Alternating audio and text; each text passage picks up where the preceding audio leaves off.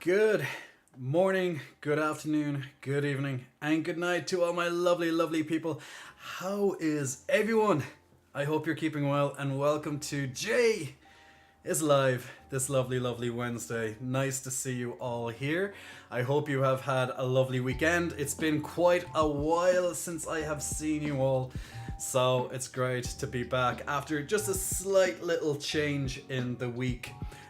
With the bank holiday and stuff, so I could not stream on the Sunday. And then I've literally been battling to get my sleep schedule, not the sleep schedule, I should say, get my energy back since the weekend as well. Now let me know if the music in the background is too high for you or not. I knew it. I knew that's going to start causing me an issue. I actually just noticed it when I took off my top a second ago. See this? Can you see there's a color difference right here? Can you see this bruise? Yep. Definitely starting to be an issue. Damn, my boobies, they're too big. It's starting to bruise me. My boobies are getting bruised. Wait, can you see the color difference maybe a bit better here now? Oof, that's not good. Yeah, you'll definitely see it now, the color difference here, the bruise. Yeah, definitely having an issue with that pec. This pec, guys, this pec is just becoming an issue. I'll talk about that in a moment. What? I think my camera's slightly too high. Is it too slightly high? You have to be so... Yeah, now, okay, there we go. Bit better. Okay, better. It's better. So there we go. But yes, I'll talk about this in a moment. But first, let me say hello, Chaos. Good afternoon to you, Nick. Hey to you. Loving all the little celebration emotes there. Evil Dark Lady gracing us with her presence. An Evil Dark Lady muscle flexing. Thank you, my dear, for supporting the channel. And speaking of support, I see a couple of you already have the brand new badges next to your names. And especially if you scroll over on Twitch, you'll get a bigger version of that badge. I know if you're just looking at it on the chat here, for example, you can see the difference in the colors of the badges now, for example. We got 6 brand new badges, sub badges for support. And they look pretty cool. You can see them directly below this channel if you're over on Twitch at the moment. You'll be able to see a bigger version of them, but I'll also bring them up on stream shortly as well, so you can see them as well. So woohoo! Awesome. So we got new badges, and it's nice to see a few of you already have some of the badges. Even Dankmaster with his 1 year badge. Almost to his 1.5 year badge. That badge will change over to what Chaos and Dark Lady actually has. In the next month or two, with the next 1 or 2 subs. So there we go.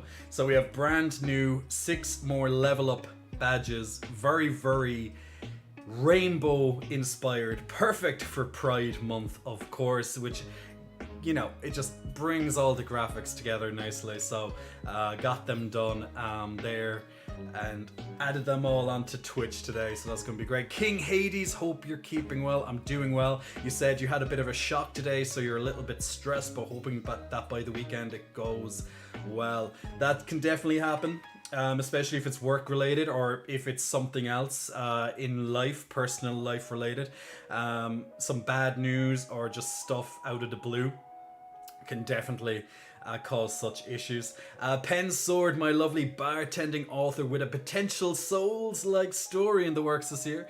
It's an interesting intro. We could run with that. Dagmaster, hope you're keeping well. And yo, hey, I'm doing well, my friend. A little bit of a bruising issue, but you know, what can we do? I was waiting for this to happen, to be honest, and since I done my chest today, it has finally happened. I kind of thought it would have happened over the last 2 weeks, but I've avoided it. But now it's starting to affect me, so I'm going to have to look into this further. I'm going to probably have to get my physio on top of this. I'll tell you more about it in just a moment. Oh no, a twin is down. A twin is down. A twin is down. One of the twins is beaten up, guys. It's beaten up. This one is fine. This one is having no issues whatsoever. But this twin, as you can see, is all battered and bruised all along the edge of him right here. This twin it is now a casualty. It's now a casualty. But hopefully this will be the maximum of the bruising. Like literally this bruising can go into a tear. So it is a sign of a tear.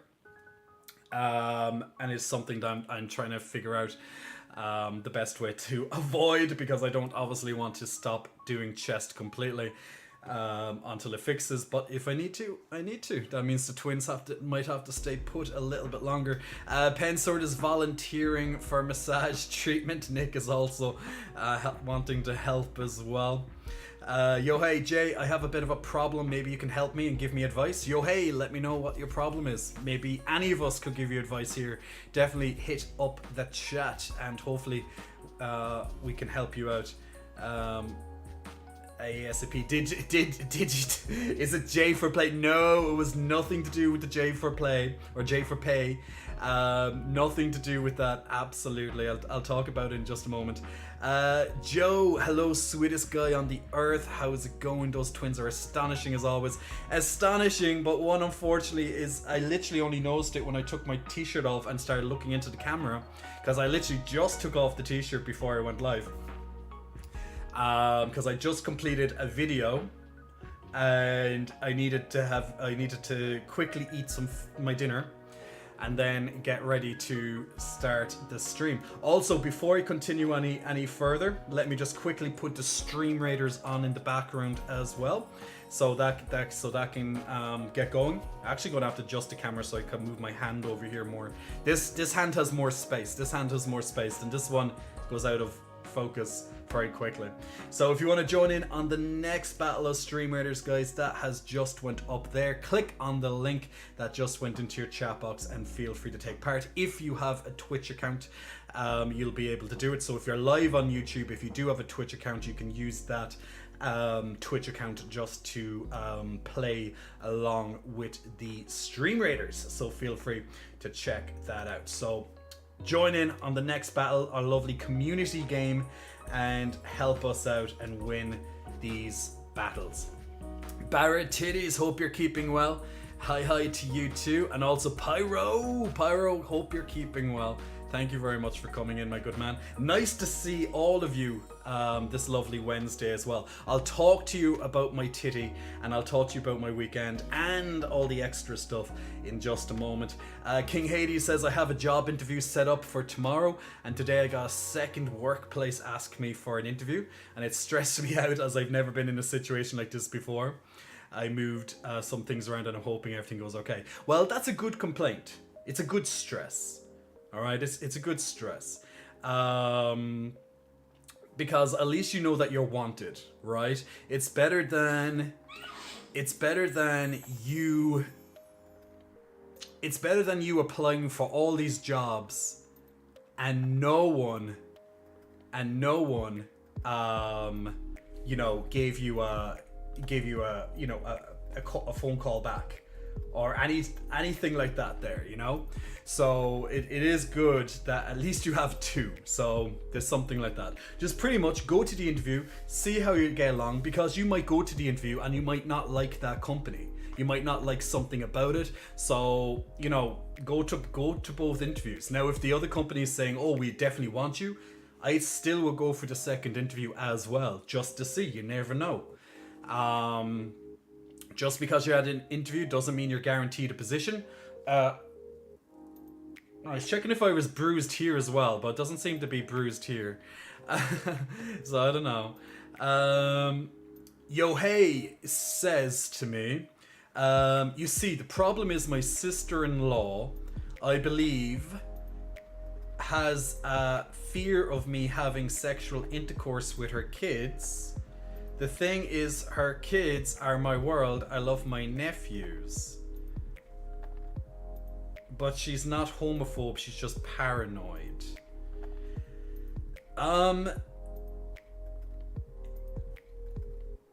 What do I say to that? What do I say to that?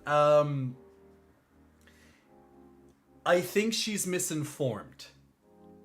I think, she might not be a homophobe, but she might be just slightly misinformed of what a gay person is and what they like. Gay, to set the record straight is that straight gay. I think to set the record straight on this one is that gay people like men that they are attracted to, right? Or if you're a woman, etc., etc., etc. So let's just say man. Let's just focus on the man here due to this example. Now, gay men like other gay men, okay? If you like young boys, underage boys, like kids, teenagers, and things like that, there's a very different thing that is called. That is called being a pedophile. And pedophilia and homophobia are being gay, should I say, is completely different. So I think she might just need to be educated that you are not a pedophile, you have no interest in children, you have an interest in your fiance, and that's pretty much it. Or men that you fancy that would be not underage. Let's just put it that way. So I think it's just a slight miscommunication and misunderstanding that she thinks that just because you're gay, that means you like boys of all different ages. As I said, that is a completely different kettle of fish, my friend, and that would be pedophilia. And that's not just for men, that's for women as well. If women wanted to get with young kids, that it's the exact same thing. So it's not just men related. However, it generally comes across that it's men that do it more so than women, from what I know, but that doesn't mean that only men can do it. So I think it's just a little miscommunication in maybe what a gay person is versus what a pedophile is, because very different thing. Now, can you be gay and also a pedophile? Of course you can. Of course you can. Just like you can be straight and be a pedophile. You know, you can be both. And that's just how it is. But that doesn't mean just because you're gay, that means you're a pedophile. So, yeah. So I think just set the record straight with her on that gay people don't like, that they're interested in men, not little boys. And maybe educate her on what a pedophile is, just in case if needs be. And hopefully that will help. Gus Gone, I hope you're keeping well. Very, very welcome to tonight. Pensword says a very warped homophobia. Yeah, I guess so, maybe. Or Orphe Erie. Big Muscle Flexing, welcome to Orphe. Thank you very much for pressing the follow button. Big Muscle Flexing, welcome to you. And also to Robohound. Robohound, Big Muscle Flexing, welcome to you. Also to this lovely chat. Now I might have to go and get some arnica. I can't remember if I have any arnica left over, but I might need to buy, I most definitely will need to buy some tomorrow to help repair this bruise. Now it's only a bruise, so it's not the worst thing in the world, but a bruise is definitely a sign that something has happened underneath my muscles. So let me talk about that briefly. So over the last maybe 2 to 3 weeks, I've been noticing I've been getting a very intense tightness on this side of my chest whenever I've been working out my chest. So I've been taking it lighter. And today I've done the same. I've taken it lighter. Now, although I did get this same feeling like I have been getting, it wasn't as intense as, let's say, the last couple of weeks. Now, each of those times, they never developed or they never progressed into a bruise. And I have got a massage recently to kind of help, work on that area. But I guess that, well, it did help. It definitely was a lot soothing and stuff, and it must have helped, but it definitely did not get rid of the problem. Evidently so, because I'm still feeling it when I'm in the gym. So I need to figure out what exactly it is. So it seems to be that it is most likely some sort of inflammation of some kind. And I know, Dankmaster, it sounds really nice to be the hands doing the massage. It does, but they are also there for a purpose. And that, wait, this is going to sound wrong on every level, isn't it? They're there for a purpose, yeah, and you're going to be there. Yes, mine are also there for a purpose. That kind of way. And Dastardly and Muttley, that cartoon on I think it was Cartoon Network back in the day, when he had that dog and he was like like that. That's literally Dankmaster when he's just there, like, rolling his hands together, I can be a Viv's daddy.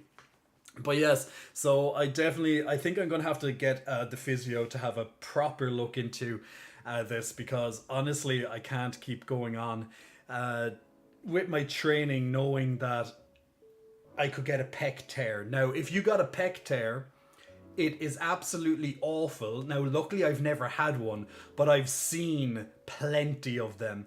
And literally what happens is, if you get a pec tear, from your shoulders right across your pec becomes a deep black and blue.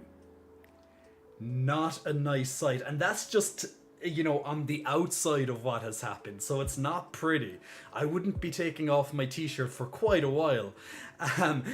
But yes, of course, the pain that follows it is not going to be nice either. But just on the outside of it, a deep dark and blue, as if you got like a strange tattoo.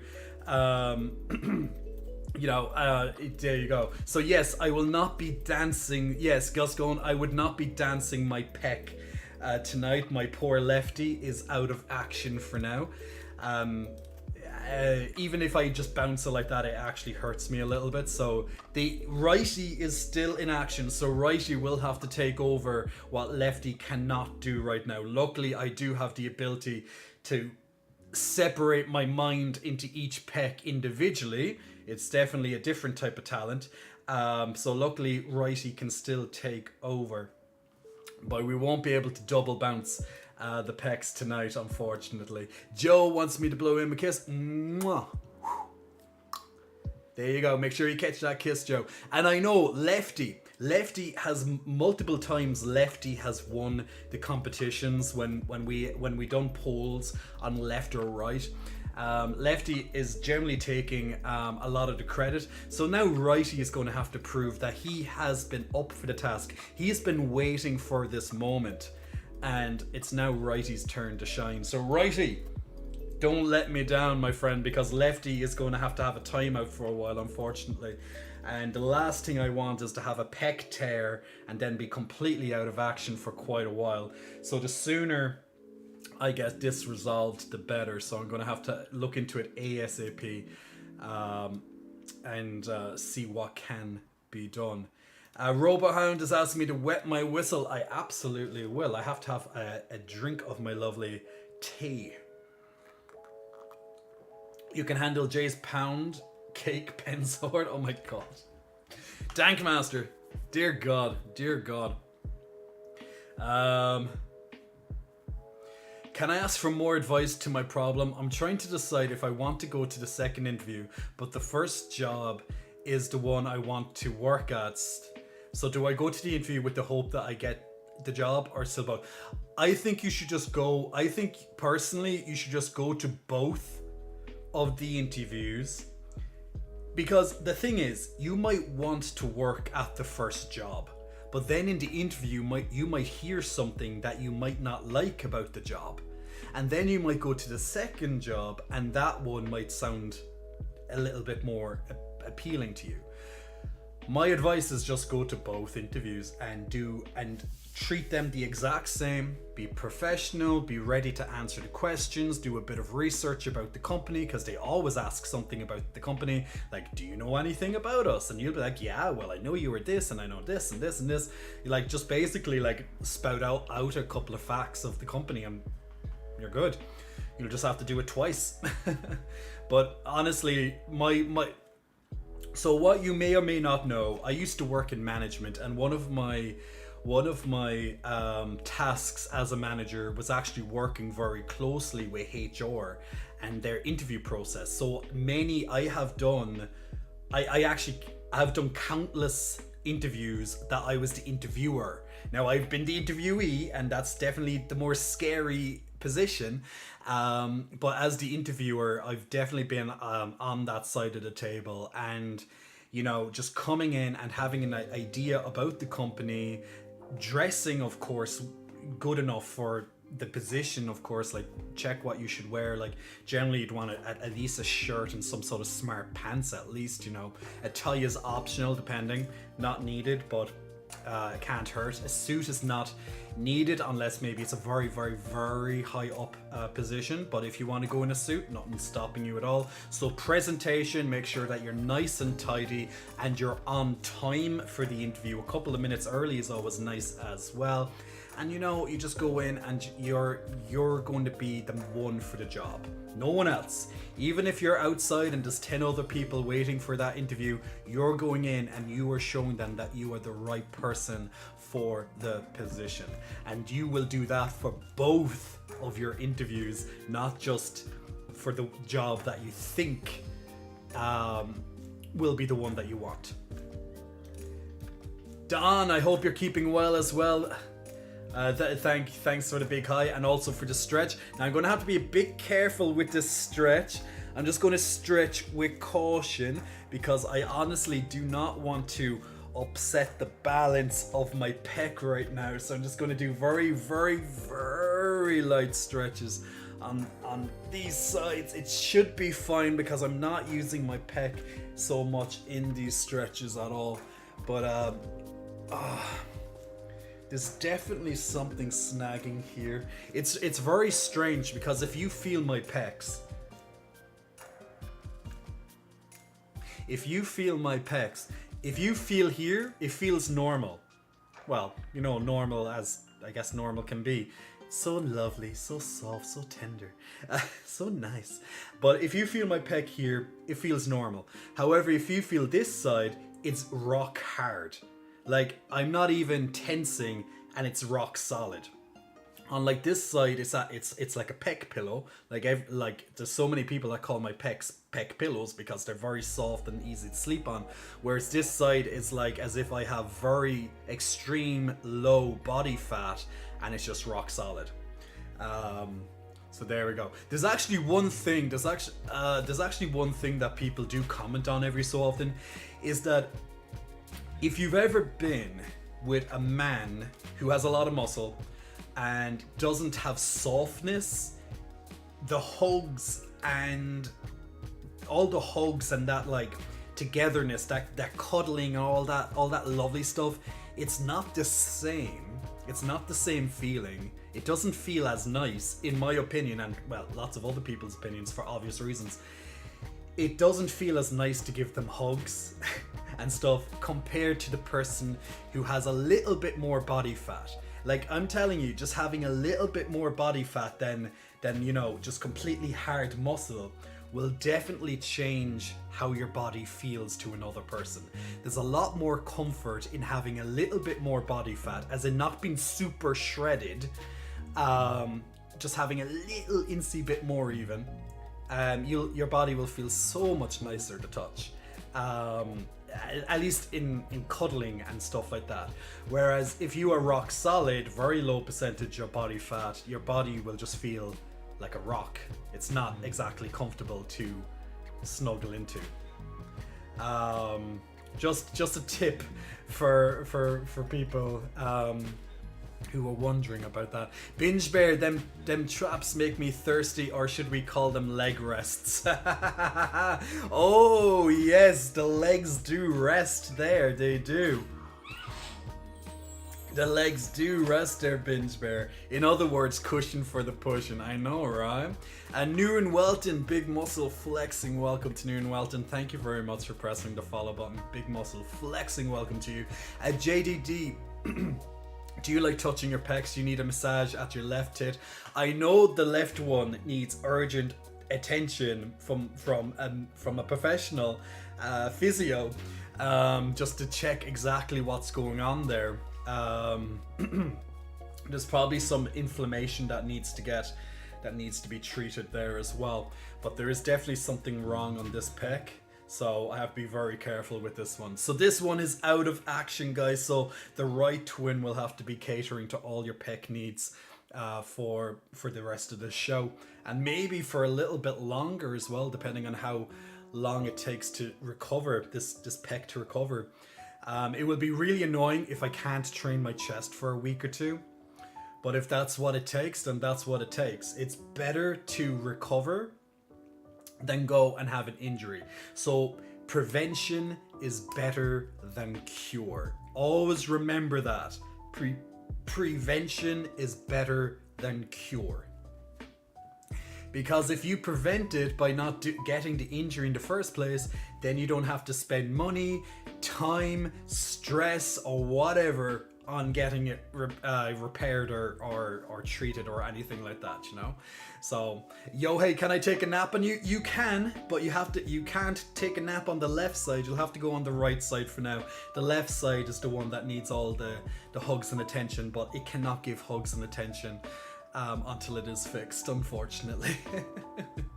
So, King Hades, I want a warm hug to de-stress. Absolutely, my friend. Here comes a nice warm hug for you. Feel free, I normally would say feel free to pick a pec to put your head on, but we're going to have to stick with righty for now. I was almost getting mixed up with my own mirror vision there. So come right in, put your head on righty, come in for the hug, all the feel-good energy, all the good warm vibes, and get all those lovely, lovely hugs in. There we gotta go.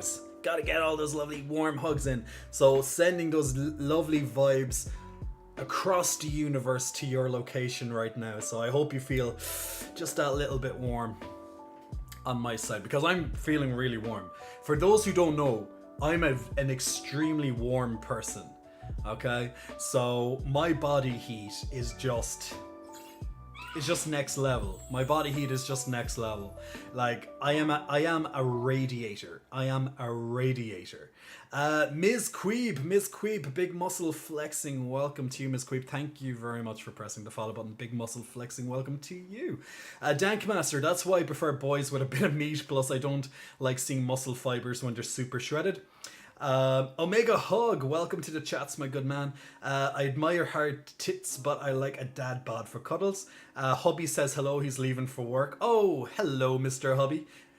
What do I call your husband? What do I call your husband, Phoenix? I'm not sure. Do I call him Mr. Phoenix? I don't know. You tell me. I don't know. Do you rent out your pecs for naps like Japanese capsule hotel? What? Should I do that? Is there money in this? Guys, is there money in renting out my pecs just for pillows so you can just nap on them? Man, why am I even streaming? Okay, I need to go onto a website and rent out my pecs. I need to do that right now. Remember, guys, our lovely game is on in the background, our lovely Battleground game. Feel free to join with the community and take part in our lovely Stream Raiders. The link keeps coming up on the chats every couple of minutes, and feel free to save that link so you don't have to wait for the link in the future. I mean, Airbnb those babies. You know, I think I should start doing that. I think that would be very, very good. You know, I honestly do think I need to start doing that. So guys, let me show you something before we continue on. So we talked a little bit about my little bruising here. Unfortunately, we have a little bit of bruising here, so there's definitely some medical care needs to be taken on my pec in the not too distant future. Basically ASA goddamn P. But let me show you. Let me bring this up on the screen. I just need to scroll in on this, make this bigger. Air Bear and Boobies. Is it Air Bear and Boobies? I like that. So guys, we have some new subscriber badges. Now these are the first levels. These are the first 5 levels of the brand new support badges. Now you would have seen these already because these have already been active for the past year plus on this stream. So we have the 1 month. So this is when you first do a subscription using your free Prime, if you have a Twitch Prime account, for example, or if you just subscribe, or if you're gifted a subscription. The second one is now your 2-month one. This used to be the 3-month one, but now it's a 2-month, and then it goes up to 3 months, 6 months, and 9 months. So as you can see, every couple of months it levels up a little bit. So the crown changes color, also the medal changes color, and also the muscles on the unicorn get bigger and bigger, as if he's training, as if he's leveling up like an RPG. So we're already familiar with these badges, and you'll see these badges along multiple people's names already. Now, so those are the first 5 levels. Now we have the brand new badges for the next couple of levels as well. So we have the next, I'm going to actually move it just over here because you won't be able to see the first one. Can I zoom in a little bit on it? Yeah, we'll bring it over. We can just focus on this guy for now. So this is the brand new 1 year anniversary badge for you lovely people. So the medal has changed completely. It now has lovely rainbow colors, or else even pride in this case, because it is Pride Month. And his crown also changes into a lovely golden crown, and you have the background also changing on the medal as well. Now an extra half year on top of that, so the 1.5 year new badge is now pretty much has some extra sparkles on it. The background changes the colors once again a little bit, but also you have these 2 little kind of horns, these like little unicorn kind of horns added on to the side. Now the next 6 months on top of that, so the 2-year badge, or the 24 months consecutively, or anything, however you want to add that up, this has now changed again. So there's more. The colors have changed around a little bit more on top of this one as well, sparkles too. Then it comes up once again into the 2.5, so an extra 6 months on top of that. So you can see there's even a bit of a different change, and then the badge changes entirely. The badge changes entirely for the 3rd year. Now that doesn't mean it has to be 3rd year just like that. Some people like to buy subscriptions in advance, and that's one way that you can level it up faster. So it doesn't mean you have to wait for 3 years, for example. You can literally be like, yeah, this month I'm buying 5. You know, that kind of way. Or else you might be gifted some subscriptions as well, and that just kind of brings it up faster, so you don't have to just wait for 3 years, for example. But now on this one now, it changes even more. Whoops, came back in. So now it's changed even more. So now the horns are bigger again. The badge changes completely, and also just all the colors, the background colors change, and just the whole thing changes in itself. And then the last one, the ultimate, your final tier of subscription supporting on the channel has now this included graphic as well. So this is your maximum supporter badge that will be on the side of your names. On Twitch, for example, you're going to have a sword behind the crest. The crest now is radiating that lightning that you see on the loading screen, ending screen, and the be right back screen. So all those effects are coming in. So my graphics artist has done a fantastic job on just highlighting the brand new 6 badges that are now available. Now, some of them, of course, have been already activated by some of you, because some of you have already reached 1 year, some of you have already reached 1.5 years. So I think this is the maximum badge people might have at the moment. And then, as you can see, will upgrade as time goes on into your final tier badge. Now, what I'm going to be working on next is going to be, we're going to be looking at a couple of different emotes and changes around here as well. So you're going to have access to more emotes. So once again, these are the original 6. These are the original 6. So your 1 month, your 2 month, your 3 month, your 6 month, and your 9 month. And then after that, it comes into 1 year, 1.5, 2, 2.5, 3, 3.5. So I know the chat's kind of taking up that in the background. So yeah, and August will be my 2-year stream anniversary. So those will start popping up around then. But Chaos, people will already have these. People will already have some of these by then as well. Because if you subscribe for a little bit longer in advance, you can actually unlock it sooner. So that's how it works. So these are all our brand new badges now, which are attached. Like if you go onto your Twitch chat, if you look at people on the Twitch channel right now, which I'm going to try and do while I'm on this page, give me a second. So if I bring over my Twitch chat right now, for example, where's my, there we go. So if I come over to, for example, Dankmaster here, for example, he has already been upgraded to the new badge system. So Dankmaster, for example, has the 1 year. Now it's very hard to see it when you're just in normal chat, but if you scroll over it, it becomes a lot bigger. We have Pensword, he's on the new 2-month one. Gascon has the original base, and just going down here, for example, and I believe you, Chaos, will have, oh wait, this is way down. Yeah, Chaos, you'll already have the 1.5 month one, so you're already working towards the next one already. So yeah, so they're all changing, they're all nice and changing.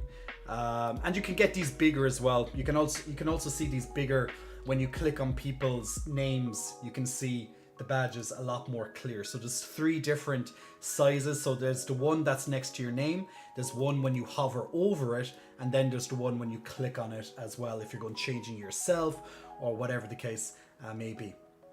So yeah, there's a lot there. So let me jump over onto our lovely Stream Raiders. Let's do a very quick battle. Let's get the first battle underway for this evening. Now remember, we're still in an event for Stream Raiders, so this is a great time to join in and start leveling up your characters and getting new characters and getting some new skins for your characters. So if this is your first time ever playing or you're interested, you can play Stream Raiders along with any other streamer that also uses Stream Raiders. And congratulations to Driduk on getting those extra points right there. So once again, logging in again, I have a quest actually to put down a warrior, so I'm going to put, actually, is that a warrior? Yeah, that's a warrior. So I had a quest to put down 2 warriors, so I'm going to complete my quest very quickly. Quest and collect those scrolls. Ooh, some barbarian scrolls. I didn't even look at what that was before, but yeah, that sounds good to me. That sounds good to me. So so there we go. And now with those extra scrolls, I can level up my barbarian to level 8. So now we got some attack and health increase there. So if you want to join in on the next battle of Stream Raiders, just click on the link that's in your chat box and we'll go from there. Now with Stream Raiders, it's very simple in terms of the concept. It's like every 5 minutes you can put down an extra unit, and then over time you can put down different units. You can use your strategy with what's happening on the map, and you can just get into it. So it is a very simple game to play in the background, and you don't have to actually do much at all. Dankmaster, is your voice okay? Is there something wrong with my voice? I didn't know there was something wrong with my voice. Beric the Cleric, hello my good man. I hope you're keeping well. My lovely artist friend. So guys, Beric the Cleric is a fantastic artist, and he live streams his drawings as well. So definitely, if you're interested in art, definitely go and give his channel a look-see and a follow. Absolutely fantastic. And happy Pride Month to you as well, Beric. We do love our gays. We love our gays, we love our trans, we love our lesbians, and we love every other goddamn creature on this planet as well. Except for stupid people who want nothing but bad shit. We don't like those people too much. Especially those who speak nothing but nonsense, you know, people that like live on Twitter and stuff like that. Reduce CO2, hello, how are you? I hope you're keeping well. Gotten some hype from Reduce. So I'm going to be looking into adding some different emotes onto the chat there now in the not too distant future. Let me change that background is. There we go. We're going to be looking into changing the some emotes on the channel in the not too distant future as well. So I'm just gathering up some ideas for new emotes and stuff. So I have about 5 or so new emotes that I can put onto the channel. So I'm definitely going to be looking at them. Some I actually can even put some animated ones on, which actually there's even more slots available for that. So I can look into that and see how much the cost will be on top of that too. So woohoo! But yeah, guys, August is going to be the stream anniversary. Although it kind of feels like it isn't because of the time off and all that, especially with the moving. And then I remembered that winter when I had extra time off and, you know, stuff like that. Lanky boy, hope you're keeping well. My favorite lanky boy friend. It seems a little strained. Just checking. Now, that's probably because I went too long without taking a drink. But I'm keeping good, do not worry. Now, my energy was still recovering from the weekend. So I had a fantastic weekend on Saturday. So let me give you the background first before anything else. So my goal, so ever since I got back from Florida, so as you guys know, especially people who've been following me for quite a while, I went to Florida for 2 months. Okay, and ever since I got back from Florida, one of my major focuses, besides of course making lots of new YouTube content and other content across the board, which definitely has seen an increase, right? One of my big things here was I wanted to get settled better with Dublin, because I'm still new to Dublin, especially if you take out the traveling and all that.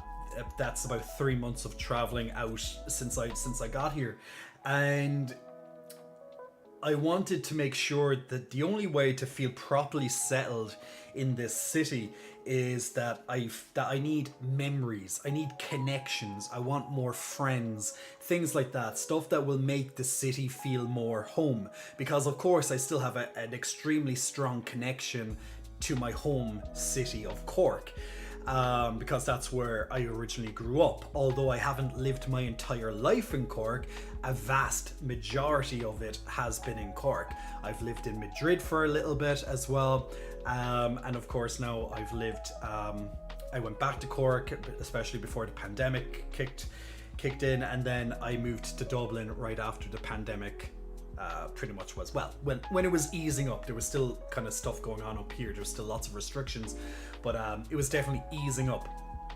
So one of my main goals is to start exploring Dublin more. So seeing the different sites, going to different restaurants, going to different pubs, going to different clubs, just all the stuff that you would do in a city, going to different, events and things like that. And of course, looking around the locale. Because if I have a friend visiting or a family member visiting, for example, I want to be able to be like, oh yeah, this place is really nice. Oh, I've been here before. If oh, could you recommend a restaurant? Oh yeah, this serves great this is great this. You know what I'm saying? Like you don't want to be in a city and someone's like, okay, so what should we do here? And you're like, I don't know. I have no idea. It's like, but you live here. I'm like, yep, I do live here. I have no idea what one does here. It's not really a great impression, is it? Like, you want to be able to be that person that people can go to and be like, okay, so what can we do? Where's good to go? Where's good to eat? Where's good to go out? Yada yada yada. So it's always good to have recommendations.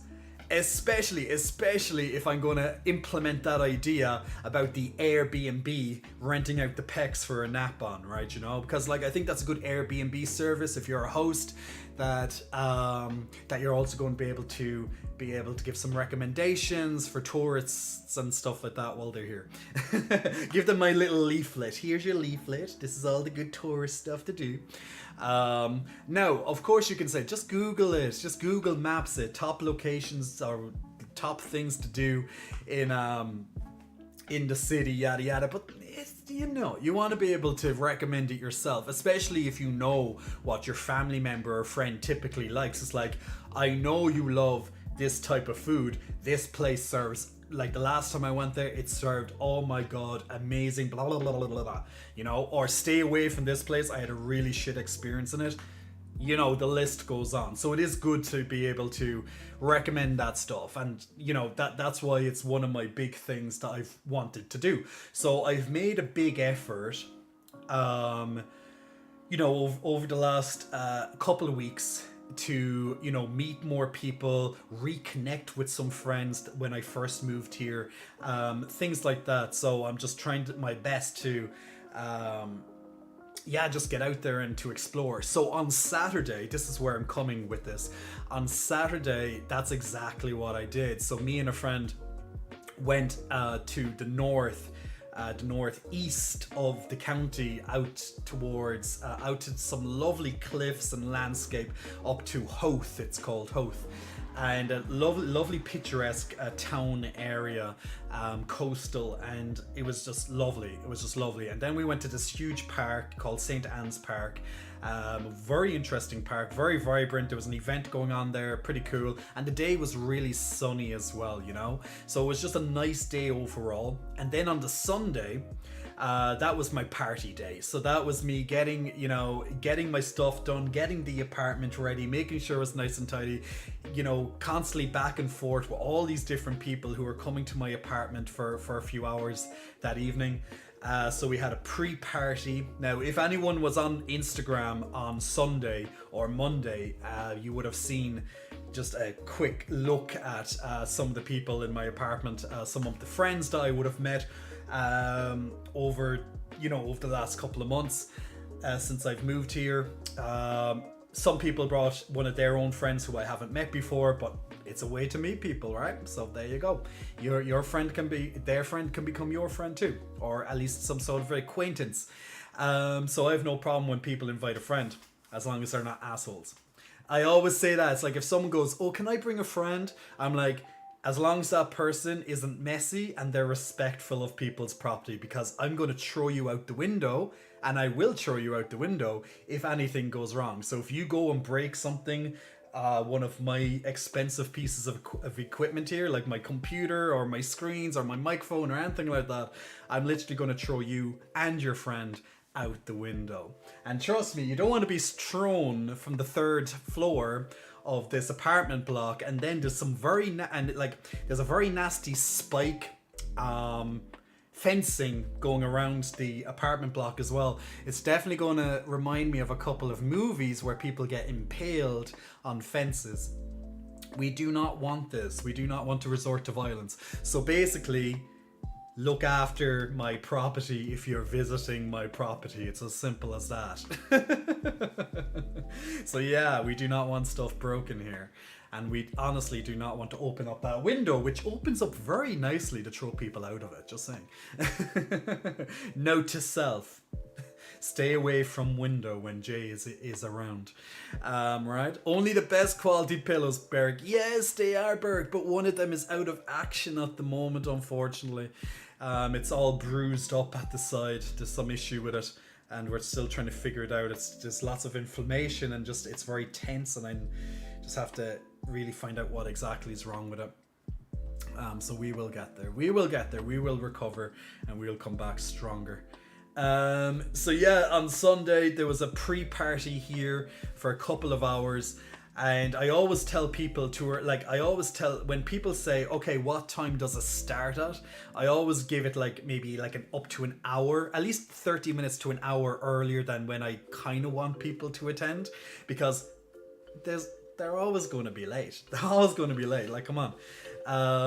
So it was a bank holiday on the Sunday, so most people didn't have work. There was, I think, 2 or 3 people who had to work tomorrow at the time, and but they still came anyway. And then we stayed here, and then we all eventually got out of here, went to the club, and then we just danced the night away and had a fantastic night. It ended up me and 2 friends back at my apartment, literally having deep chats, just resting and just being we're vibing, and we just have chill out house music on in the background. Now, normally when I do a house party, if I'm in the mood, I'll also bring people back for a bigger kind of after party kind of thing. But this time it wasn't on the cards, so I just kind of left it at a more chilled vibe at the end, so that was nice. Then I was pretty much regaining my energy with my best friend all of Monday, just completely meh. And then Tuesday I still didn't have enough energy, so although I did more stuff that day, I still was just meh. And then today I'm finally got my energy back. However, I did feel a bit tired before I started streaming. But then I just had a quick lay down. Just kind of, for 10 minutes, just relaxing. And now I'm fine again. So there we go. So that's literally been my last couple of days.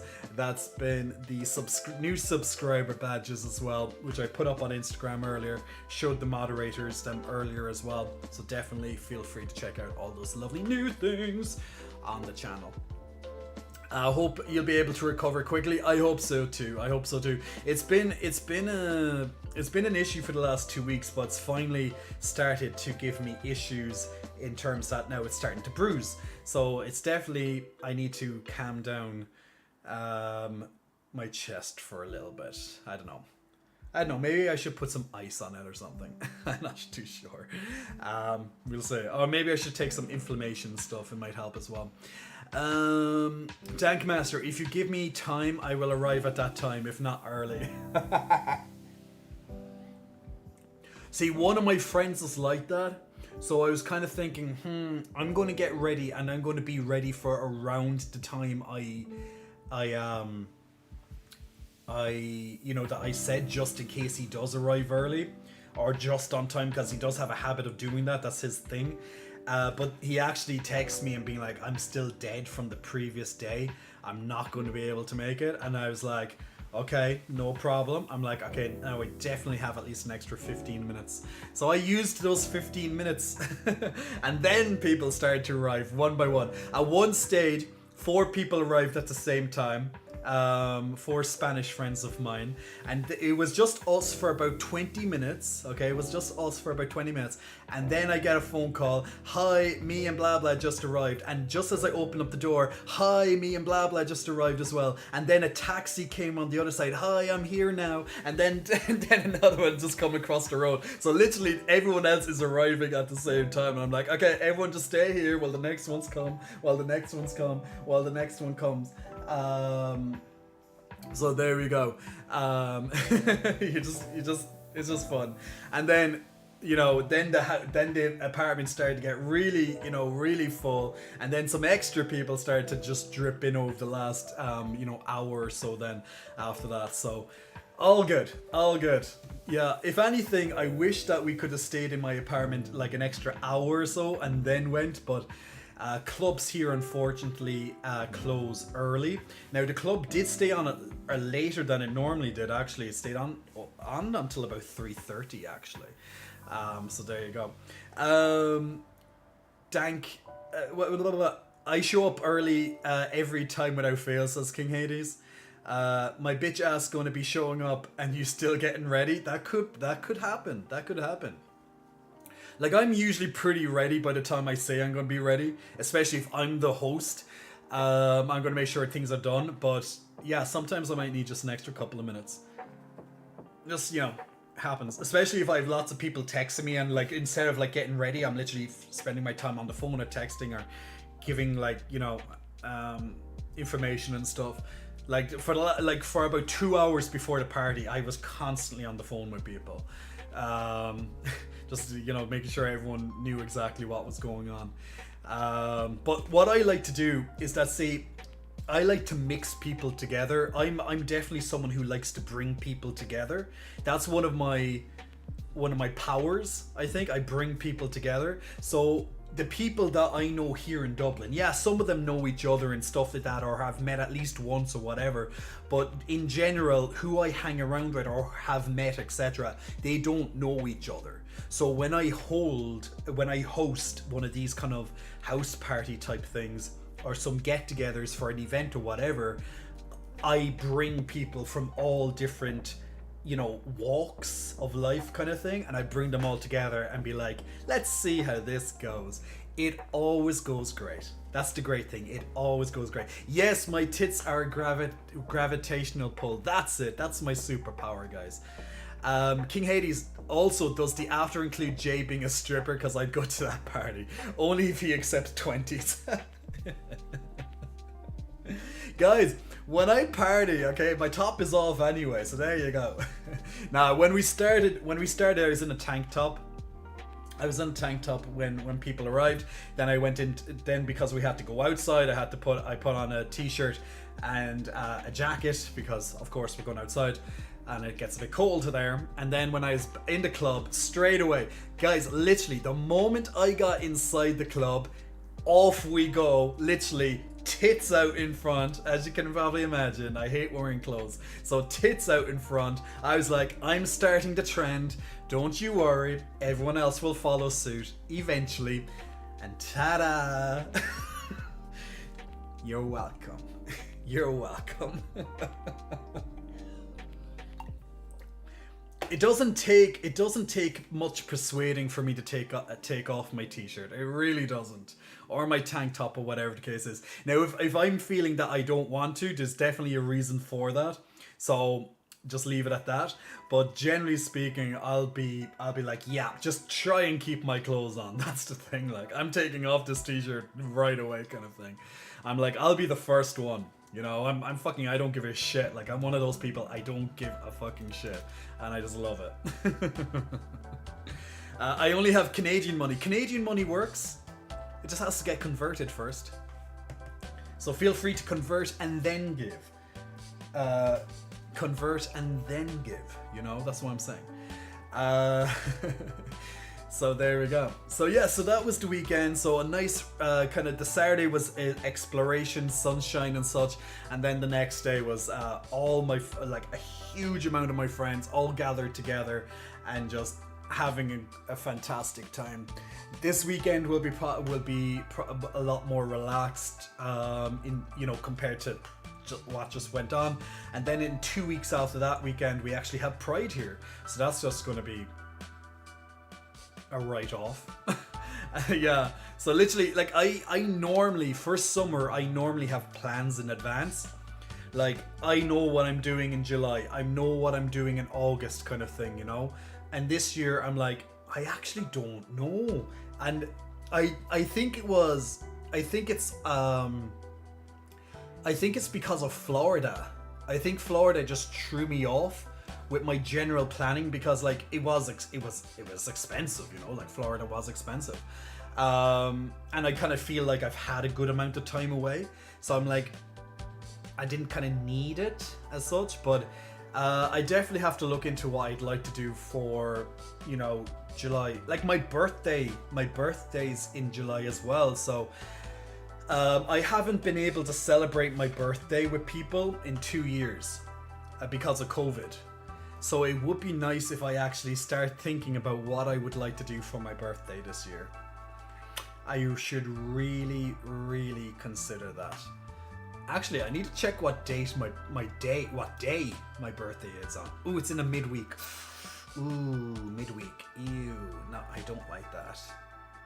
That means if I want to do something, it has to be either the weekend before it or the weekend after it.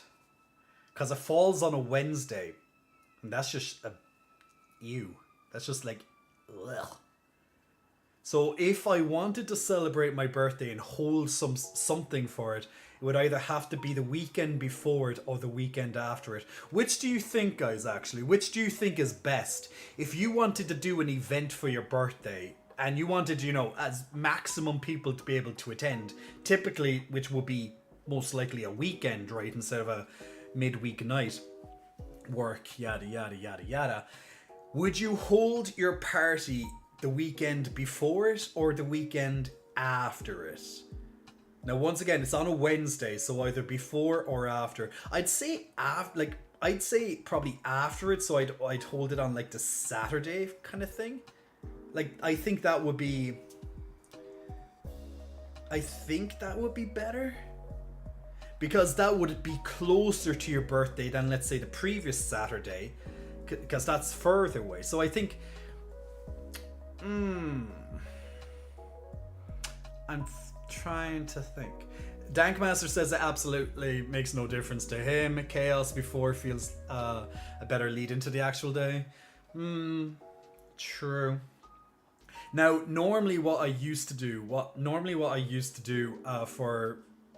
for my birthdays, I used to go to Madrid for the week before it, because they'd always have Pride then. I used to have that amazing time. That used to be my little summer getaway. And then I would go to South Spain for a few days to relax. And then I'd come home after that. And then I'd spend my birthday, for example, with close family and friends. That's kind of how I used to always do it. Now, obviously, for the last 2 years, we were in lockdowns or just getting out of lockdowns, and people were still scared of COVID and shit. So I actually haven't been able to celebrate my birthday in 2 years. Now, my birthday doesn't mean much to me, so I have to actually state that. It doesn't mean much to me. It's just like, it's just another year. It's just another year. But there is a bit of a niceness to it as well, that, you do something for it. Now, it doesn't have to be something huge. It can be simply a birthday dinner with a couple of friends. It could be a night out. It could be a party.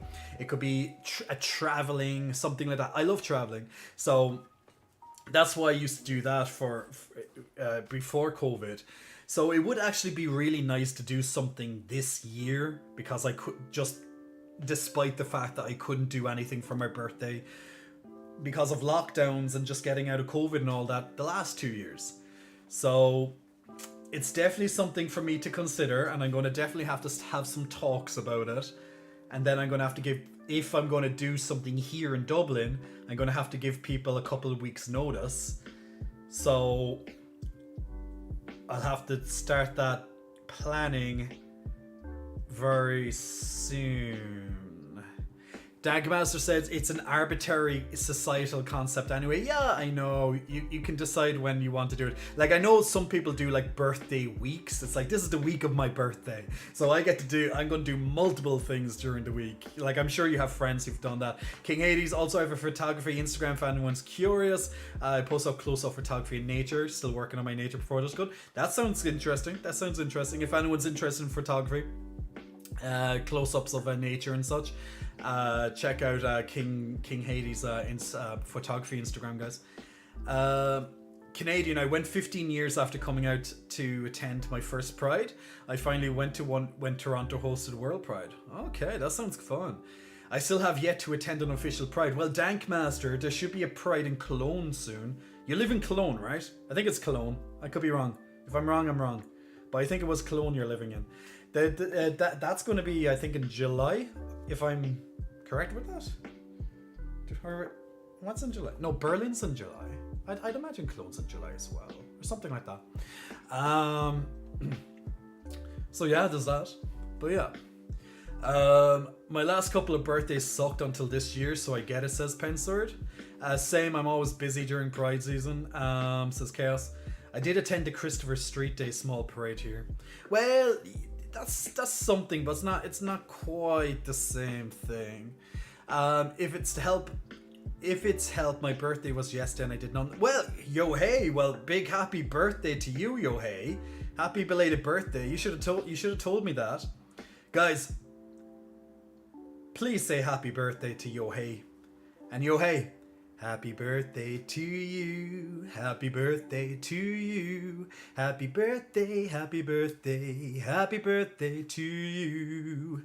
There we go. Big happy birthday to you, my man. I would do peck bounces and stuff, but my poor left pec is out of action, so I'm just going to have to wink at you with the right and then give you a flexy as well.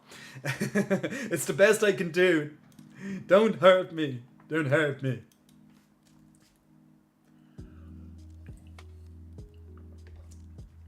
Pensword, I've never been to a Pride event, and I'm pretty much the only gay person that I know. Well, look, there's a first time for everything. Like, my first Pride event, my proper was only a couple of years ago myself, and it was absolute chaos, and I fucking loved it. And now I'm like, yay, Pride! But the thing is that yes, it is Pride Month, and we touched on this on last Wednesday's stream, that we talked about what people's thoughts were with corporations and Pride. You know, like how corporations are like, oh, for this month we're changing our logo, we're all gay, yes queen, yes slay, we're this, we're that, yo gay, hey gay, hi gay, you're gay, me gay, you gay, yay, we all gay. And then, of course, July 1st rolls around and it's like, what the fuck is an LGBTQ? You know, what the hell? It's like, get away, you queers. Fuck off. You know, that's what they're like. So, like, we had a chat about that on Wednesday. And, yeah, and I got people's... I got a couple of your thoughts on it and what you thought about corporations and the whole Pride thing.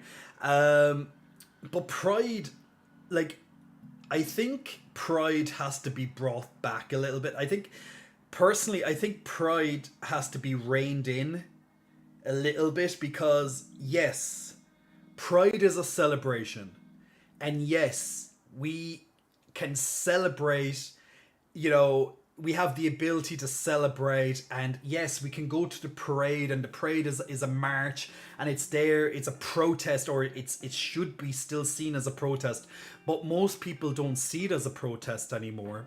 It's more like, look at all the pretty sparkly homosexuals on display, and all the corporations sponsoring it, and all the lovely colors, and yay, rainbows everywhere.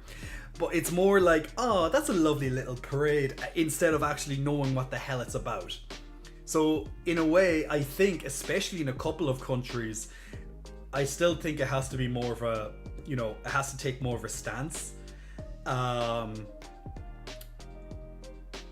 than how it's seen. And then, of course, a lot of people, myself included, I'm guilty of this as well, so I'm not pretending that I'm not, is that we see Pride as a gigantic party. And yes, it is a celebration. It should be, because, you know, 30, 40 years ago, we wouldn't have been able to do this type of shit that we can do now.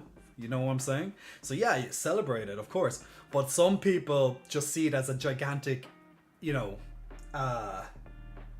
yeah, it's just a gigantic, yeah,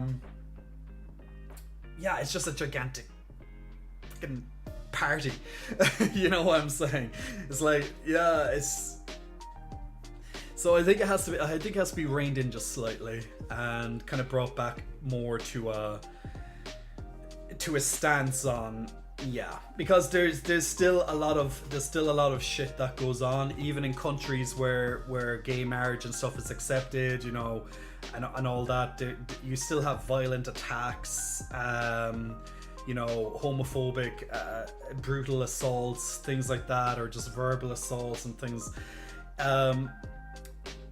You know, you can still feel unsafe even in countries that really support it, or cities that are very open, because not everyone is going to think the same. The city might be very open, but that doesn't mean that every single individual in it is open. So there are still those troublemakers and stuff, and I don't think that will ever disappear, because education and just, you know, being cool amongst your peers, you know, you know how it is. So I still think that Pride does need to take a stance and not just be like, you know, not just be seen as a gigantic party. But, you know, but we should have a good day. No matter where you celebrate Pride, if you're flying anywhere for Pride this month or in the next couple of months, if there's a Pride event near you, it's always good to get out and support it, whether you are a big believer in Pride or not. You know, it is just great to, go out and show your support, even for a few hours, whatever. Even if it just means standing at the side of the street, even if you don't show any colors or anything, just, you know, be there and, you know, show your support. Ferio, big muscle flexing. Welcome to you, Ferio. Thank you for pressing the follow button today. Hey, Big Daddy, want to plumb my holes? Unfortunately, I do not, my friend. I shall not be doing any plumbing. I am retired. I am retired from plumbing. There shall be no plumbing. But yeah, there shall be no holes to plumb right now. Okay, let's turn on to the Stream Raiders. Alright, jumping into the next battle of Stream Raiders. My best friend is Daddy Van Darkholm. I'm not sure who that is, but I hope he is a very good friend of yours. So this battle is a little bit bigger than the last one. Nice, it's still very straightforward. Kryptonian Master Lurker lurking in the background. Hope you're keeping well. Ted, I hope you're keeping well as well. Welcome to the channel and chats, should I say, my friend. Big problems, Ted, on my side. You know that pec? It's now bruised. It's now bruised. So Ted, we need to figure that one out. We need to figure it out. It's not good. It's just not good. Congratulations to Yohei on your extra Saint scroll, and Don on some extra flag bearer scrolls as well. So, and here's some extra goodies from myself with my level up. Get that army upgraded. Let's get that cyber artillery up to level 9. I need one more so I get the that quest complete. And let's move over to the orc battle. So same story as always, my good friends. So put down every 5 minutes. You can place down another unit. So feel free to put down a couple of lovely units and help out the stream and conquer this next battle. So we have orcs on either side. So just kind of flank it now. Just in case if you do have, I'm just going to put down some battle orders just in case if you do have a quest that you need to do that. Sometimes I do forget to put down battle orders, so I'll just put the melee and stuff in the front, yada yada, yada yada. Then if you're going doing supports, just put them all at the end. There we go. So there you go. Just in case if you have a battle plan to follow the orders, feel free to put them down there. Kryptonian, first one in. Look at it. Wait, can we do this? Can we show? Can you see? Look at my bruising. Look, it's all bruised. Now the lighting doesn't help because the lighting doesn't show the bruise as much, but you can just see a bit of yellow just coming out around here. So it's definitely starting to cause an issue. So it's coming right across here. It's coming out to here. So yeah, it's all bruisey. It's all bruisey. So yeah, it's like it's so tight at the moment. There's so much tension. It's annoying, but yeah. So it's definitely becoming an issue. So trying to figure that one out is a pain. My birthday is on the 30th of June, says King Hades. Well, that's getting close, King Hades. That's only 3 weeks. That's only 3 weeks away.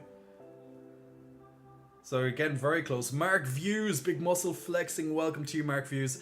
Thank you for pressing the follow button today. Lanky Boy is asking me to hug a teddy bear. And you know what? We actually have a lovely teddy bear. We have a lovely teddy bear right here. We have this teddy bear. Now, we haven't seen this teddy bear on the stream in quite a while, so he has been neglected. Now, I'm gonna have... Now, normally I hug him with both, but I can't at the moment. One Peck is retired for today, or for probably a few days. This Peck is retired anyway. So this lovely teddy bear. Look at that vein. Look at that vein. My forearm veins. Like look how big that forearm vein is. For fuck's sake, what the hell's going on there? So this lovely getting all the hugs. This lovely teddy bear. Getting all my lovely hugs. Unfortunately, only gets half a hug because the other one can't really do much at the moment. So you're just gonna get all those lovely half hugs, Mr. Teddy Bear. So there you go. You're the best. You're the best. This teddy bear, just in case, just for people, this teddy bear here is one of my longest teddy bears that I've had. And this teddy bear I bring everywhere with me. Well, not everywhere, but when I move house and stuff like that, this is the one that comes with me. So yeah, so the history of this teddy bear, for those who want to know, is that how many years ago would this be? Probably about 25 years ago, maybe something like that. About 25 or so years ago, one of my brothers, my eldest brother, had a girlfriend, and she knew I loved teddy bears. So she got me she got me this teddy bear, and I literally was just like, this is the woman for you. Now, this is me being really, really goddamn young, not really understanding the whole concept of girlfriends and all that kind of thing yet, relationships in general. But I'm like, you know, because she got me a teddy bear, she was now in my good books. So, and ever since then, me and this teddy bear have been best pals. So, teddy bears don't hurt you. They don't speak back to you as such. Maybe they do. I don't know. Maybe some telekinesis type stuff. I'm not sure, but but yeah, they never hurt you. They only want cuddles. Damn, the teddy really went all in with the muscle training. I know, right? Easy A's Made, big muscle flexing. Welcome to you, Easy A's Made. Thank you very much for pressing the follow button. Tankmaster, just some content for that somewhere special, Hades. Is it just me, or do you think Jace pits look like they smell good? There is true. I hear good things. I hear very good things, King Hades. I honestly, I'm very flattered when people say to me. Now, I don't like, okay, one thing you should know about me. I like natural scent, okay? There's reasons for that, okay? Because if you don't know, we all have our own scent. Just like animals, you know, they use their noses a lot to smell, especially if you, like dogs, for example, they smell, but they gather scents of people, right? So if you give them, if they're like a sniffer dog, for example, for the police, and they're trained, you know, you can give them a piece of fabric, they'll go and find who that person was because everyone has their own scent. So scent is a huge turn on for many people. Just smelling their partner or smelling their hookup or whatever the hell is going on, okay? Just smelling that person can be a huge turn on. For some people, they're more open to it than others, or maybe they just have not realized it yet. But the pheromones that we all have can make people attracted to us, and they don't even understand why at times. They just get addicted to our smell, to our scent, to our pheromones. And it's completely normal.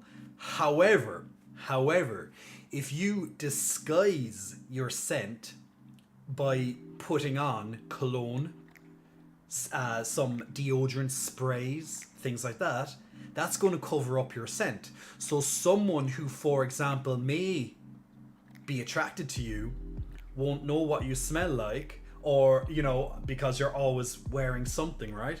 So it is good. Like, it is good to wear deodorant, of course, just to maybe, you know, stop some sweating and stuff, especially if it's a sunny day, or, you know, there's a lot of activity going on, gym, yada yada. I understand that, absolutely. But outside of those things, you should really wear deodorant and stuff like that as little as possible, because you never know. You could pass someone on the street, and someone who's very receptive to let's say, very receptive, very sensitive to smell, they might smell you, and that might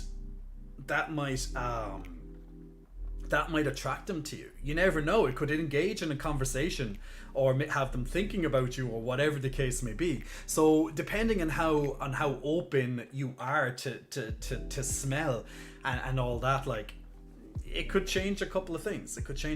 Now, maybe you're someone who doesn't, who doesn't care so much about it, so that's fine too. But look, I'm not saying it's wrong. I'm not saying it's wrong to wear cologne, perfume, whatever. I'm not saying it's wrong to wear deodorant. I'm just saying limit it a little bit, especially like wear it, in situations where you might be very sweaty and stuff. But realistically, if you want to go out and if you want to just people to smell you, and you never know who you might attract, then don't block their sense. Don't block the sense of their smell because of, let's say, deodorants and stuff like that. Smell can be very, very important. Daddy doesn't like my vanilla perfume. That's Tankmaster. I'm saving up my redeem points for a low lighting flex. I just know Jay's pheromones smell amazing. I just know it.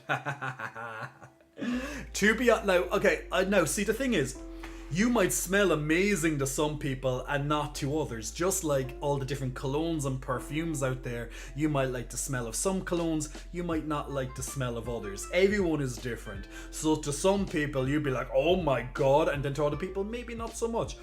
But I generally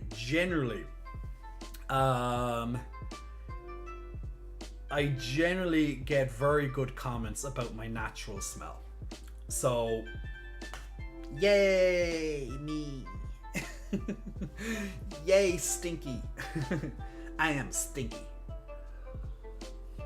No, I have a strong, like I have a very, I can't really describe my smell right now. I have to get the right words, and I just can't think of the right words right now. I'm just trying to remember what other people would say. But yeah, people like it. In general, from what from people sampling. Dankmaster's suggestions: switch Pride to being a protest again, but making the other 11 months to gay a coitus and partying once. Oh, really? Really? They're only homosexuals if they come from the homosexual region of France. Otherwise, they're just sparkling gays. Fair enough. Yeah, you had a couple of crackers right there. Dankmaster. Chaos, I know my friends rant and rave over cologne smell, so I guess that's their interest more than pheromones. That's true. Like that's see, that's the thing. Like, I personally prefer someone's natural smell. Because what if you don't like how they smell? Does that mean they will always need to wear cologne around you, or else you're just going to be like, get away from me, kind of thing? But look, if you're into cologne and you like smelling a certain way, that's fine. I'm not saying don't. I'm just saying, you might miss someone's, your pheromones might just not be picked up as good by someone who's very receptive to that stuff, which could potentially lead to something. Ultraviolence says, love natural smell when I'm intimate with someone, but not at work or social settings. Yeah, definitely. And that's what I was saying. It's like, if you're going to be sweating and stuff like that, yeah, absolutely put on a bit of deodorant and stuff like that, at least just to like hide that stench. There's nothing worse than when if you're in a suit, or if you're just like, you're roasting and you're sweating and you're getting uncomfortable. You're getting uncomfortable. You're getting nervous because you think you smell, and then other people probably will smell you, and then there's so much different smells in the room, and you're like, oh. I get that. I completely get that. But yeah, when you're intimate with someone, 100%. Best to have them, their normal scent. The thing is, though, is if you meet them on a night out, in a club, for example, and you pull or whatever, then yeah, they might be still wearing some colognes and stuff. And yeah, I rarely wear cologne. There's the odd occasion I will, but I rarely do wear it. I'm definitely someone who will wear deodorant because I do get sweaty. I get sweaty very easily. and my body's just so warm. It's like a furnace. I'm literally a teddy bear. So I do like to wear deodorant, especially when I'm going out. Just outside in general, because I sweat. I just sweat and I sweat, and I just don't like it, because then I feel uncomfortable because I think everyone else can smell me, and you know, you don't want to smell like BO or whatever. But look, there we go. King Hades, I'd pay money for Jay's natural cologne. You know what? Maybe there's a way we can do that. Maybe there's a way that we can get someone's smell in a bottle. It would be interesting to smell my own smell in a bottle, because I can't really smell me. To me, I just smell me. It's just me. It's normal. I don't know. I don't know. It's like, are you meant to be aware of what you smell like? Because I don't know. To me, I just smell fine. I'm just like, it's me. My own scent. Wee. Like, you know, I don't get turned on by my own scent or whatever, you know? So we can spray our pillows like daddy. That's the one, Dankmaster. That's the one. Ted says, I do use deodorant, but I had an ex who loved my natural smell, so I would need to stay without cleaning my armpits for 2 or 3 days. He would go crazy like catnip. Yeah. But see, look, if it just goes to show, if someone's into that, there you go, you know? You have to take those considerations you have to take those considerations. Pup Omega, big muscle flexing. Welcome to you, my friend. Thank you for pressing the follow button today. Very, very much welcome. Chaos, you say swear, we say extra flavor. Oh, you say sweat, we say extra flavor. And Don loves the smell of sweat.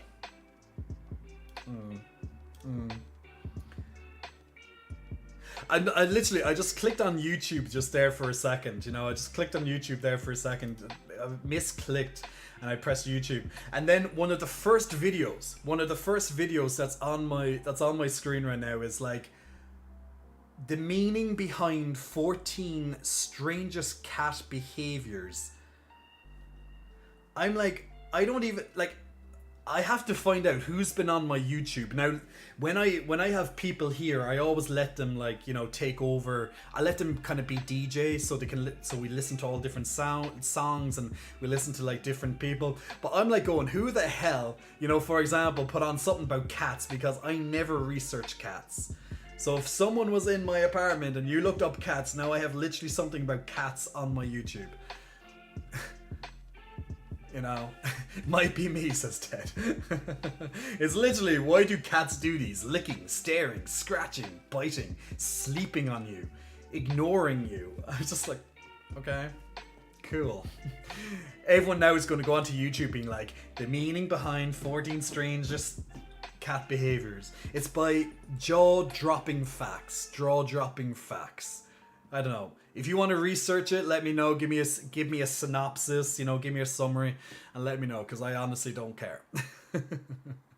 Pulp Omega, thank you, handsome. Glad to be here. Awesome to hear. Might be me. It was me, Daddy. I love a good meow. I saw that video in my recommended. Yeah, maybe that's it. Maybe it was paid, like one of those paid. That's true.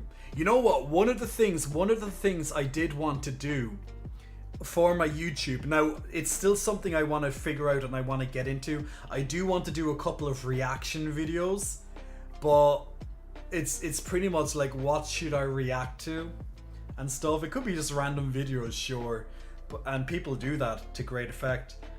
I have a lot of posts now at the moment about Diablo Immortal. Between all the different selections of music and all these different artists, I have so much videos about Diablo Immortal and Pay to Win and all these type of videos all over my main recommended page at the moment.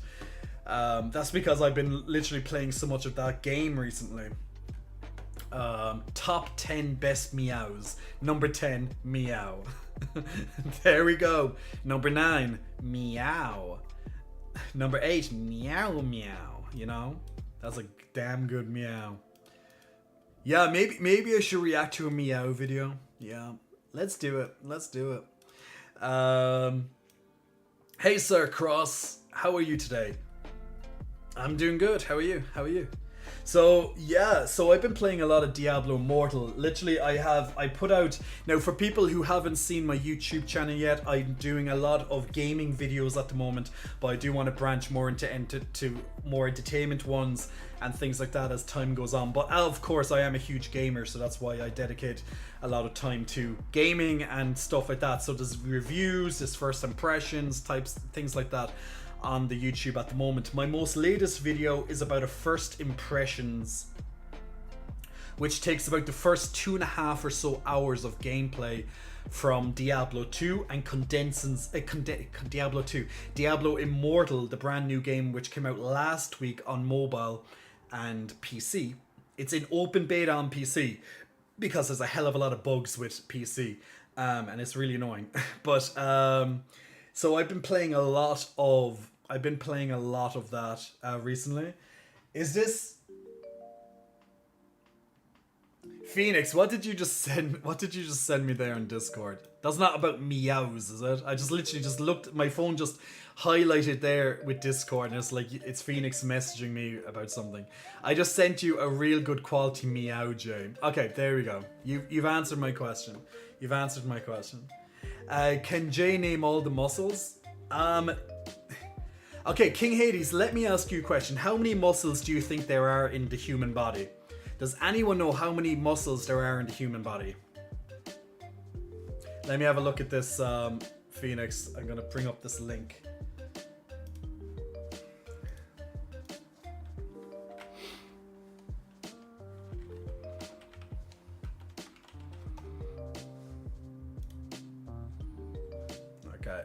Let me see if I can bring this up. Now, I don't know if will it play on because of Reddit, but let me just let me turn off the background music for a second and see if I can bring this up.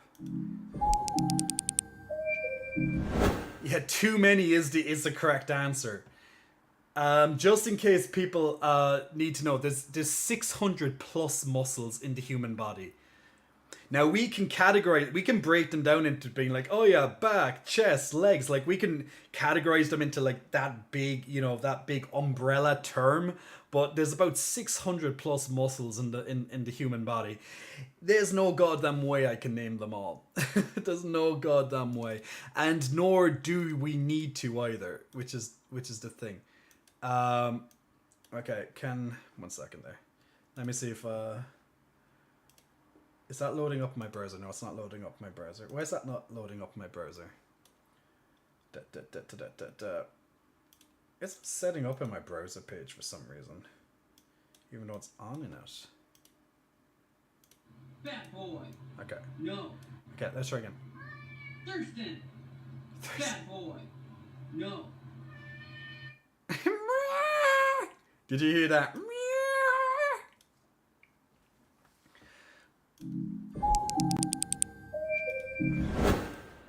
I think I know people who actually sound like Thurston there. I really do think I know a few people who sound like Thurston.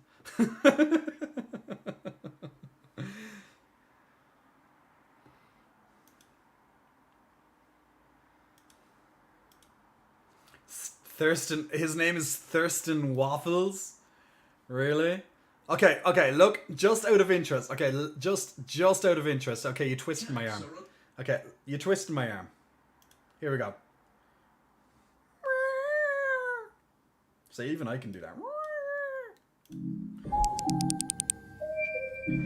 You have a video with that cat that you find amazing? Unpredictable animals with complex body language.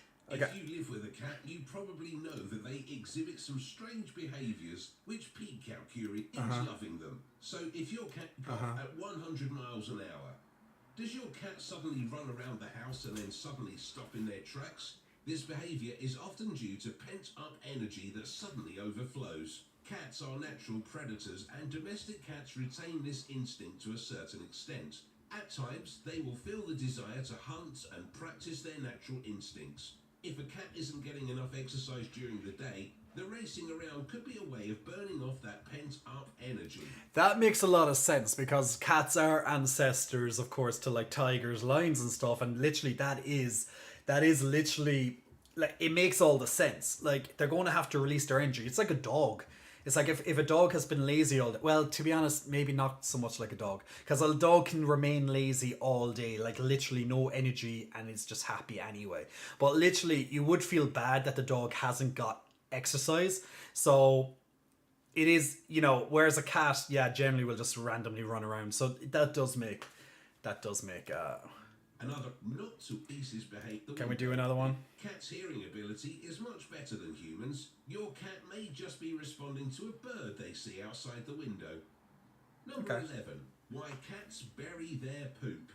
You may associate a cat's burying feces behaviour to cleanliness. But ooh, I like its beard and hair. Hello. the reasons are more complex than that.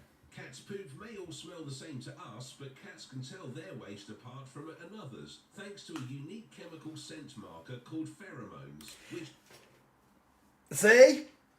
See? We literally have just been talking about pheromones. We have literally just been talking about pheromones and scent and all this, and now we're talking about cat's shit. We're talking about cat shit, and they have their own pheromones inside the cat shit, and they can differentiate different cat shit from other people's cat shit because of the pheromones. So it literally just goes to prove that we all have our own pheromones. There we go. Thank you. Thank you for coming to my TED Talk. Which are present in their urine and feces.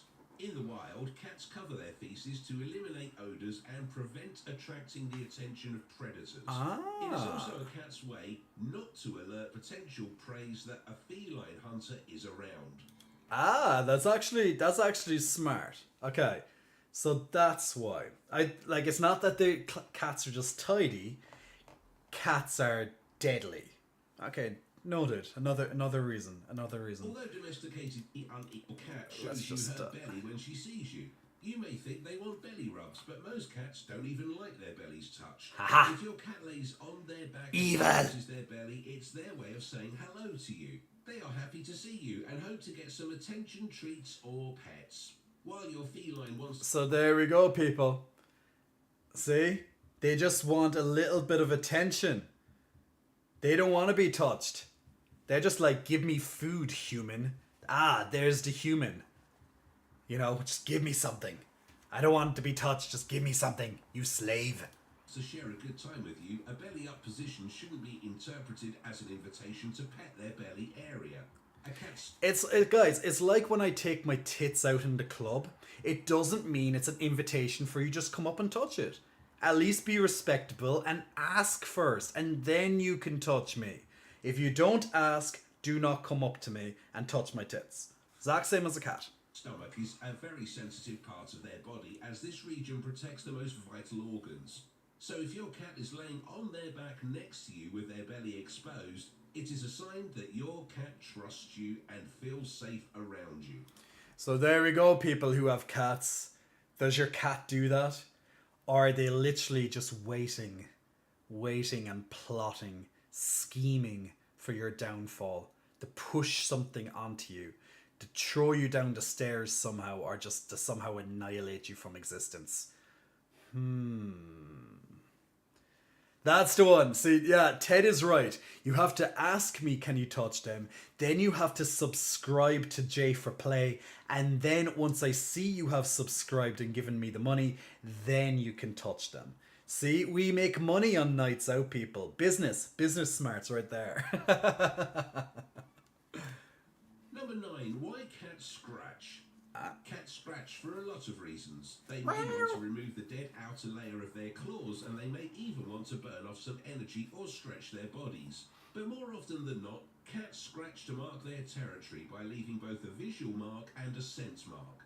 Cats have scent glands on their paws. By depositing the scent off on an area, they are marking it as theirs. Scratching... Yes, that's why there shall be no cats. There shall be no cats. There shall be no cats in my apartment. They will not be going around and marking stuff. I already have enough people marking my shit without cats being involved. I think people just want to be like, I was here. Like the amount of people that come up and scratch my chest, it makes sense. They want to let people know I was there. You know, that kind of way. It's just how it is. VGA, I didn't know today was Catter Day. Every day is Catter Day. We're literally. It came on top of my YouTube list, so I goes, you know what? We're gonna check it out. We're gonna check it out. Take off this bookmarker. It's just so there's more space. So there we go. I'm going to go make supper. I've got to King Hades. Take it easy, my friend. What's up? Is Waidi? Big muscle flexing. Welcome to you, my man. Thank you for pressing the follow button. Is a normal, instinctive behaviour for cats to stay by vomit. Okay, why do cats vomit? For lots of reasons. Hairball. The main causes range from incorrect diet or eating something inedible like string, through to allergies, infections, urinary tract disease, diabetes, or even a sudden change in a diet. Another reason for a cat's vomit is hairball. Yeah. When cats groom themselves, tiny hook-like structures on their tongue catch loose and dead hair, which is then swallowed. The majority of this hair passes through their digestive tract with no problems, but some hair stays in the stomach and forms a hairball. Oftentimes your cat will vomit the hairball to get rid of it. To avoid the formation of the hairballs, you can brush your cat once a day and add... See? There we go. There we go. If you lick too much of my hair, you might just get a hairball. Most of it might just pass through, that's fine. But you might actually start vomiting out hairballs if you lick all my hair, okay? Simple as that. Add more fibre to their diet.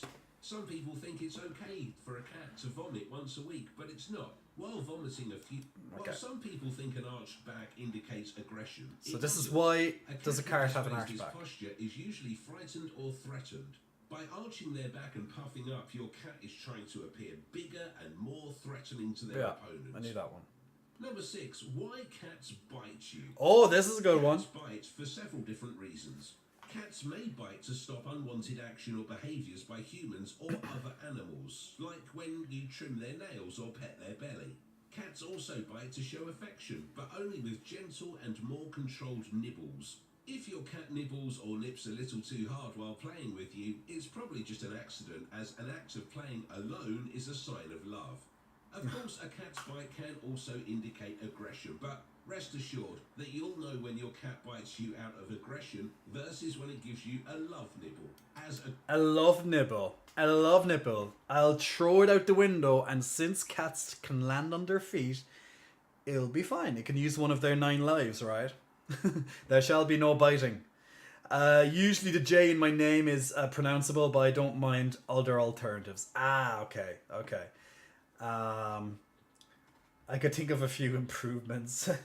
Small price to pay. The hairball would still be worth it, says Chaos. My brother's a cat person. I'm more of a puppy, not dogs person. Okay. Well, puppies are cute. Puppies are cute. Is often accompanied by I love nipple. body language. Cat's biting is also a form of communication to ask for something. If a cat nips you and then tries to lead you to an activity, such as playing with a toy, this could be the reason. Instead of meowing, they bite.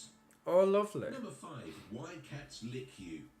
Cats may lick you for lots of reasons. They may want to show you affection and love. They may even want to groom you to show that they care about your well-being. Cats' licking behaviour often gets reinforced by a person's reactions like laughing, smiling or petting. Your cat will feel rewarded and encouraged by any kind of attention. Okay, I have to stop and go back. This tongue... What is that noise? It's literally someone just constantly beeping outside.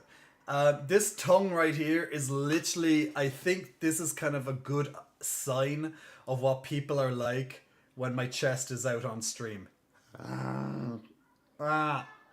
You know? Why does your chat lick you? Yeah, why does my chat lick me? Not why does my cat lick me, but why does my... Okay, I need to check what...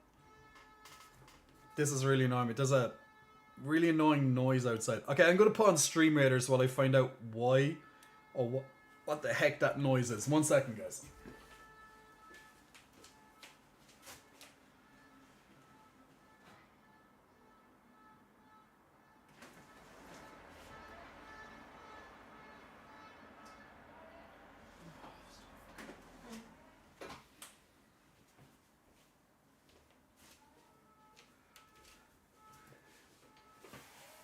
Okay, I think it was some weird truck or something. I don't know what the hell it was.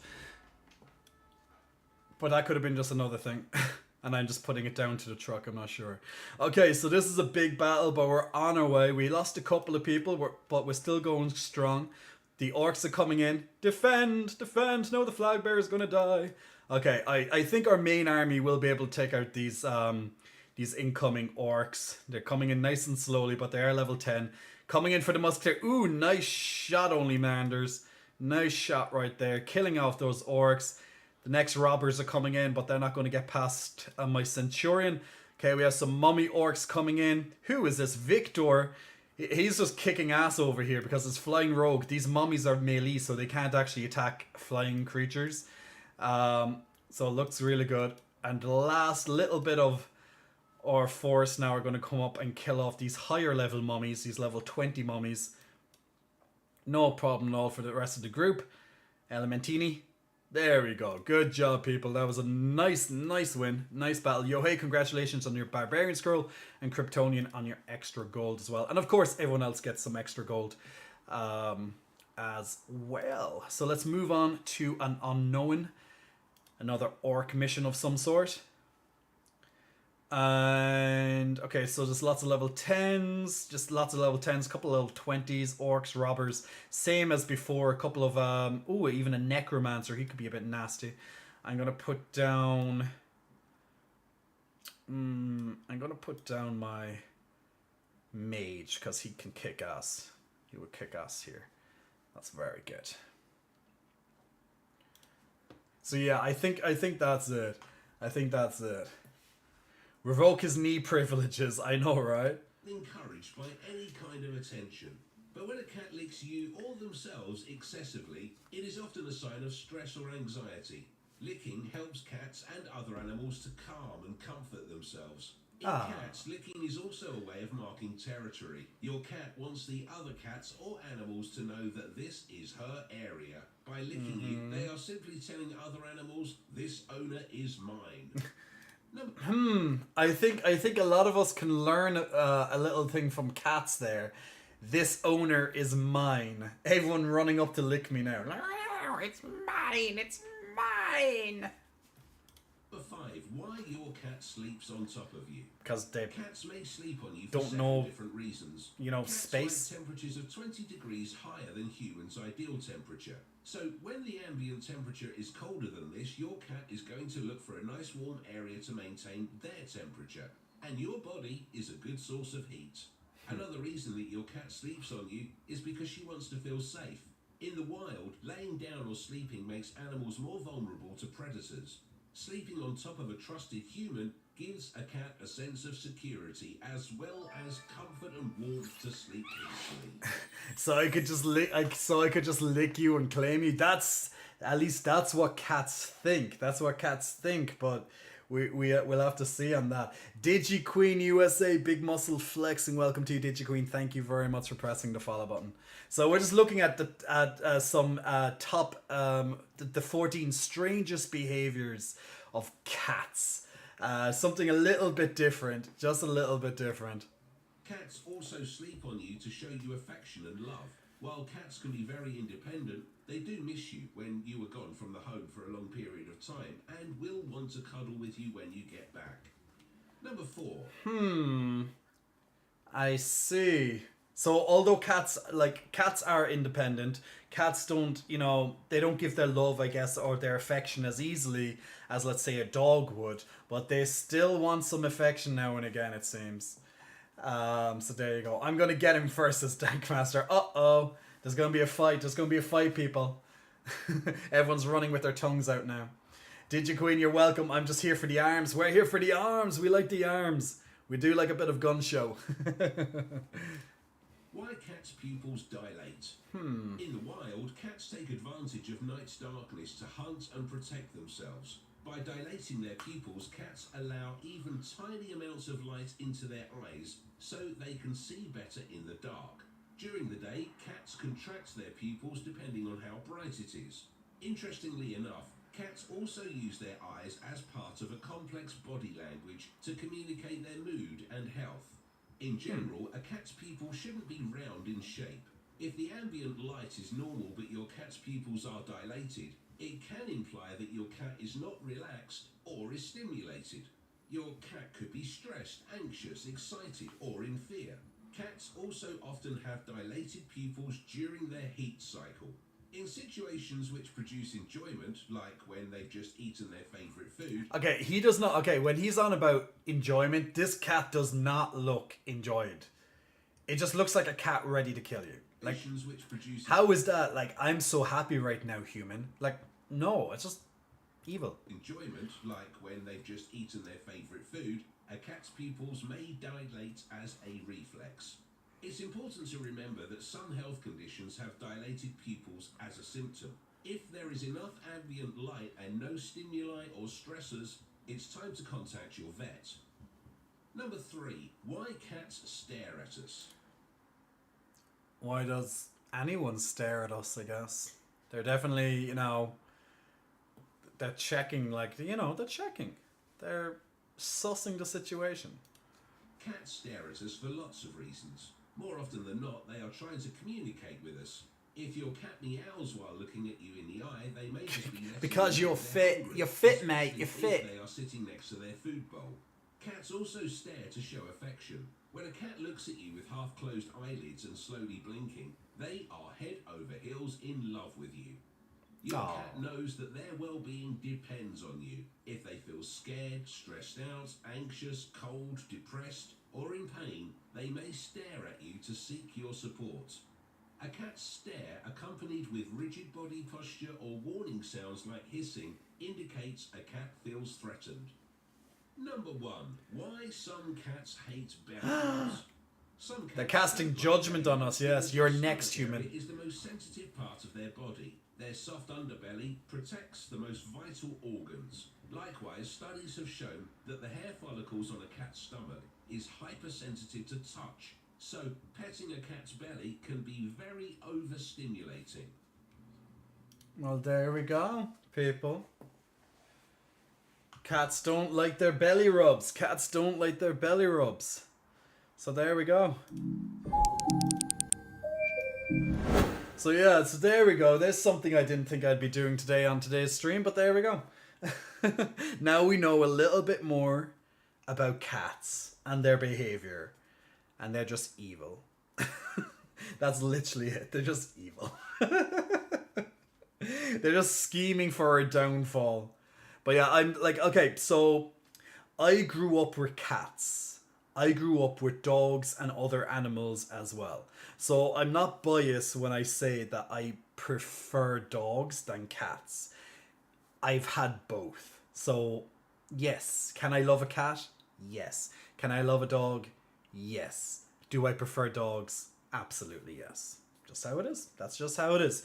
You're either a cat person or you're a dog person, and I guess there's no right or wrong in many ways because you like them for different reasons and stuff like that.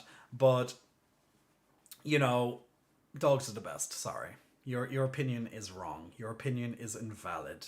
If you do not like dogs more than cats, you're just wrong.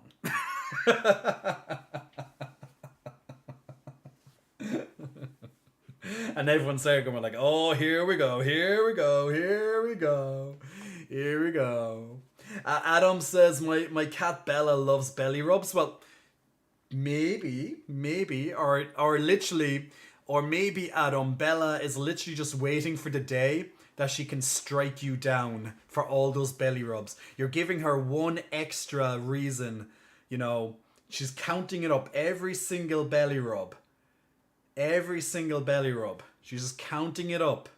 Being like, yeah, this is another one this fucker's gonna get now.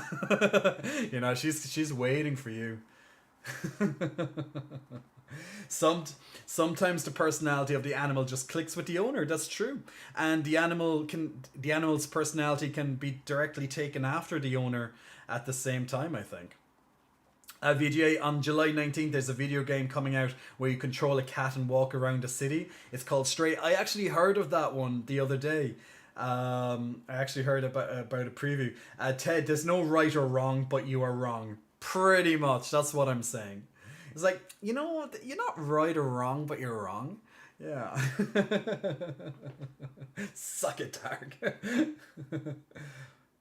But what is Jay? A horse with a horn? I win. Guys, what you doing? What you doing over there? What you doing? Yeah. So there you go. There's my reaction to cats. Sir Crows wants to have a hug. Okay, Sir Crows, come in. Now, normally when I give people a hug, I tell them feel free to lean your head on either peck. But in this case, we're going to have to make sure that Lefty takes a well-deserved rest because it needs a break. So it's going to have to be the righty. Okay, so come in, put your head right in on the righty, and come in for a nice hug. I can barely, I can't really squeeze hard, unfortunately, with Lefty. Lefty has to be left out of this one. So righty's going to make sure that you feel nice and comfortable. Get all those good warm vibes, sending them out your way, Sir across the universe, and you're going to feel all that love and warmth and heat and safety and protection right now with all these lovely virtual hugs. So I hope you enjoy those hugs, my friend. No, Jay's Irish. He's a unicorn, you stinky dog. It's literally a cat and a dog fighting in my chat right now, and I'm loving it. Bring on cats and dogs. Did anyone actually ever see that movie, Cats and Dogs? Where, yeah, well, it kind of pretty much, that's the plot. Call me a dog one more time. You're literally asking for it. You're literally asking for him to call you a dog one more time. Like, that's literally all you're gonna do with this one. There's just nothing. It's not an insult. Yeah, it's not an insult. It's my best fur. My best fur. Friend is a stinky puppy.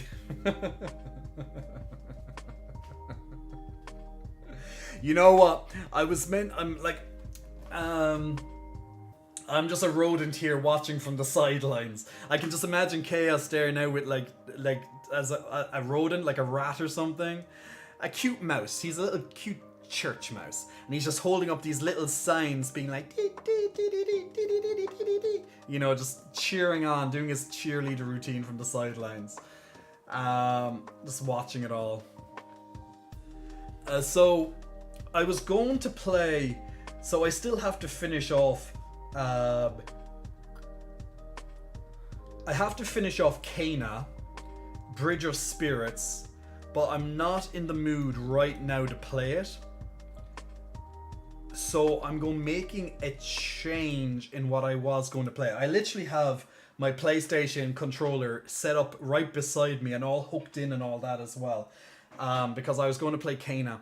So what I'll do is I'll play Kena on the next stream and we'll finish that, because Kena, as cute as it is, it also requires a lot of focus, and that's something I just can't do right now.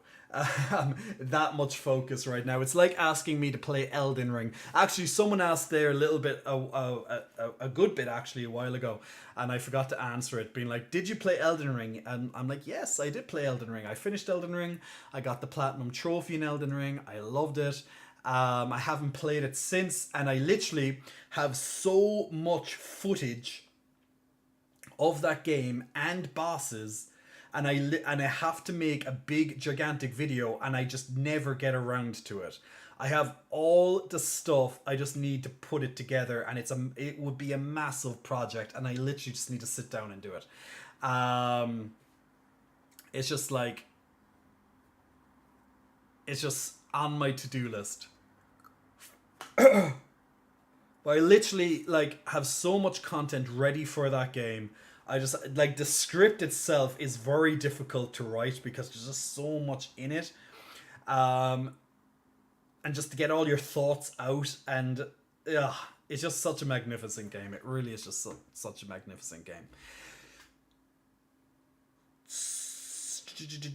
So I was gonna be like, what game? I was literally just looking at my list then, and I'm like, but Among Us. I actually don't have Among Us. That's on. There's that noise again. Oh, that was just a taxi this time. Almost killing someone. That's awesome. I'm literally looking out my window right here as well. Just see a taxi come. You like around that. Let me just have a quick look there.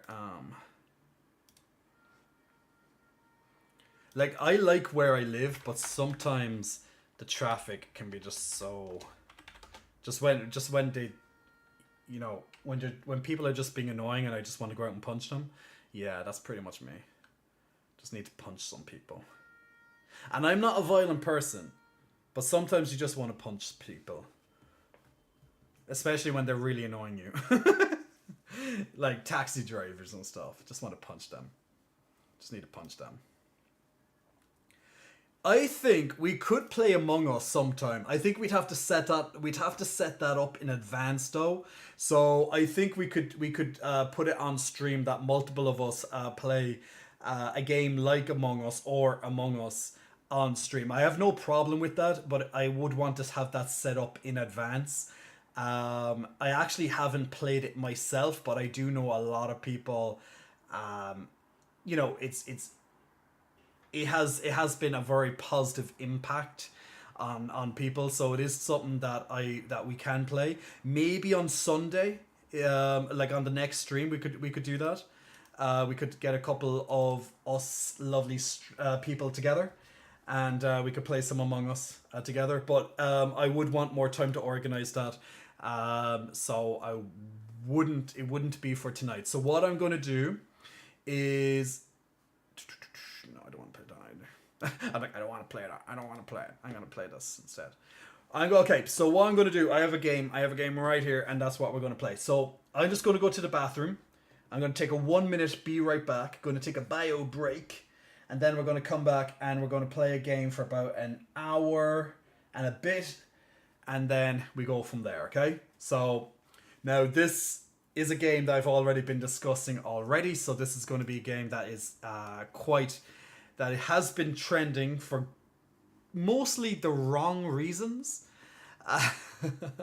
Mostly the wrong reasons. Some people might know it already, but it has been trending for many wrong reasons, and that's why I want to take a look at it as well. And it also has been in the spotlight for myself very recently, and tomorrow as well. So we'll definitely go there. Now, if you are playing Stream Raiders, feel free to keep putting down units in the background. I'm going to take a quick be right back in 1 minute, and then we'll start up our lovely gameplay.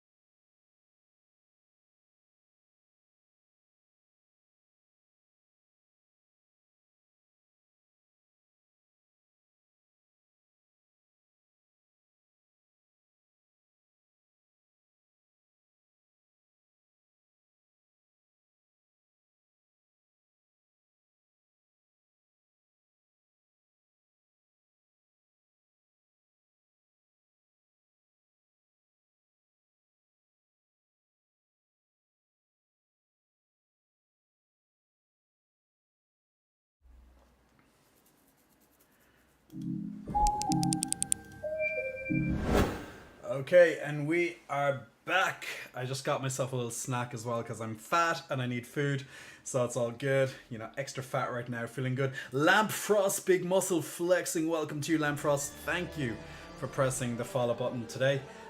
Much appreciated. So there we go. So I got a nice yogurt because I need some protein because I need to repair. I'm looking at the wrong one. I need to repair poor Lefty, who has not a nice looking yellow mark going across his pec right now. Definitely not a look that I would want at all. So we need some protein, people. We need protein to repair ourselves. So that's the best way to go about it. So bring on the proteins. Bring on those repair blocks, which protein obviously can help us with. Now, just a reminder, we have 10 minutes until the next battle for Stream Raiders as well, so feel free to keep putting in more units as you wish. So absolutely big thank you for all those.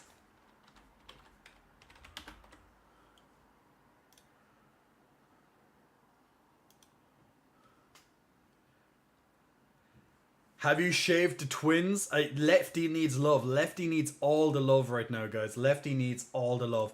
Yes, the twins have gotten a shave, a little bit of a shave, not much of a shave. Pretty much when I do a trim, or so trim. So what you can see, I have a design. I keep this design quite a very normal a design I like. So it brings it right to the edge.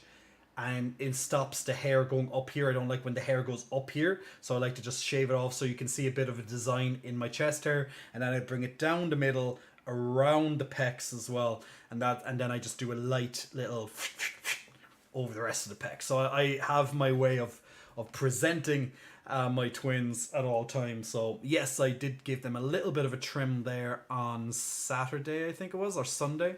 Actually, I think it was Sunday. It was Saturday or Sunday. I think it was Sunday. So a little bit of a change there. But yes, Lefty needs a lot of love right now. Righty's going to be manning the fort for a while until Lefty repairs. So hopefully it won't take too long now to get Lefty back to normal. But I'll have to get that looked at because yeah, for obvious reasons we can't have Lefty in pain for too long. It's just not good enough. We need Lefty back and doing what Lefty does best, pumping and flexing and bouncing and all the lovely stuff that it likes to do. Because if we don't have that, people, if we do not have that, like, what's the point? You know, what is the point? We just need it. We just need it. Okay, so what we're gonna do, we're gonna move on with the show, and for the next hour or so, because what time is it actually on my chat there? Yeah, so for the next hour plus we will be playing a game, so feel free to check out this game with me. If you have not watched my recent video on the first impressions, there will also be another video coming out about this tomorrow as well, but we're going to be looking a little bit into this game a little more. And I'm going to be talking about how this game works, and you can also see, if you like a bit of the end game type stuff, that this game has as well. So this game has been in the news quite a lot this week, mostly for the wrong reasons.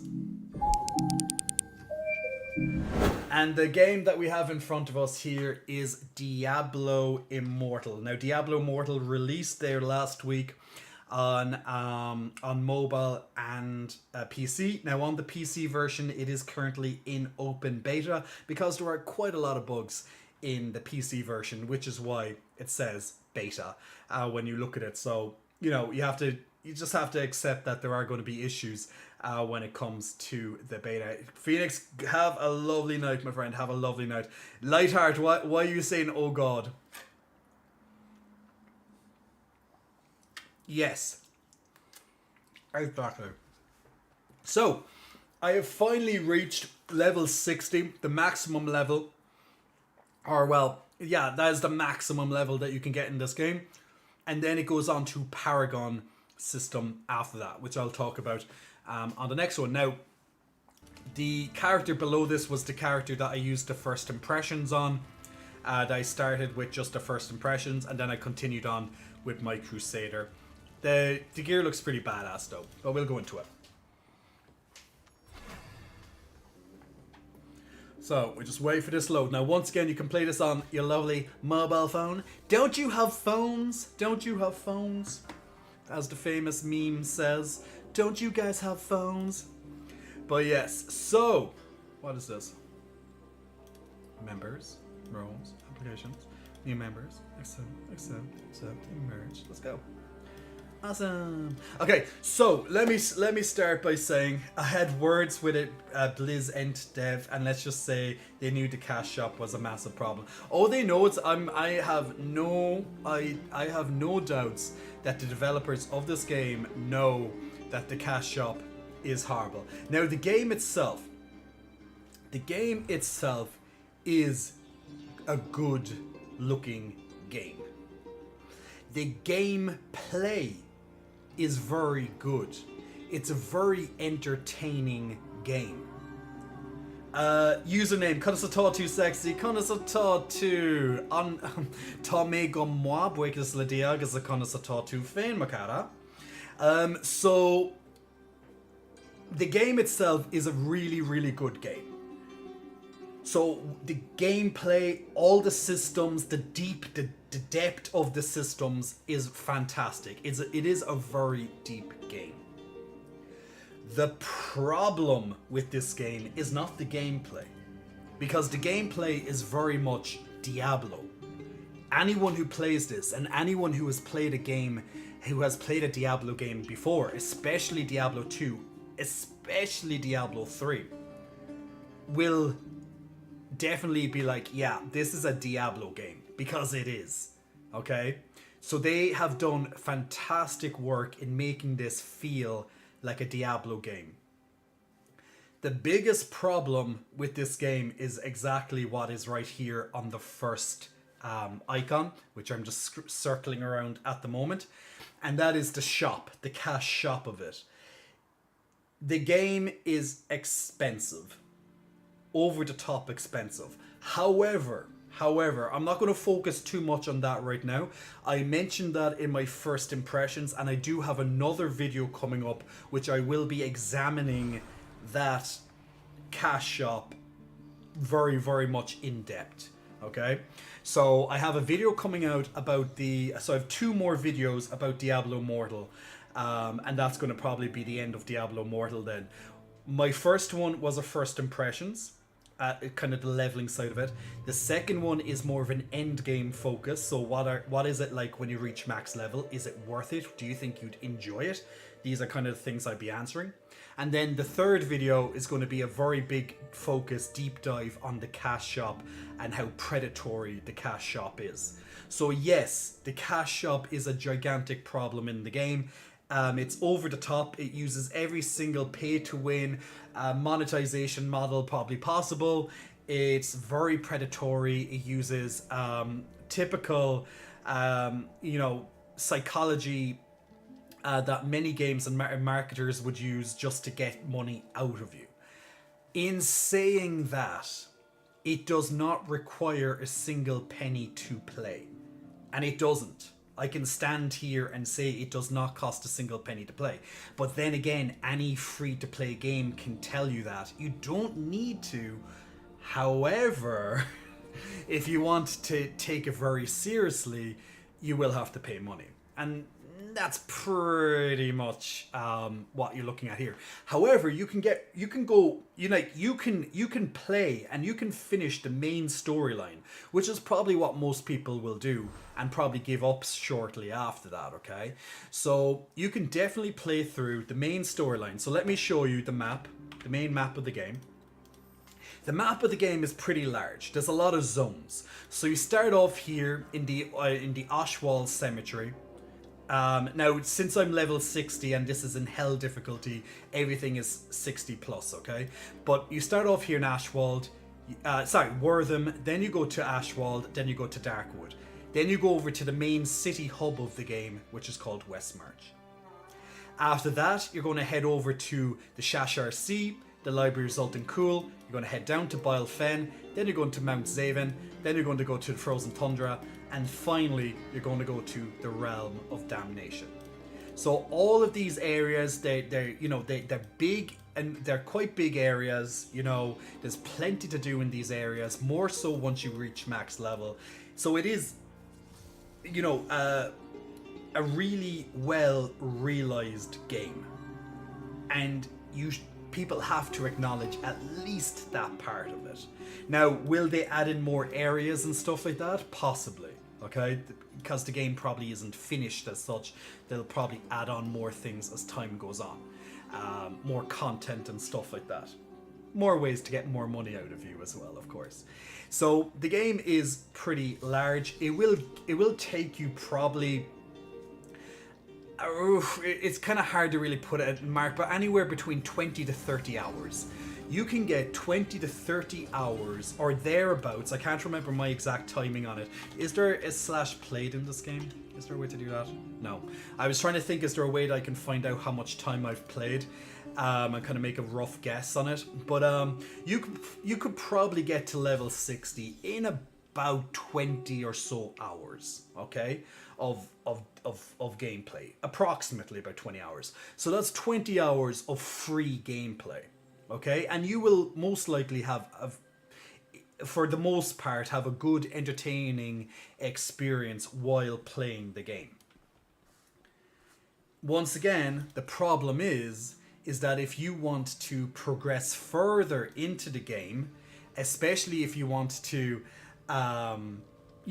if you want to take it extremely serious and be the best of the best, be the best in PvP, be top of the leaderboards, that type of thing, be able to kill the hardest bosses, that type of stuff, you will need to spend. Because there's no fucking way in hell will you be able to do it without spending. And that's the problem. So there's so many things you can buy and purchase. Look at, like, there's bundles here. They just keep adding more and more bundles as time goes on to you. You have your cosmetics and stuff as well, and such that. There's so many different ways to spend money in this game. However, I don't want to focus on that for this because there's just no point. If the game launched with lighter monetization, and when I say lighter monetization, it could be the battle pass, it could be just the battle pass and cosmetics. So I think this game would have been probably would have been very, very well received, because you have a battle pass, guys. You have a battle pass, you have a free pass, and you have an empowered pass, and the empowered pass is €5. I'm sure for 20 hours of entertainment, people would have no problem paying €5. Just to be like, look, I liked the game, I've supported the game, here's €5. Thank you for making the product. You know, that kind of way? I think a lot of people would have done that. However, due to how they actually designed the game, and there's so much monetization in the game, people will be just turned off so quickly. Or if you have a gambling issue or a kid and get addicted, you might start spending money that you realistically don't have, and that's where the issues happen. Joe says, didn't know that you have dealt with depressions. I feel not alone anymore. I think everyone has dealt with depression at one point or another. You're definitely not alone. But outside of the cash shop, there's a very decent game here. If the game, once again, only dealt with cosmetics, like, look at this armor, okay? If I was to play a game, now realistically, I don't like spending in games. Like, once I buy the game, that's it. I might buy a DLC, which is like an expansion type thing, that type of thing, if I really enjoy the game, support the developer, yada yada yada. But I like to buy a game, get my entire game up front. There you go, there's your experience. However, when a game is free to play and has obviously cost millions and millions and millions to make, because it's a AAA game, plus you know, and the years it took to make it, you know, they have to somehow make some money back. I don't think anyone would have had an issue if there was just something simple like the battle pass, maybe a little bit of, look, here's a little bit of a push to kind of help you go a little bit faster if you want to, like, you know, in this battle pass type thing. I don't think much people would have had an issue with that. And if you wanted to buy cosmetics, I don't think people in general have a problem with cosmetics because they don't change the game. They just change how your character looks. It's like buying a skin. It doesn't change or alter the gameplay in general unless there's player power tied into the skin, which some games actually do. But if it's just something like a cosmetic, I don't think people would have had a problem with it. Because look at this. This is a fucking really amazing looking thing.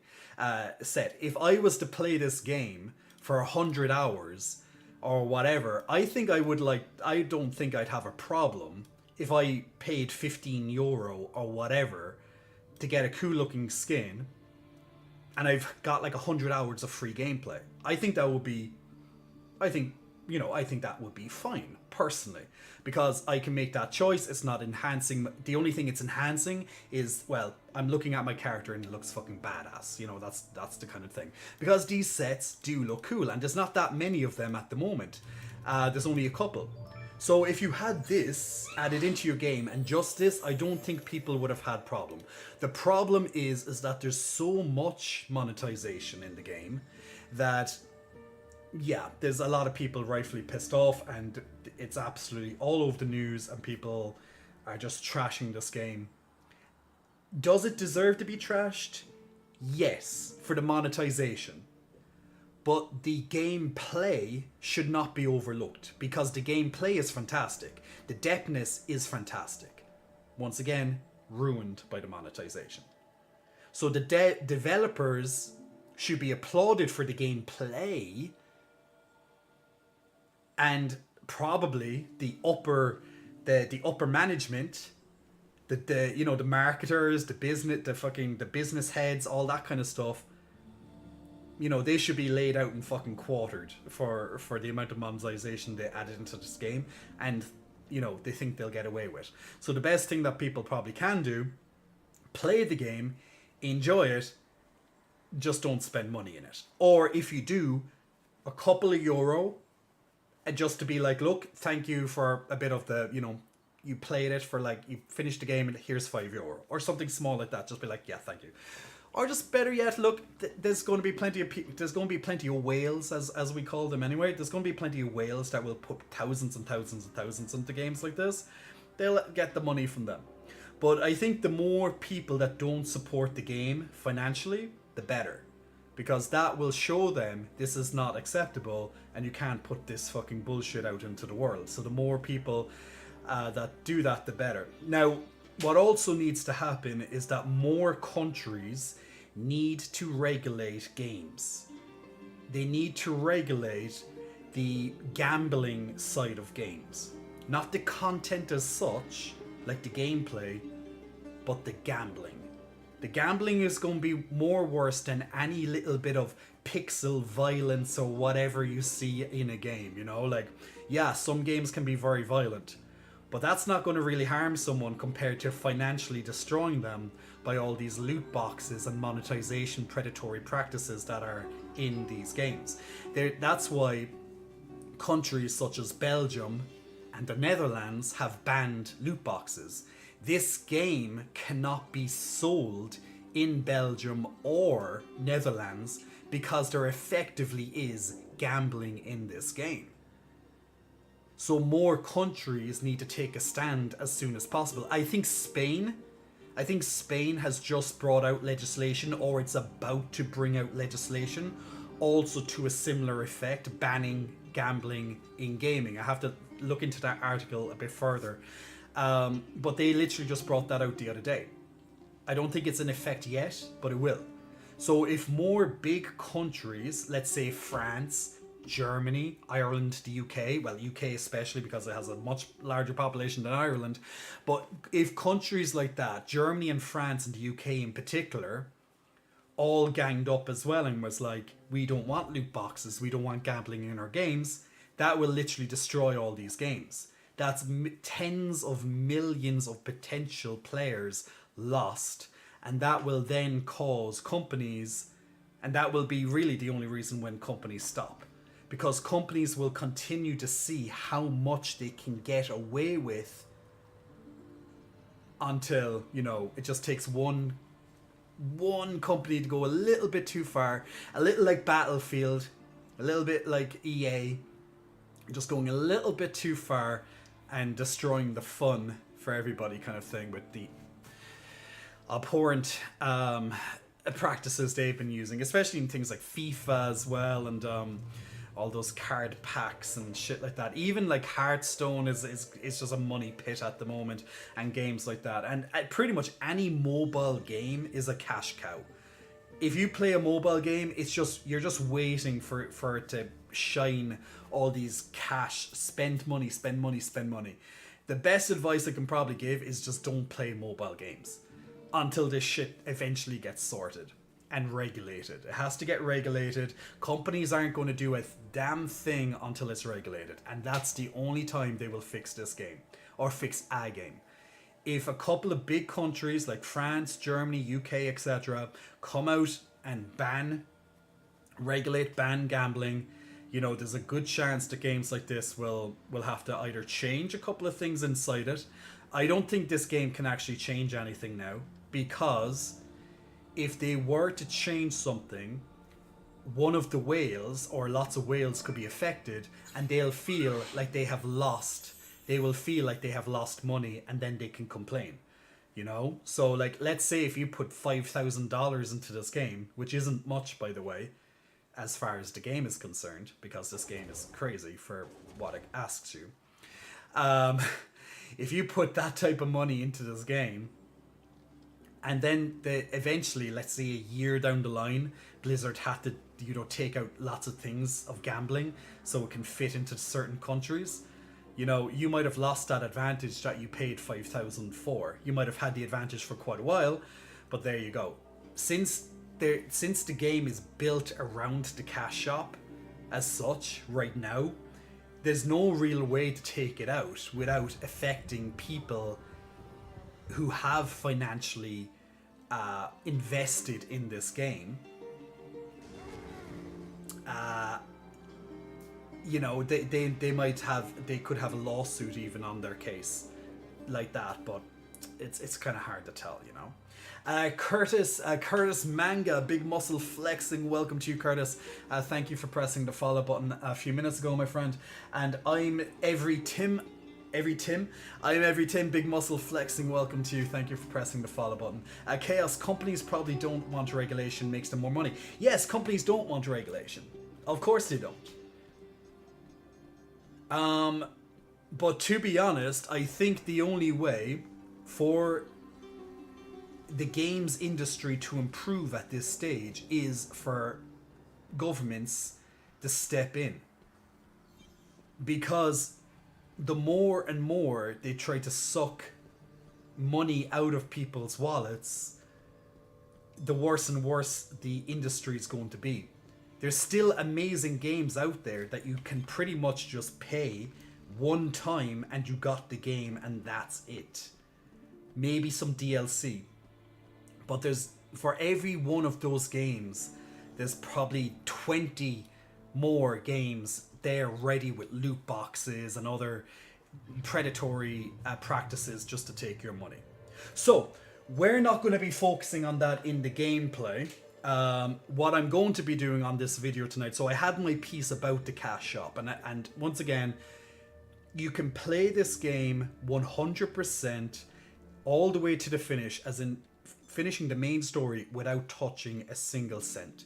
So yes, you can do that. But if you want to go extremely far in the game,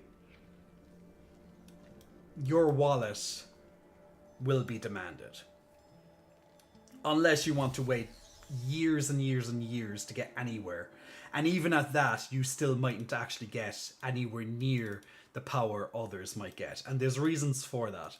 The reasons is that the game very, very rarely will give you the opportunity to get a legendary gem.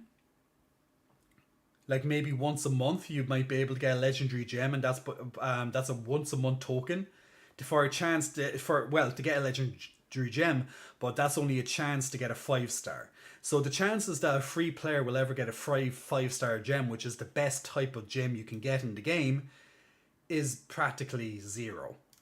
You probably will never see one as a free to play player.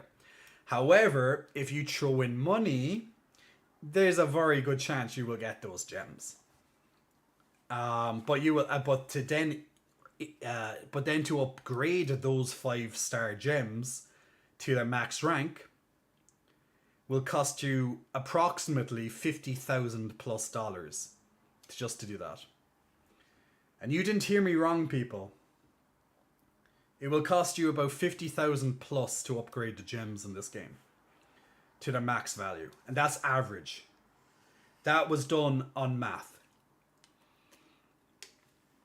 To get every single stat boost to maximize your character and having decent luck through it, because like sometimes you might not get lucky, they estimate it will cost about $100,000 to get your character up to maximum. So if you are a millionaire, or you just don't really know what to do with all your money, but you do want to have a max character in this game, for the grand price of about $100,000, you can do that on one of your characters. Just one.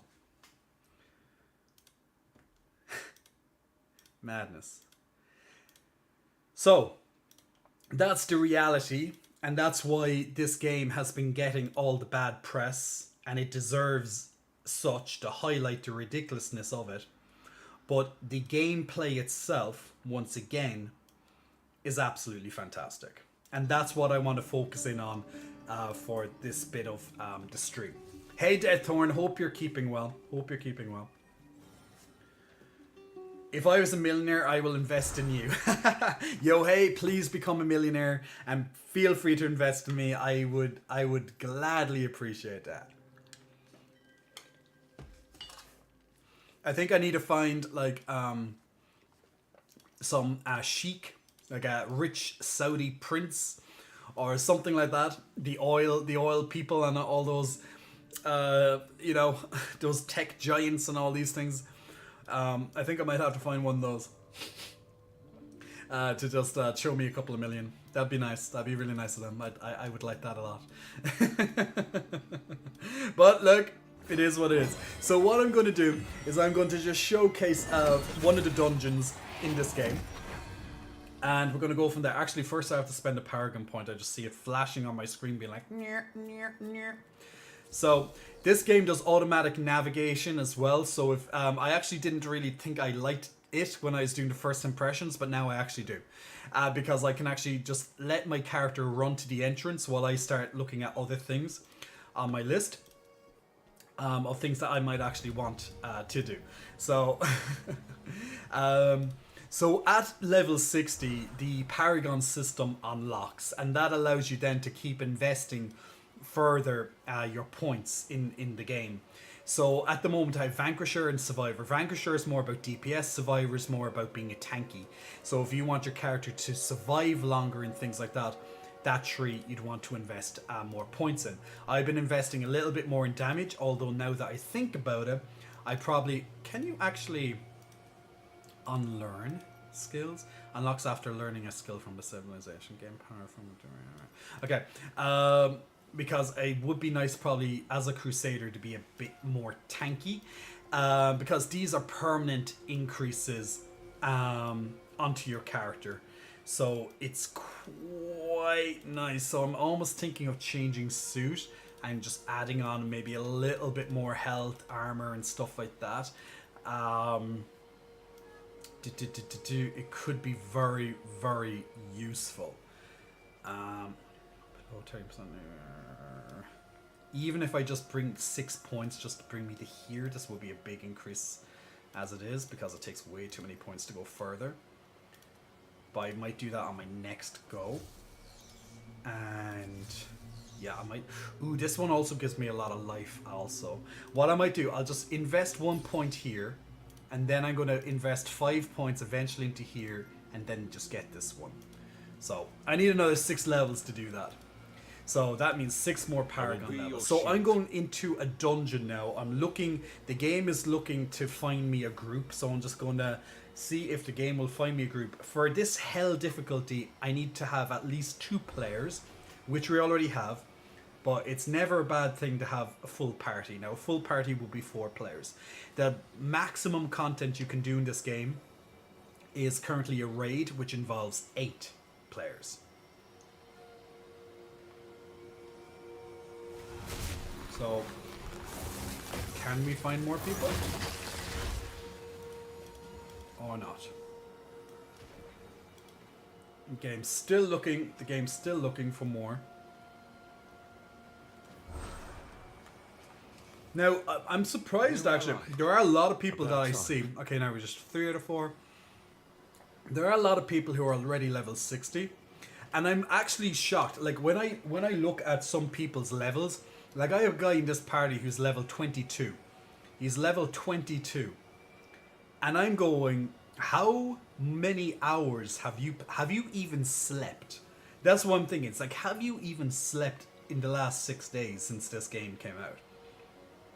Like, I'm playing this a couple of hours. Well, not every day, but typically a couple of hours when I can. Mostly was for the purposes of the 3 videos that I'm putting out onto YouTube regarding the game, so it's worth it in that sense for me. But I just got to level 6 at maximum level, then level 6 Paragon. So when I see someone who's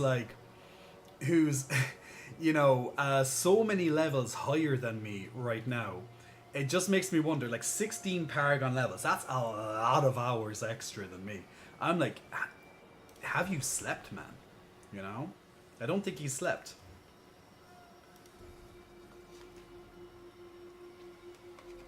So you can choose, in general, you can choose to do dungeons solo, or you can do them in a party. Parties just make it easier. Yes, monsters have more health, etc, etc, but generally the rewards are better because they can drop more gems and stuff for you. Now also, okay, he's saying this. Okay, yeah, we can go. I'll do 3. Fine. I'm happy to do 3 as well if we can't get 4. So we have a monk, we have a crusader, and we have a wizard, it looks like. Provided the wizard wakes up and accepts the invite. And they did. Sleep is for the weak, at least. That's what some gamers believe. I know. Now the cool thing is at the start of every single dungeon there's going to be a bit of lore. Now I've seen this bit of lore before, and since I'm in a max level dungeon, essentially my team will not be happy if I just sat and watched that. Now the thing is that people will watch these cutscenes, especially if they're lower level, and it's almost like, well, it would be expected that to do so. So sometimes you'll have started killing things, and the person will be just frozen on your screen, waiting, and you'll be just killing things, and they're not doing anything. It's not that they're AFK; they're probably just watching the movie, or well, the cutscene for a few seconds. Now the first boss literally just died because I actually was going to stop and start attacking the elites. They went straight to the boss and being like, we'll clean up the elite later. So pretty much on the side of your screen are your 5 skills. Well, 4 skills, 1 main skill. Your main attack. And in those skills and attacks, these you can change these. There's multiple other skills that you can get as you're leveling up. Now this is just a choice that I've made just for now. I tend to like this particular selection, and also you might change your selection as well based on what gear you have. Dear God, they're killing this. Their damage is insane. They're just cutting down these bosses as if they're nothing. Like, these bosses generally don't die that fast, but like he is a level 22 Paragon, and she's a level. She, you never know what they are. And she's a level 18. Like I can only imagine that these are. I can't check their gear right now. I might be able to check their gear in a minute if possible. But these probably are whales. They probably have already put at least a bit of money into the game, considering they're already like level 22, level 18. Because this guy is like, they're just smashing this boss. Like I'm doing decent damage. Like for example, so we have the third boss here now, King Fahir. So I'm just pretty much just laying in terms of behind. I'm going to run out now. You can see as a ground AoE, he's trying to suck us in and then he's going to explode it. Now the game has a lot of ground effects, lots of things that you have to run out of or you take damage. So there is a lot of, a lot of awareness involved, particularly as content gets a bit harder. So once again, you can see that glowing circle. I'm going to try and take him out. He has lots of ads he's wanting to spawn to try and kill us with. And he's going to do it again. Now this is a lot easier for people who are ranged players to do. Now the damage isn't, well, sometimes the damage might be a bit excessive, but generally it isn't the worst. So you can sometimes make an easy choice of, oh, should I just stay in and just take the damage, or is it better for me to just back out? So that's the third boss down, and now we're going to go down on an elevator. I'm going to see, can I inspect these people? Is there a way for me to inspect them? There's no way that I can check their gear, is there? No, there's no way for me to inspect their gear, at least not yet, for some reason. Because like one of them definitely has bought the Shikamaru guy. He definitely is a whale because he has at least a cosmetic armor on, because you don't see that stuff in the game. At least this early in it. So I'd imagine he's definitely a bit of a whale. And at least for my benefit, I clear this dungeon a lot faster, so thank you, Mr. I get to play for free, pretty much, and you can pay. And you just help me do this game a little bit faster, so thank you for that. So I'm not gonna, in this case, I'm not gonna complain. Because if I can complete this dungeon just like a few minutes faster, I'm all. If I have an easier time and I don't have to focus and shit, even better for me. So we're on the middle of an elevator now. This guy has broken through the elevator and we just have to pretty much kill him off. Now the elevator's going to fall. Like, the set pieces in this game are pretty cool. It kind of reminds me of Lost Ark in how some of their dungeon set pieces are just really cool. So the environmental design is good in this game. Hey Landfrost, how are you? So the environmental design is really good. The gameplay itself is really good. So I'm trying to focus at least on those positives until my video, because we've already had time discussing the predatory cache out, and I will talk more about that in a focused video very, very soon. So the point of this boss is that we have to attack its legs, and he's going to fall down, and then his head is going to become vulnerable. And then it's going to go back, and we have to repeat the exact same process again. Now we're going to have to take out 2 more of his legs until he falls down onto the ground again. So we've already taken out 2 of his legs, now we have another 2. There's a ground sweep there, that's very low damage, so I rarely ever get back out of it. That's the point. He just spawns a lot of spiders. 1 leg goes down, now we have to take out his back right leg, which is almost dead already. And down he goes, and now he's down on the ground, and now he shouldn't get up from here. So he has a lot of health left, but now he's entering his next phase, and as far as I know, he stays on the ground now, and it's just pretty much a quick fight to the death, and down he goes. So thanks to these, ooh, wow, okay, I just got a set item. Okay, cool, I just got a new set item. I already have a set item though, but let's see what it is. And that's the dungeon done. That's the dungeon done.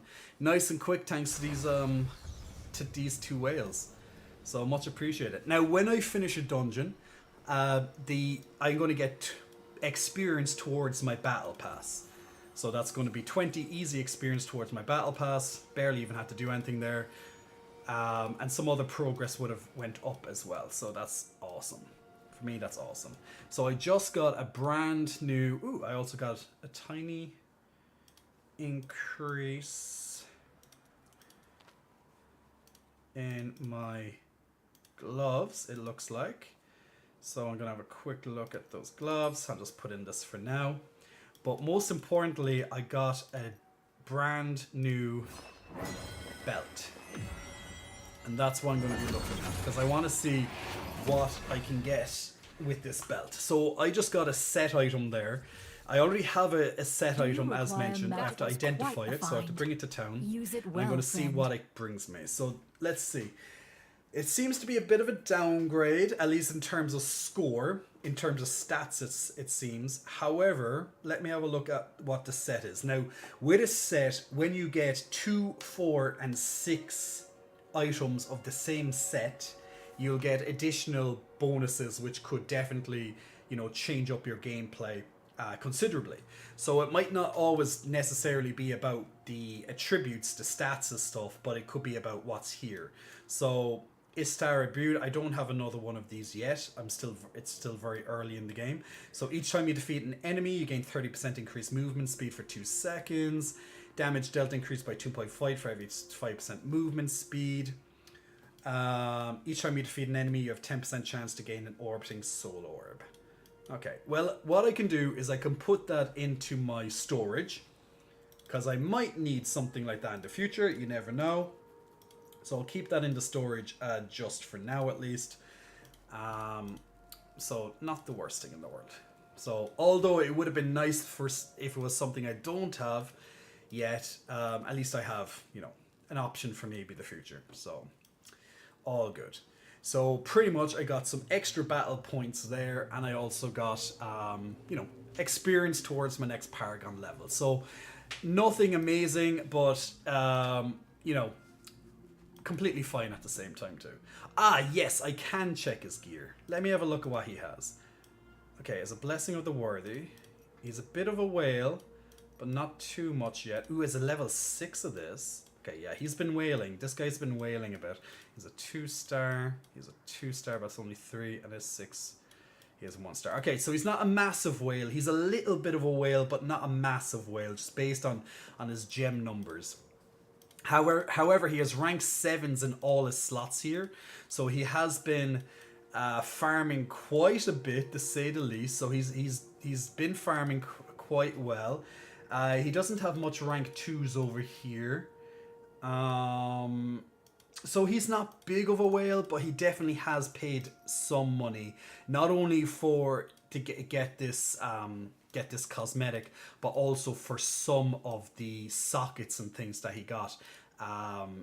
Some of these gems are definitely whales, because this particular gem here, this Blessing of the Worthy, I believe this is got by paying. I'm just trying to find where the hell this one is. I believe this is got by paying. There's a particular... I need to look. That's not that one. Not that one. I will find it. I will find it. It's one of these type of chests anyway, I'm sure. Where is it? Where is it? Where is it? Where is that? There is one that offers a gem. I'm not sure where the hell it is. It's not the Prodigy Pass. No, it's definitely not the Prodigy Pass. It's in one of these bundles. I've seen it somewhere before. I know I have. But yes, you pretty much get that from one of these bundles. I just can't seem to find where it is right now. But yeah, so I believe that bundle costs... There's 3 different values to that bundle. So he may have got the mid-tier or the late tier, which can be about $100 or something like that. So he's probably spent at least... And then also he has the cosmetic. So he's probably put in about $150+ that's so far into the game. At a guesstimate, just based on some of the stuff I've seen. But with some of the higher level upgrades and stuff, God knows. God knows. I'm doing well. Just discussing some of this game Lampfrost, but I'm doing well. Having a good stream so far. Need something reforged? King Hades is back in business, my friend. Back in business, you are indeed. I wonder actually what you get if you sell. Most A appreciated. set item. Probably just the other stuff they would have got. Yeah. Okay, so I'm just going through each of the dungeons. So pretty much when I want to find out what I want to do next in the game, literally I'm pretty much completing battle pass things. I'm going to teleport to this zone just to see if a world boss is popping up anytime soon. Because there's 2 bosses in this particular zone that I could use for something. I actually don't have any of the chat options on at the moment because sometimes the chat really annoys me in this game. Just because some people are just awful. Some people are just awful. I should at least always have on my clan one though. So we'll just put on the chat because usually the chat can be quite insightful on telling me when something is going to spawn. I don't know how sometimes people know these things. But one very effective tactic to use in this game is pretty much finding a group and then playing in a group. Now, one thing that has just spawned right in front of me is an event quest. So, I'm just going to follow this guy on this event quest and see what happens here.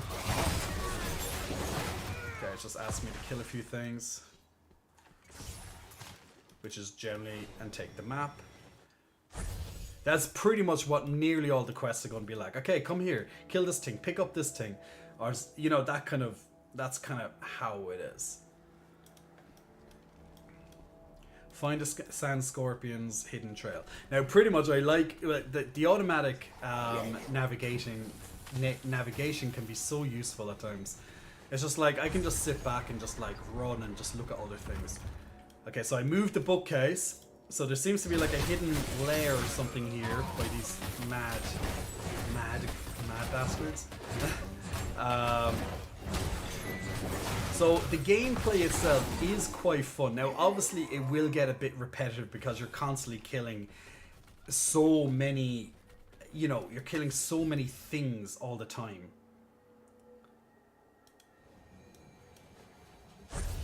Okay, using strangling gas. So pretty much it's like, oh, I have to kill 60 of these things? Okay, I'll do that anyway, no problem. Because you're already doing it. And usually when you're killing things, like you're getting experience or something towards something else. So, you know, lots of these systems, they just interplay with each other. So these are just normal, some normal enemies, and then the purple ones are usually a boss type enemies. They usually have some extra special moves, like this one is conjuring in poison snake totems, which can be a pain in the ass, honestly. At times. There's also a treasure chest that spawned there. And I just got to it just in time. So these treasure chests, these particular type of treasure chests only spawn in Hell 1+. And they require 4 people to open, so you just pretty much have to be around. Now I just completed the chest, got a couple of enchanted materials there. Nice and straightforward quest actually. It just took me, you know, what, 5 minutes? Not even 5 minutes to do it. Isn't Jay a potato? Has had supper, sausages, mashed potatoes, and cream. You know what? I haven't had supper, like that type of supper, in a long time. I kind of miss it. You know, I kind of miss it. Jay is more of a beefcake than a potato. Damn right I am. I may be a potato because I'm Irish, but definitely I'm a snack though. I'm a snack, baby.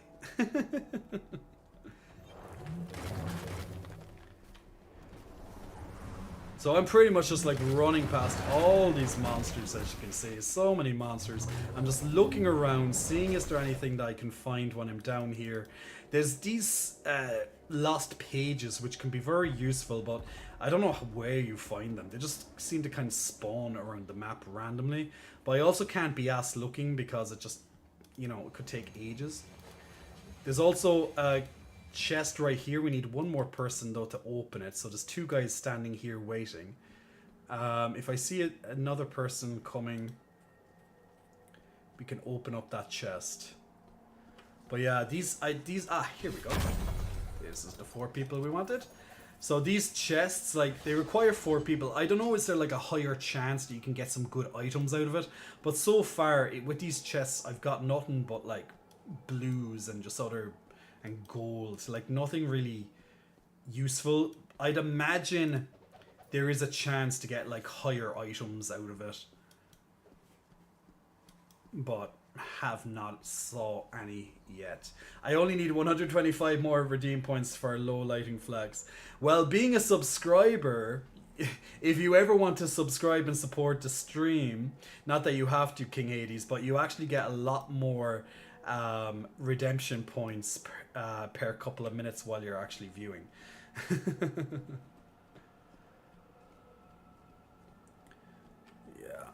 I don't think there's any bosses going to be spawning in this area. So I'm just going to go and do another dungeon. So typically when I'm trying to figure out an activity to do, and I'm like, okay, so I have time now, what can I do?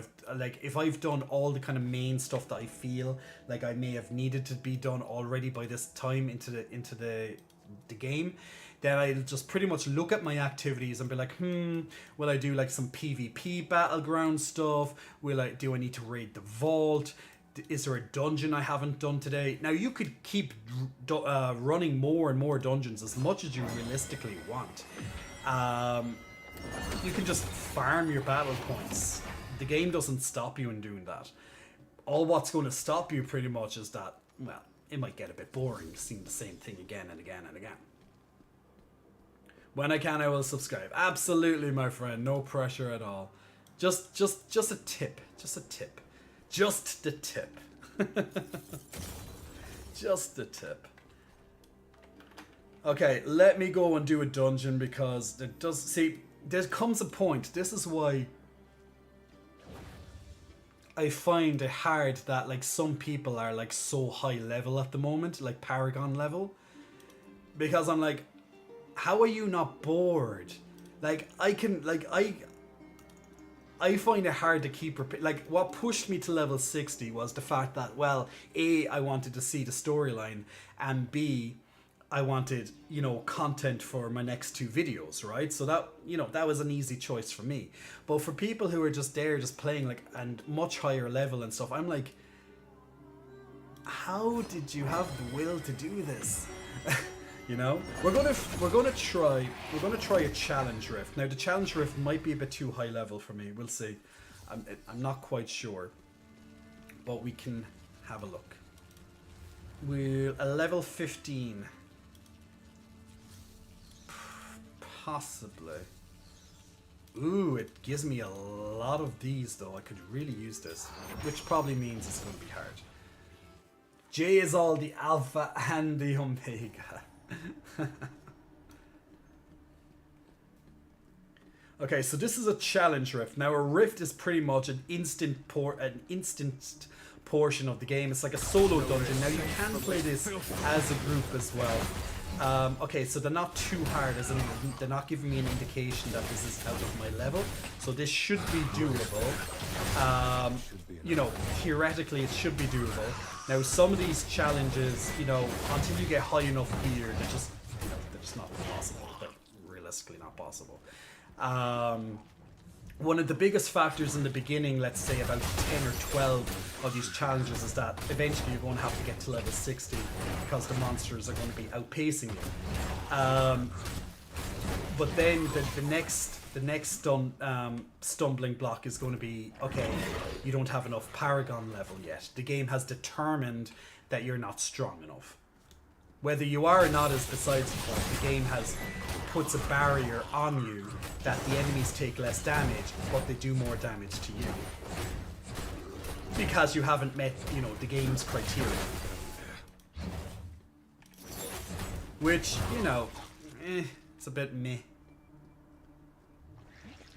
So the idea of this challenge rift, very similar to Elder Rifts, is that I need to complete this mission before the timer, which is the little, which you can see the timer over here, I have to summon the Guardian of this rift before that time runs out, and I'm only a little bit ahead of the time at the moment, but that will jump ahead now. My progress will jump ahead very shortly, especially once I find there's an elite up here. That's good.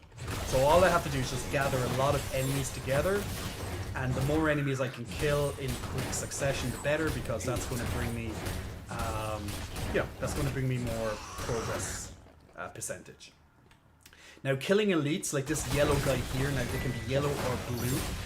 Killing these elites are definitely the best way to progress, because they give you more points, and on top of that as well, they'll give you additional orbs which can cash in for big amounts of percentage.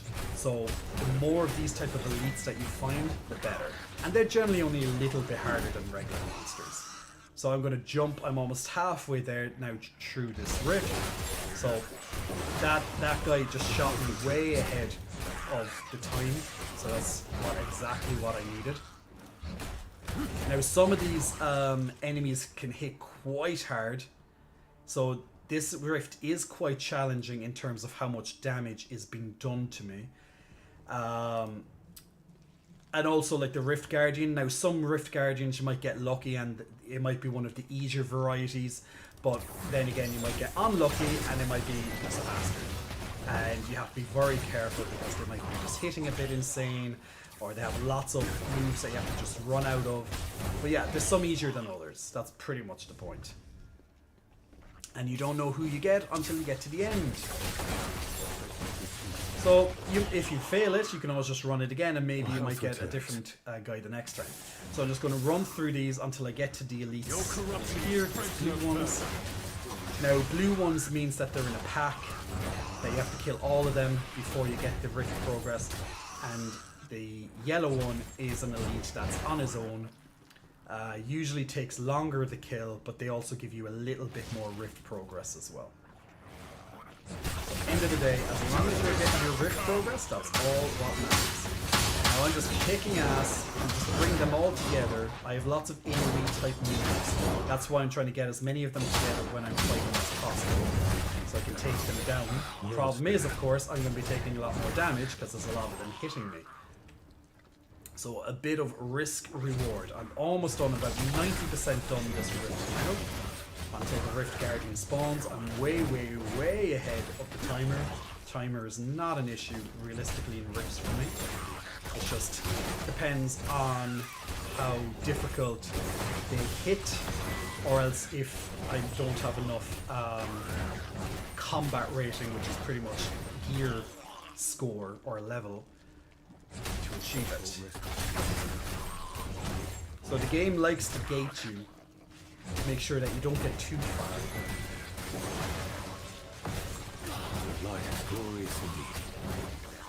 Okay, perfect. So now I have enough progress, so the Rift Guardian is about to spawn. Okay, now this guy, he's okay. He can be a bit nasty. I just have to move a bit fast on some of his abilities.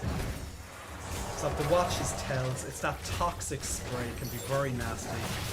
Generally, lots of these bosses will spawn additional help, a bit of support. So he's a poisonous boss, so he has a lot of poison, draining your energy nice and slowly at times, but he does hit quite hard. You just have to be very careful of the pools. So it's just constant running around him, just watching his tells, just keep moving so you're not in front of him, because he likes to spit in front of him. You can do a single spit or a three-way spit, or else he might just put a bit of a poison spray kind of thing in front as well. He also shoots poison into the air. He's going to try catching me now with that, but he didn't. So he's just circling around me. So he's almost dead. He's 58,000 health left, so he's very close to dying. So every so often they drop health orbs as well, which you can use to heal yourself up. Perfect. So I got all my materials from this, which will now allow me to upgrade one of my pieces. And that's how it works. So that's a challenge rift. So that's challenge rift level 15. I'm not quite sure. It's quite hard to kind of figure out, you know, how far you're going to get, which is going to be the rift that stops you. I try and do at least one challenge rift a day. That seems to be like a good, you know, a good number to aim for. Not that you need to, but it's just something I like to try to do. So I got a lot of crystals there, which should be able to level up at least one of my items, which is just realistically a very, very minor boost. But look, any boost is a boost. Now I can also scrap a couple of things. So when you don't need items, you can scrap them and you can salvage them then for materials, which you can then use to upgrade. So what I'm going to do is I'm just trying to get things off level 1 essentially, and bring them up to level 2. So that's rank 1 already. So I'm going to bring, let's say, this up a rank. So just a small little boost, that's all it is. What do you need, So friend? pretty much you can do all this for the most smallest of stat boosts. Yeah, pretty much. Oh, hello. And I can't upgrade any of my gems yet. Oh. So what I is my see. combat rating, or Well, my pretty much please come my again. gear score as such? Right now, where is it? Where's my codex? Right now my gear score is 740. So I needed 420 to attack the first raid boss in the game. So, you know, for considering I've been playing, what, 6 days? Not bad. Especially, you know, as I'm not wailing. So I'm doing well, but, you know, the game will throw stuff at you and then it kind of grinds to a halt. Pretty much most games do that. And most importantly, for completing the challenge rift, I get, I think I already claimed it. Yeah, I claimed it already. I get points towards, well, actually no, with the challenge rifts I don't, but usually you'll get your points towards then your battle pass. It's actually strange that they don't do it for challenge ones, but and I can't do side quests because I don't have the items for that. You know what? I'm actually almost out of actually things to do in a way. Well, there's plenty of grinding and stuff in this game, but in a way, you know, I am. Okay, let's do the next battle for Stream Raiders. Can I request you wear a Speedo sexy time? I can't wear Speedos on... Well, I could, I guess, in a way. I guess I could wear them in a way, but I think it has to be more like for a hot tub type stream. But yeah, me sitting here playing games and talking in a Speedo, not very comfortable.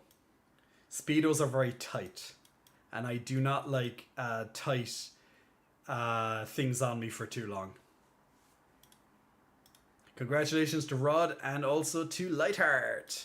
Or is that Rad? I think it's Rod or Rad. Let's do one more for tonight. Let's do one more Stream Raiders for tonight. So if anyone wants to join in for the last battle of Stream Raiders for this evening, feel free to click on that lovely link and drop in a couple of units over the next 30 minutes.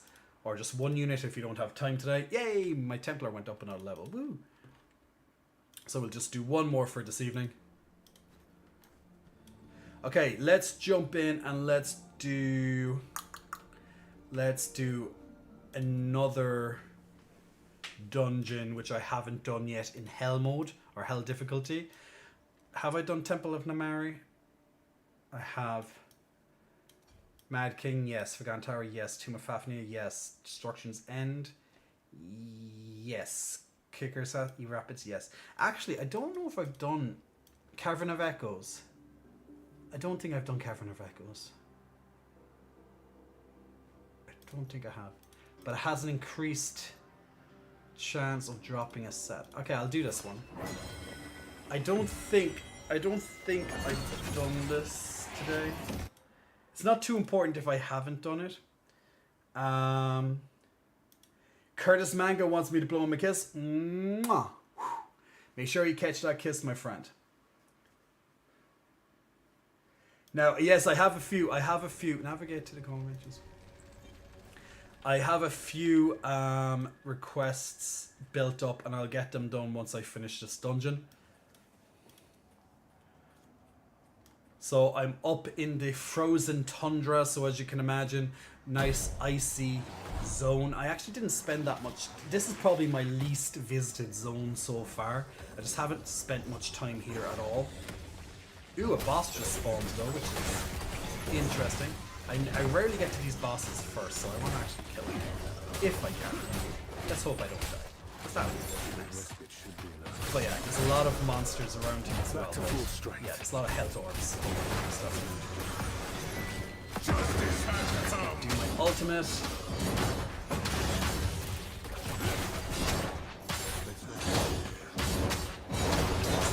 Second health bar. That was nice. I think only the first person that attacks this monster gets the rewards for them. Unless you're in a party. Yeah, there you go.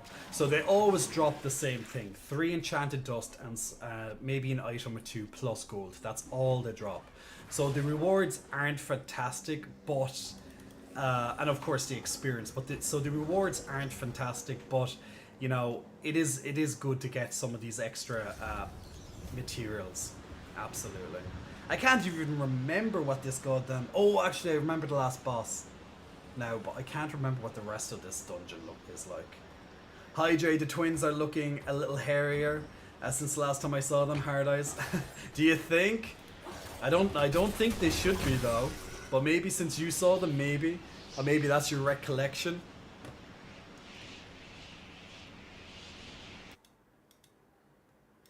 Javrin, am I going to play The Quarry? I haven't heard of The Quarry.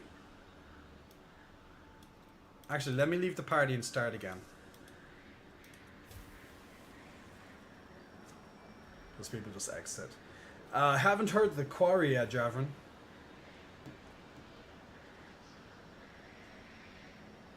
But yeah, once I do this dungeon.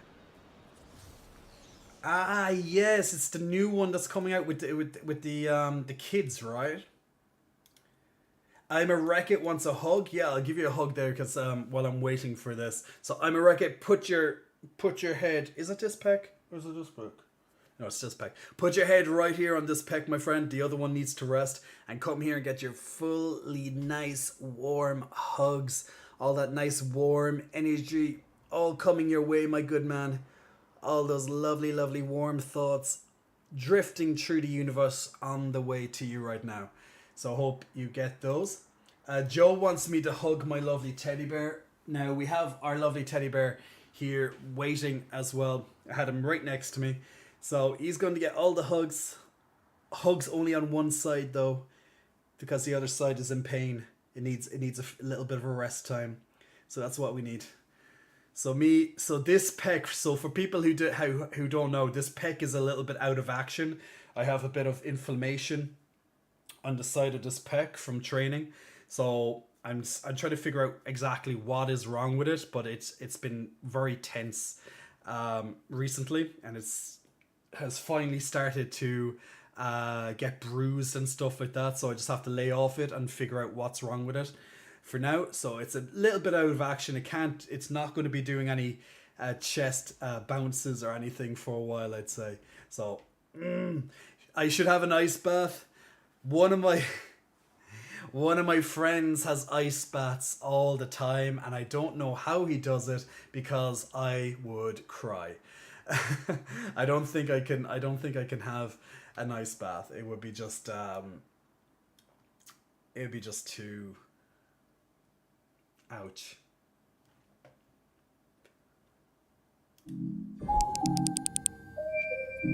Okay, while I'm waiting for the I'm still waiting for the last party member. So what I'm going to do is I'm going to do a bit of a low lighting flex. I'm going to have to flex with the arms though. I just turned off the side lights so there's a little bit less. Actually, if I do this, I'm going to be fully dark, right? Yeah. Or what if I do this one and this one? Yeah, but then my green screen's going to be annoying. Let's keep off these two and put on the other one.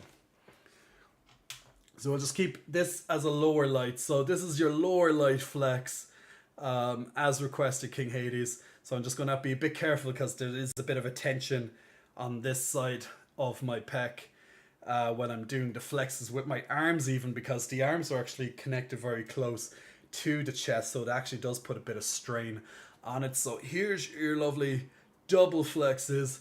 Get in those lovely traps as well. Rawr, get in those big traps. Get in the lats. Get in those lats. Rawr. So there's your low lighting flex, my friend. I hope that was worth the points.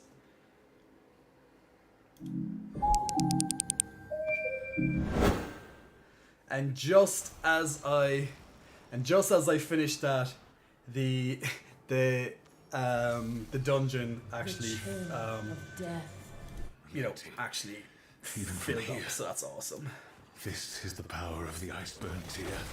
So pretty much what I need to do here is if I was playing the main campaign right now, it's to come here and stop a big huge ice demon from being, well,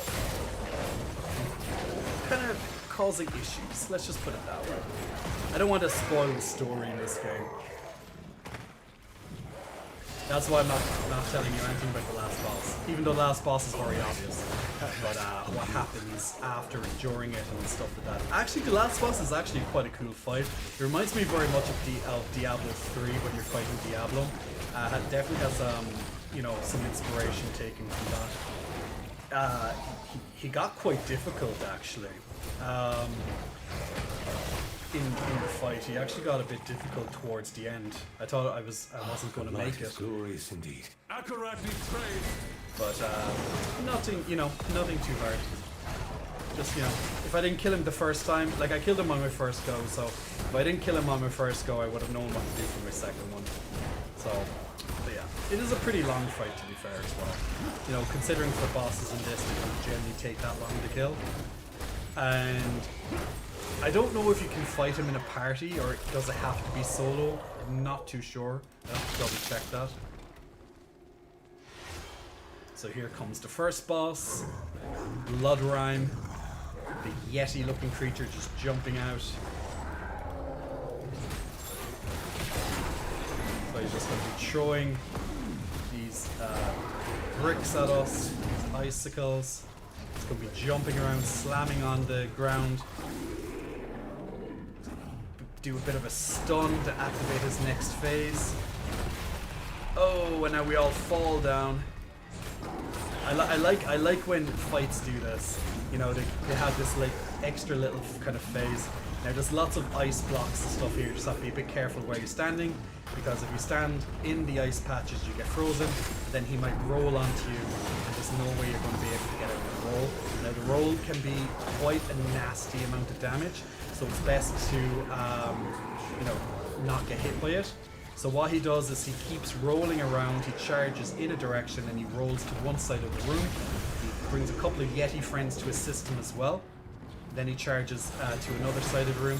Now after a couple of charges, he will stop and he'll go back to normal for a few seconds, but each time he'll cause a lot of icicles on the ground as well, and if any of them touch you, you'll be frozen, which means you'll be easily able to get hit again by his roll. So it can be a bit nasty, that fight, especially when you're doing it solo, because he'll always be targeting the direction of where you are, more so in party mode, where he might be attacking, in another direction. You can get an extra couple of hits on him, etc.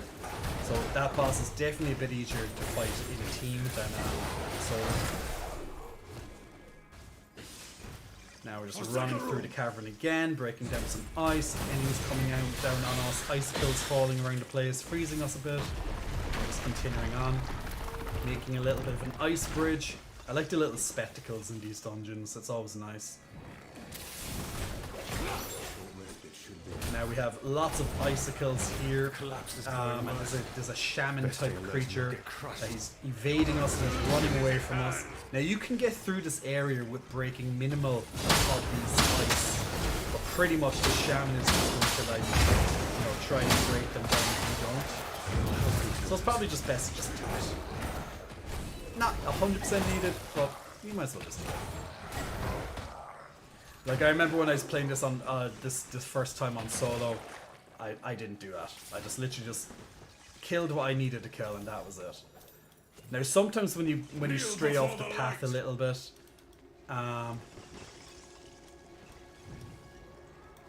sometimes when you stray off the path a little bit, there's how did he get in there? How did he get in there? I don't know how he got in there, but he got in there.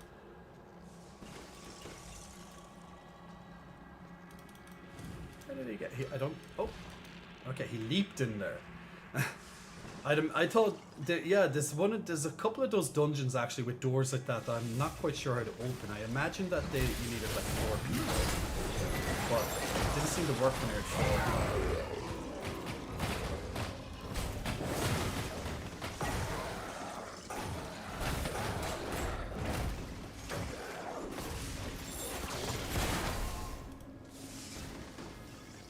Now look at the chat very soon after I finish this level, because it's kind of hard to look at it while also focusing on not dying. Okay, last boss incoming now, second boss. And it's going to be a big monster rising out of the floor. You can kind of see him there with that ice on the top of his head. But he's not there yet. You have to kill off all his little minions first. He's gonna come out. Here he comes.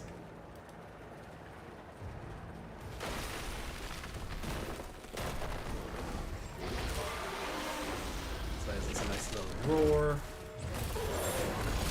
Keeper of Tyr, glacial colossus. So he pretty much does a lot of stomping attacks. He likes to fire in a direction, releasing lots of icicles, which you can easily dodge. And then his most biggest ability is when he crawls under the ground. He has these 2 ice beams that he channels from either side.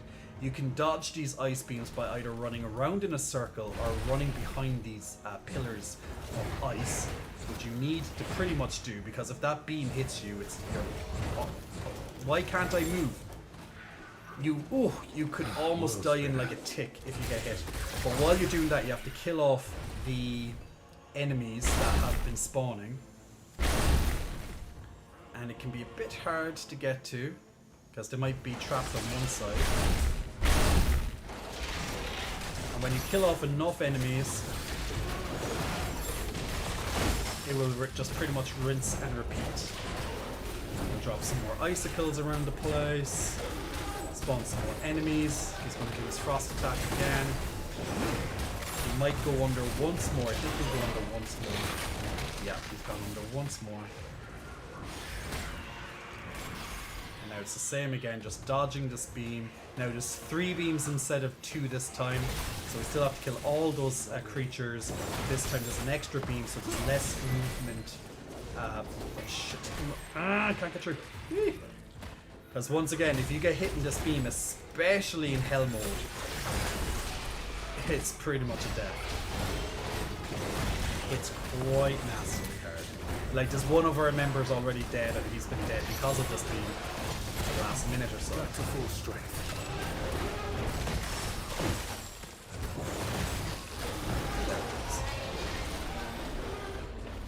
Kneel before the light.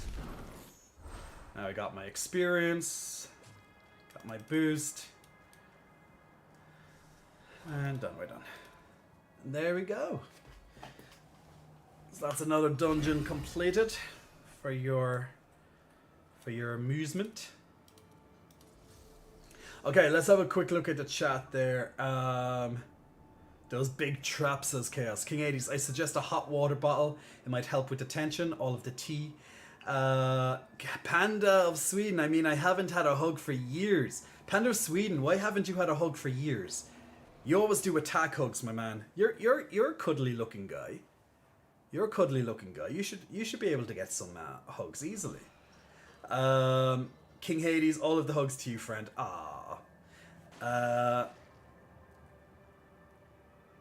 Yeah, the bear hugs that crack the back. Literally, one of my friends asked me to do that the other day. He was like, can you crack my back? He's like, do you know, well, actually, first he said, do you know how to crack backs? I'm like, yes. And he's like, can you crack mine? I'm like, sure. And then he was like, ah. I'm like, you're welcome. Now, some people, it is harder to crack some people's backs than others. It really is. But in general, you know, it's a nice little skill to do. It's not hard by any means. So there's an event here that I have to pick up this sword, but things are just spawning. So, me. What's Ancient Essence? I know it's in this area. It says 4% Ancient Essence. I'd imagine that's to summon a boss or something, or some sort of thing. So this is just an event. It seems that every so often there's an orb that will drop that will go towards this server-wide progress. Well, it might be solo. It might be just for me. That's very possible too. So pretty much it just more or less means kill bins, which is pretty much what I do anyway. My health returns. Now these type of extra activities, they're usually easier if you have to do a lot of stuff in this area. Shit, this guy actually hits quite hard. Ah, motherfucker! He actually slowed me down, the bastard.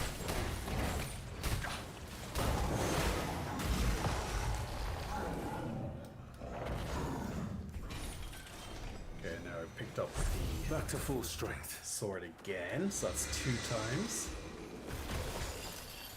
So now this should be able to constrain it. Yeah. Now speak to the warden, blah blah blah, don't give a shit what you're saying. Just give you my stuff, thank you. There we go. Okay, I've done enough. Okay, so pretty much there's a hidden cap in this game when it comes to activities, just to kind of make them less appealing as time goes on. So those events, once I have done, I think it's 5. Once I've done 5 events, it will no longer give me materials, the yellow materials. So it's just a kind of a way of being like, yeah, you should just stop doing these today. And then it resets then at like whatever 3 AM or whatever the time this game server resets at. So pretty much there's just a limit, like there's hidden caps all over this game with all these activities. It's like you can do it if you want, you're just going to be less rewarded. So, why do it? Same with if you're far behind in Paragon levels compared to, let's say, the server level. I'll show you what I mean in a moment. You actually get an increase. You get a huge experience increase, which makes it even faster to level up the Paragon. So if anything, the game's encouraging you for staying a little bit behind, just so you don't have to spend as much time. Obviously, you know, the problem there is that, well, you're going to be behind. But if you don't really care about that, then it's not an issue. Attack hugs! I'm very cuddly, thanks. I redeemed hug. Give me that hug. When I hear hot water bottle, I think of that red thing in every grandma's bathroom. Well, it could be red. It could be red. Okay, so I just got 10 monster essences. I can do this 3 times a day. But yeah, that requires a lot of gameplay. And pretty much, it's just an extra system that once you collect 10 monster essences, it unlocks like a random little page of lore in this compendium. Nothing too significant, but it's just like a little extra, and pretty much all it then gives you is some items and lots of experience. And that's pretty much the only reason you do it, because who gives a shit about the little bit of lore thing? Because, yeah, it doesn't matter. Salvaging, forge. So once again, just salvage, there we go. Nothing Boom. like the heat of the forge, eh? Do you play horror games? Yeah, from time to time. I play horror games from time to time.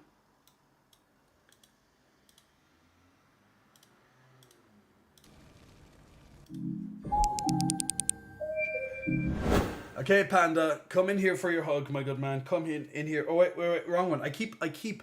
Why do I naturally am inclined to go to the left pec? I don't know why. But come into the right pec. The left pec is out of action because it's all sore and stuff. So come into the right pec, my good man.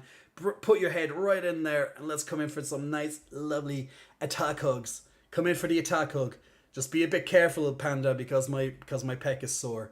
So no, don't squeeze too hard, okay? Don't squeeze too hard. Not too much pressure now. Not too much pressure. We need those pecs to be good. We need to get them back to normal. Why is my lighting just moving over there? I think I just moved my light off. Yeah, both my lights just moved.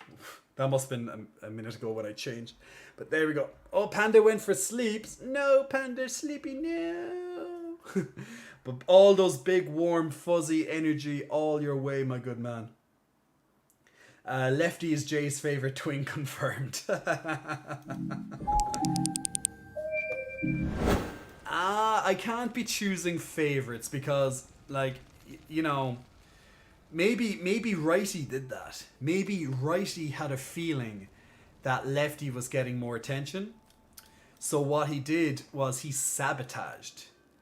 Righty sabotaged Lefty. Could be possible. He was like, yeah, well now, let's see how much attention you're going to get when you're out of action. You know? You never know. The twins could be sabotaging each other. There might be a bit of jealousy going on. Can anyone confirm or deny it? I don't know. Just possibilities. We have theories. Which twin is bigger? I believe they're both equal size, but I could be wrong. But I do believe they're both equal.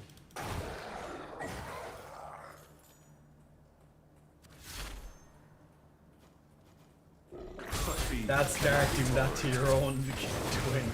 I know, but you never know. Like, things can get ugly from time to time. Like, just like humans can do it, so what? Like, if humans can do it, what says pecs can't do their own thing? We'd obviously like to not think they're capable of such malice, but you know, we just don't know.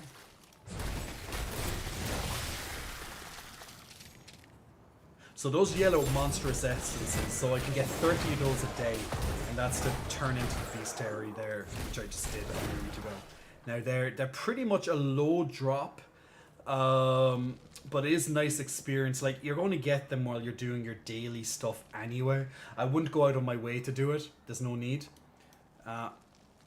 What? Kill Frost. Oh, okay, there was actually an event quest here. An ambush. I like when these ones pop up just because, well, you know, easy experience for literally just do very, very little. The light is glorious indeed.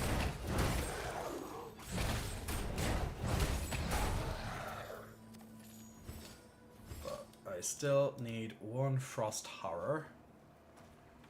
These are Frost Horrors.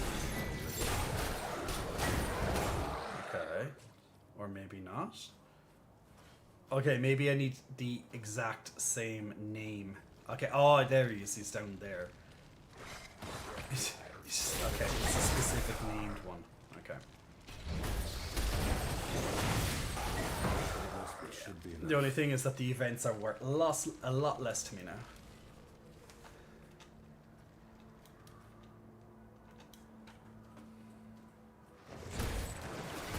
Now, whenever you find these elites, or these blues, or these yellow elite mobs, you just get extra experience really for killing them. So, you know, not a bad thing. Go out of your way just to find them. And they spawn extremely regularly as well. So yeah, always good to do this type of stuff.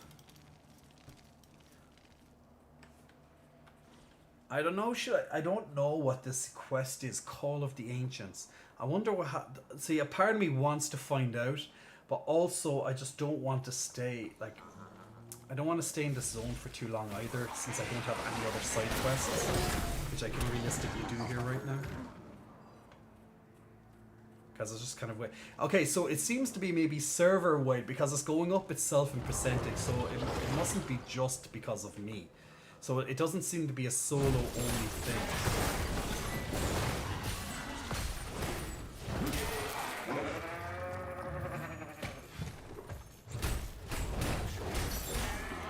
Boxers or briefs? It depends. If I prefer briefs when I want to look better, and I prefer boxers when I just want to be comfortable. So I believe that briefs are a lot nicer to look at, and boxers are, well, they're just comfortable.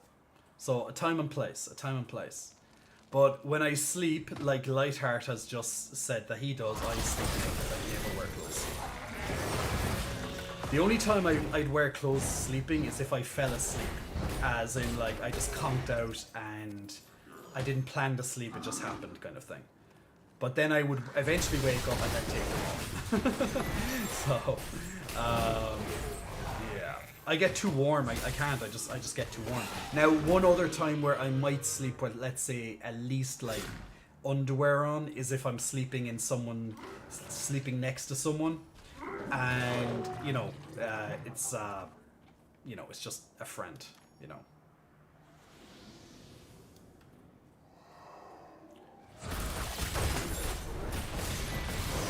My health returns. Other than that, sleeping naked is a lot more freeing for me.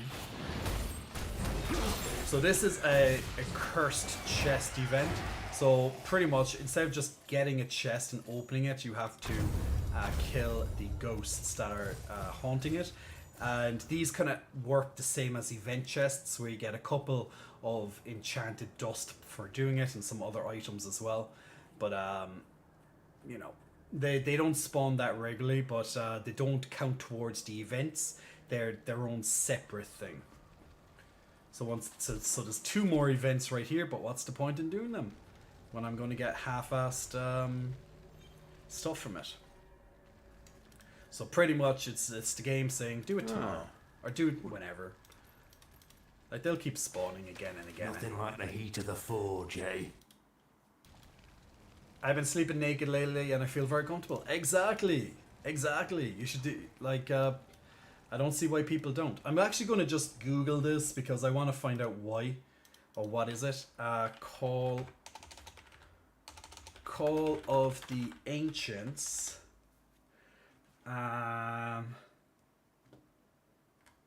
Diablo. Oh wait, that's all of the Ancients. Call of the Ancients. Diablo Immortal. Because I have no idea what it is. Okay, it's an event. The Call of the Ancient Zone requires summoning an ancient spirit by eliminating enemies. Trade the Dungeon Thunder. Collect a rare item named Ancient Essence. As you collect Ancient Essence, actually, I'll just put it up here so you can see it as well. So it's not just me. Collecting 10 Ancient Relics is also required for the Call of the Ancient Zone event. You can get Ancient Relics either from the Spirit Hunters, or you can get them from Rare Elites as a drop if you haven't started the event.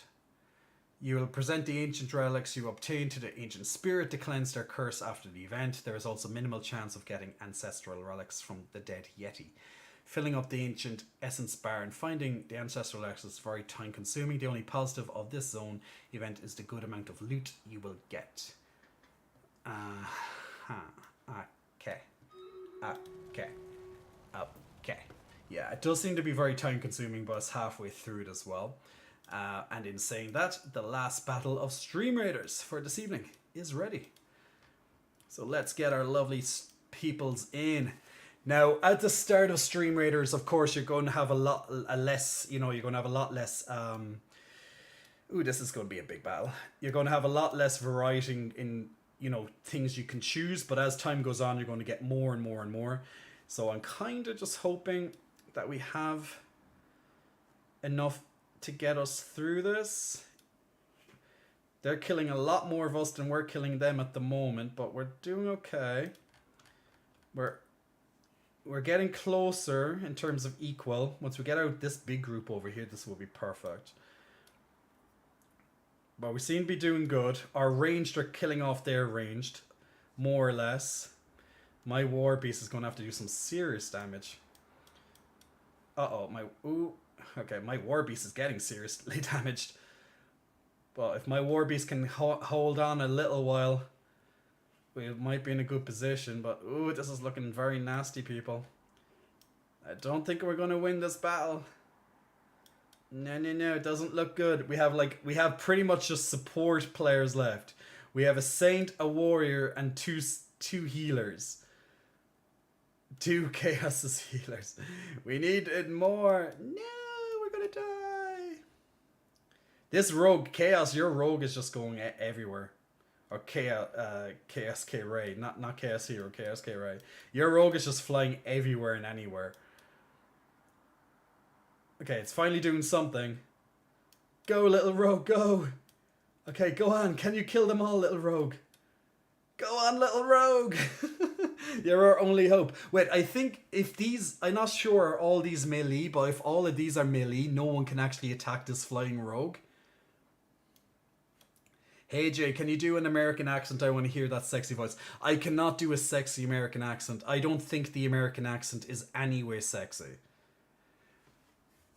I have never heard an American accent and said, wow, that sounds sexy.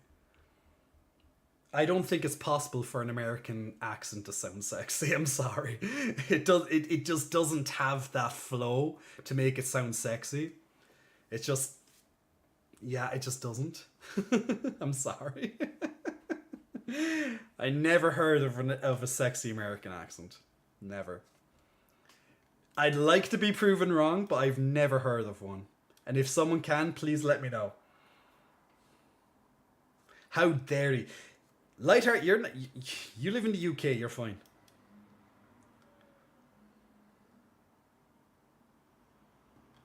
Oh my god, we actually won. Go on, KSK Ray.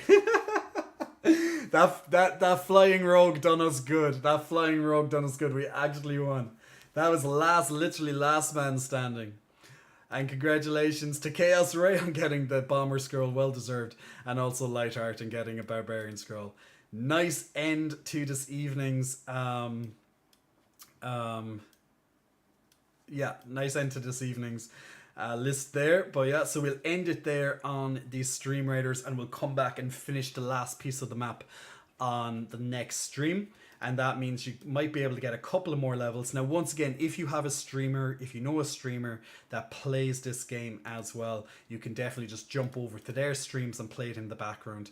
Now, if you have coins, you might be able to get some extra levels and characters and stuff by coming to the store and purchasing them with your coins. Just go to the scrolls, and each time you get up to a max level, up to a maximum of scrolls, this will be your experience points. So if it's your first time collecting the scrolls for the character, that means you unlock the character for the first time.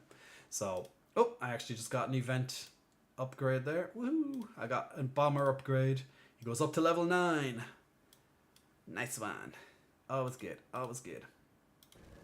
Okay, what percentage is this? Okay, it's 62%. And I have no ancestral relics. I have not seen a single ancestral relic spawn. So I have no idea.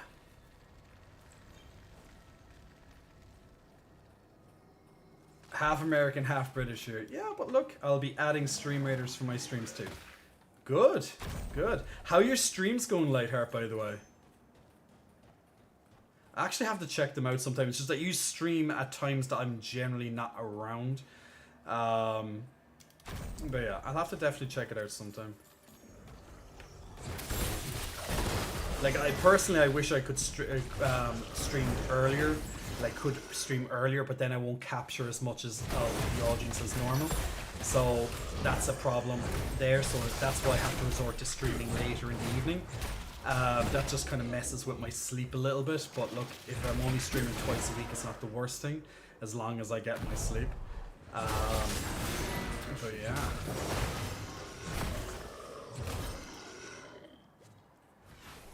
Okay, let me just teleport down to this other side here. There might be better things here.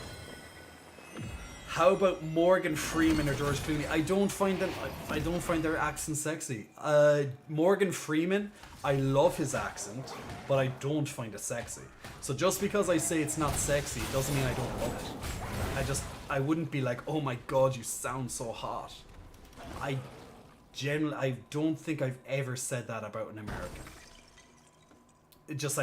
I don't find the accent sexy. It's not my fault. It's not my fault. It doesn't mean I don't think that you're sexy. I'm just saying that the accent I don't think is sexy. So I won't be like, yeah, his voice is so sexy, it turns me on. Oh my god, you know. And that's all I mean by that. Doesn't mean I can't listen to you.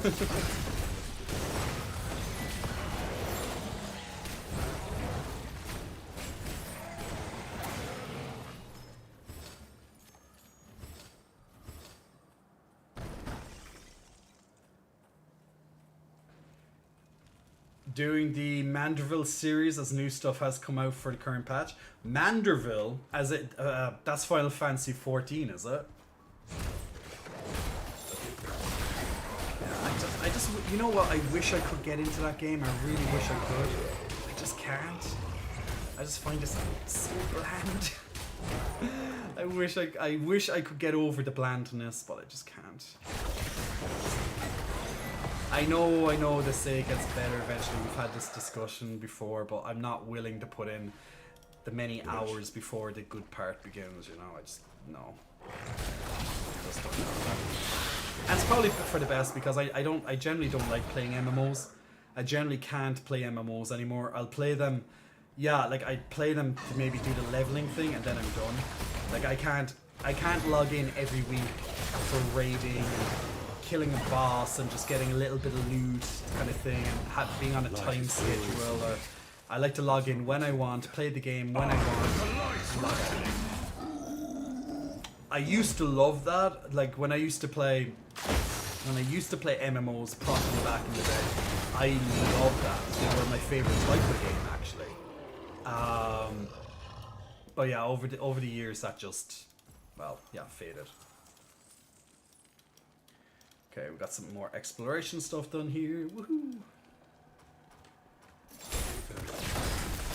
Okay, so this event is 76% completed, and I still haven't seen a single ancestral relic, so God knows where these even come from. The man with the furry cushions, I love it. Gonna fall asleep now. Main leche. I can't pronounce your name. I'm just gonna say Main. I cannot pronounce your name. Sleep well, sleep well. I actually will need to be going soon enough as well. I'm quite tired. So my energy is a lot better now since the weekend, but it's still a little bit off. So I find myself still a little bit tired. That I just need to have like a quick lie down and stuff. But it is a lot better than what it was. Yeah, Monday I was just dead, and then I was entertaining my best friend all day as well, even though we were both just like dead, but still I didn't have time to myself. Then Tuesday I finally had time to myself, and I was just like drained. Like I still had to do things like shopping, gym, yada, but I still was drained. And last night I just literally couldn't do anything but watch a movie, and that's not a bad thing, but you know, that's literally all I could do. I wanted to play a game, and then anytime I opened up my games I was like, nope, cannot put my mind through this right now. And for me to say that about games, that's a serious thing. It's like, nope, I cannot play games. You know, that just shows, yeah, I'm fucked. I'm just like, yeah, not happening. So I just put on like a movie, Meet the Parents. Haven't seen that movie in many years, and I remember how cringy it was, and I was just, I was still cringe watching it again and again. Last night I was like, oh my god. Now I could have watched a new movie, but I was in the mind frame that I don't want anything that I want to concentrate on. Like because if it was a new movie, I'd have to focus on, well, what was going on. Whereas in Meet the Parents, I had, like, I've seen it many years ago. I had a general idea what was happening. I couldn't remember all the jokes and stuff, but you know, it's something easy, light watching, that type of stuff. That's all I could really muster the strength for last night. So I was just lying down on the couch and just having me time. No apps, no nothing, just me time. And then I went to bed, got up, I still was a bit tired when I woke up, but I was a lot more refreshed. And now today, then I just got back into stuff. And then tomorrow, going to be the same. And just go like that. Then I'll plan for a nice weekend. That's not like it's not going to be on the same level of chaos that it was the past weekend. So it's going to be definitely a lot on a more relaxed tone. But I'll make sure that well, hopefully the weather is decent because it would be nice to be out. No problem, King Eddie. Sleep well, my good man.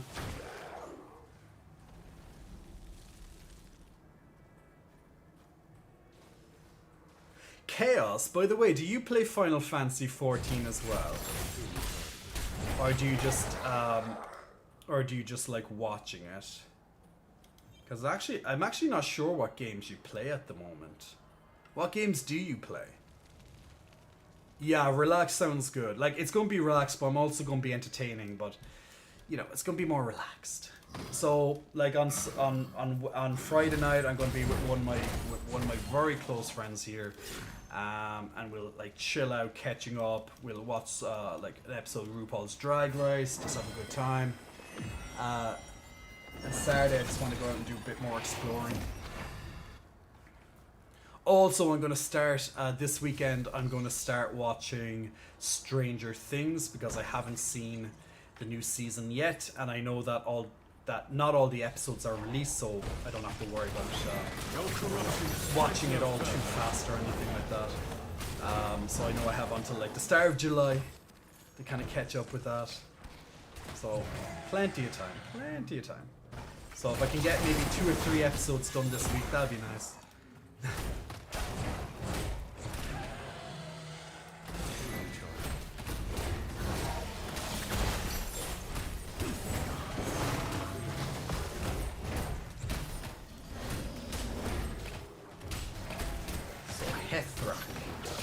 Unforgiven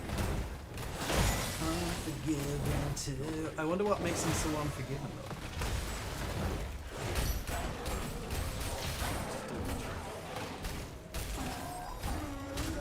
Another lead here. The only reason I'm killing that guy is because the chest isn't important to me. It's pretty much I'm just trying to get any essence or that ancestral relic.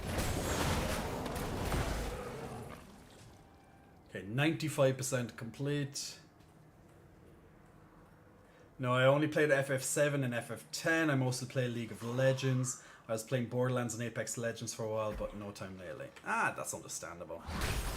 You know, I really wish I could get into League of Legends as well. It's another game that I just couldn't get into. Like, you know what? I could pick it up, play it for like an hour, and that's it, kind of thing. But look, it's not necessarily a bad thing.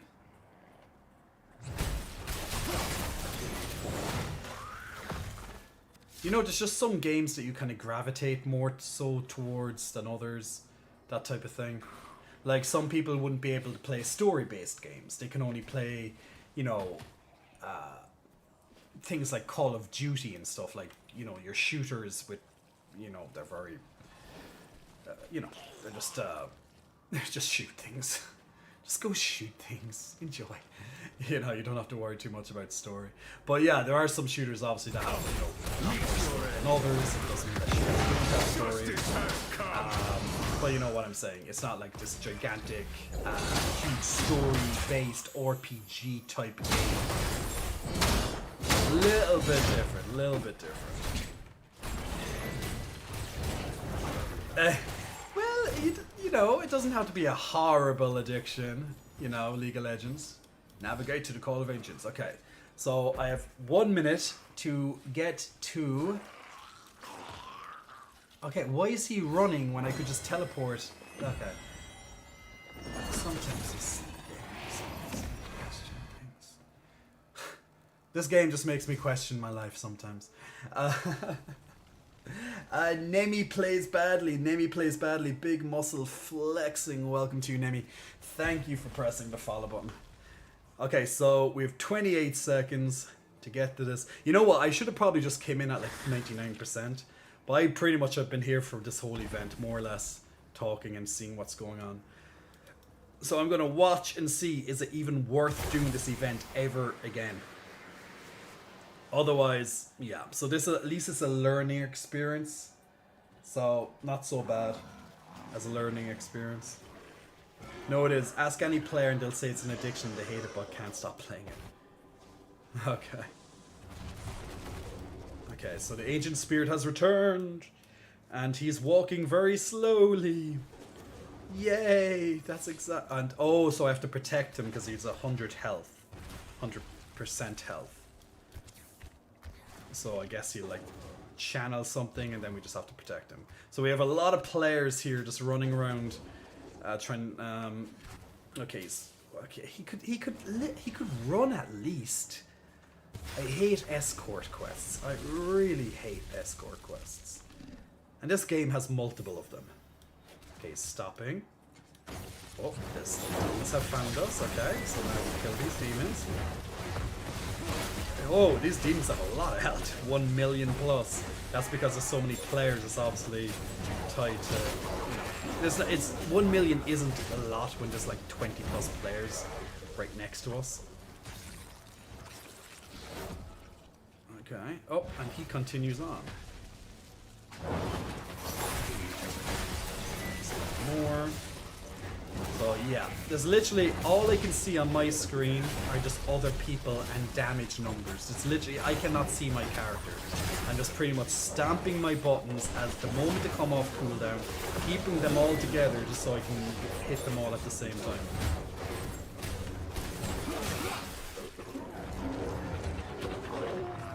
Okay, I got 1 ancestral relic, 2 ancestral relics. Okay, that's better than none. So I got 2 this time. I don't know, does it matter like how many you get personally, or is it like divided amongst everyone who's there? I'm not too sure how that part works, because I know you have to get a few of them at least.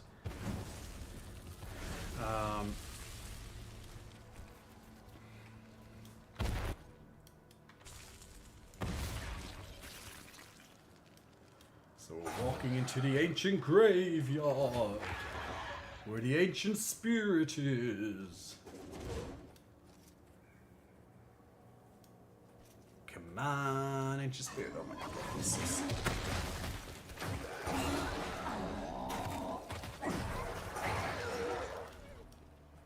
Dude, hurry up. Cannot be tolerated. Literally everything just dies.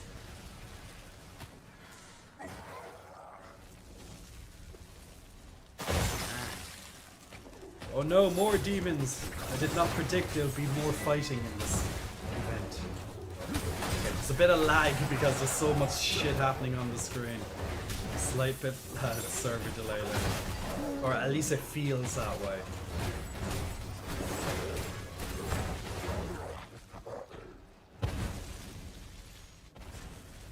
I like that he just continues on while we're all stopped fighting.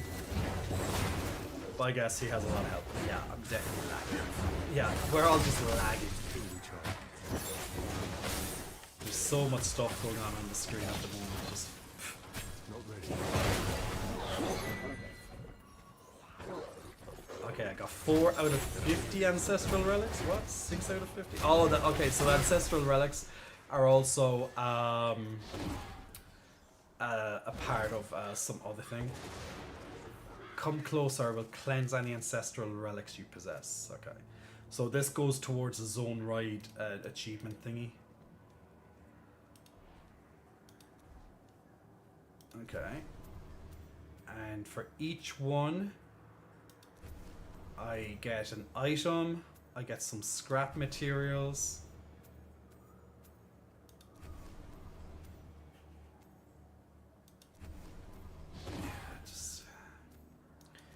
Yeah, it doesn't really seem worth it. It's probably like, yeah, okay, so I got, okay. Yeah, that was not worth it. That was not worth my time.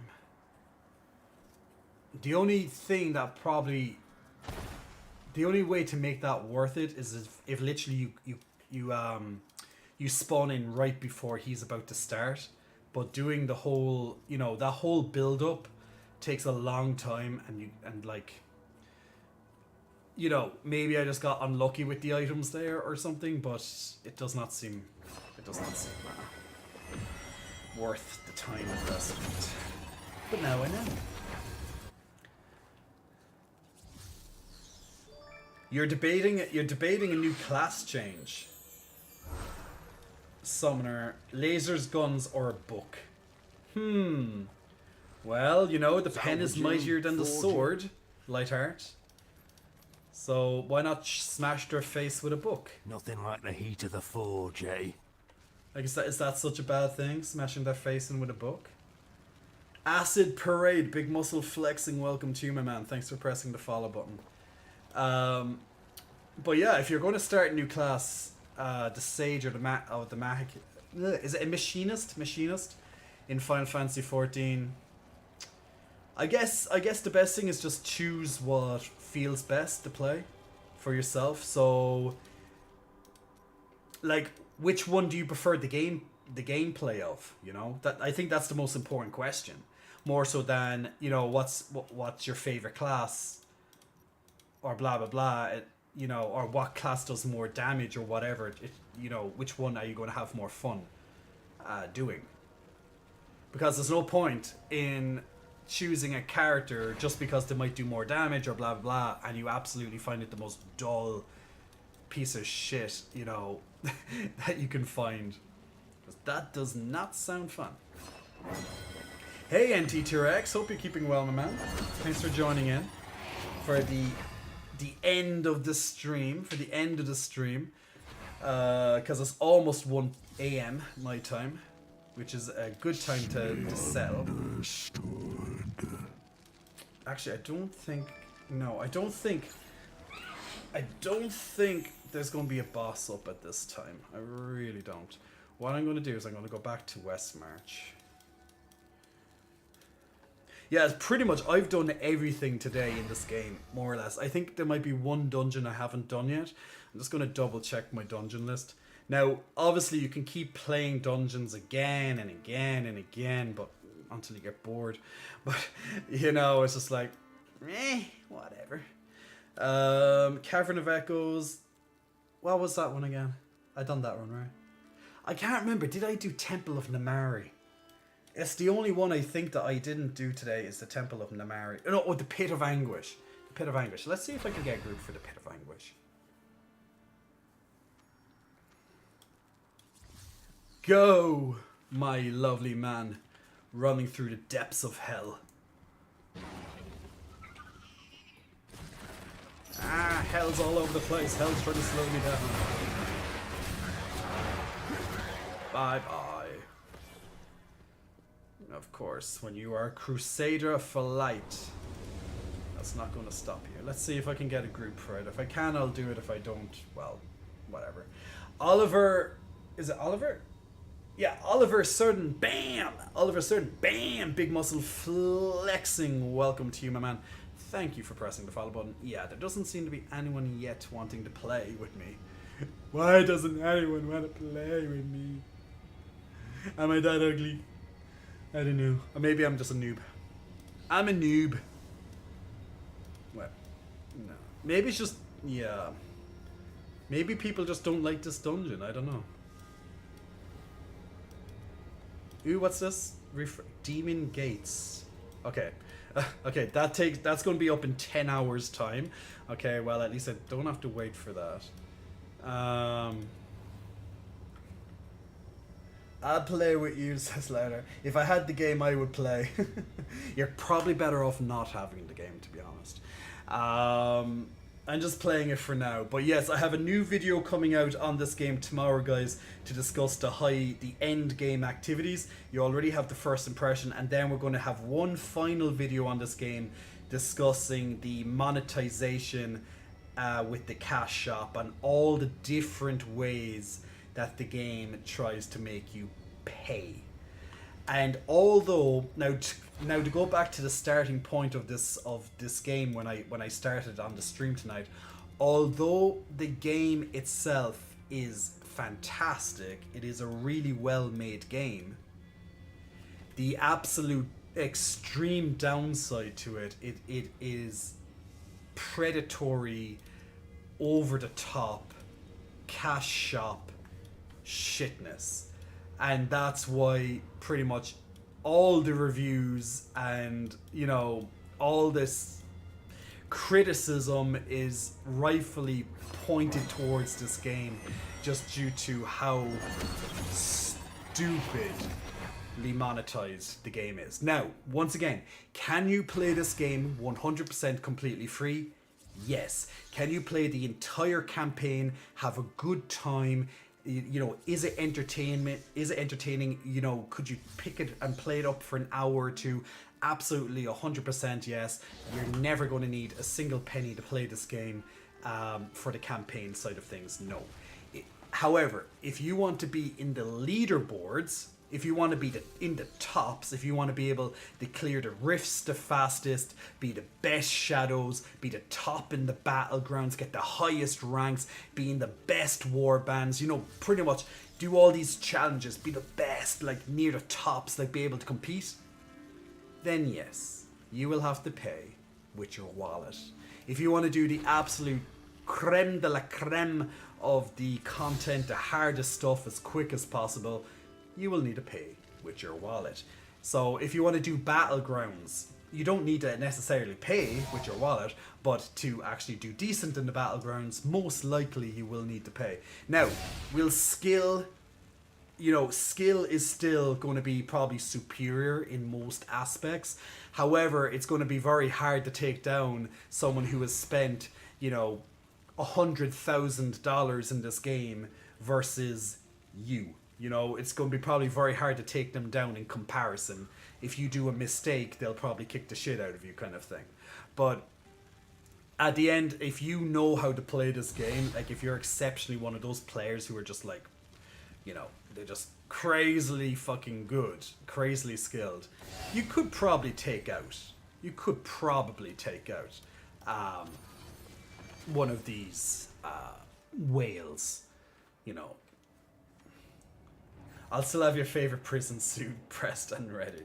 What's this? Energetic monsters drop more energy orbs. Sounds good. Okay, we'll do one final wrong button. We'll do one final Elder Rift to end the gameplay for tonight. So an Elder Rift, very similar to a Challenge Rift, which we've done a little bit earlier in the stream. The biggest differences between an Elder Rift and a Challenge Rift is that the Elder Rifts, well, one, are much easier than Challenge Rifts. They also will drop items for you and give you experience for killing monsters the whole way through.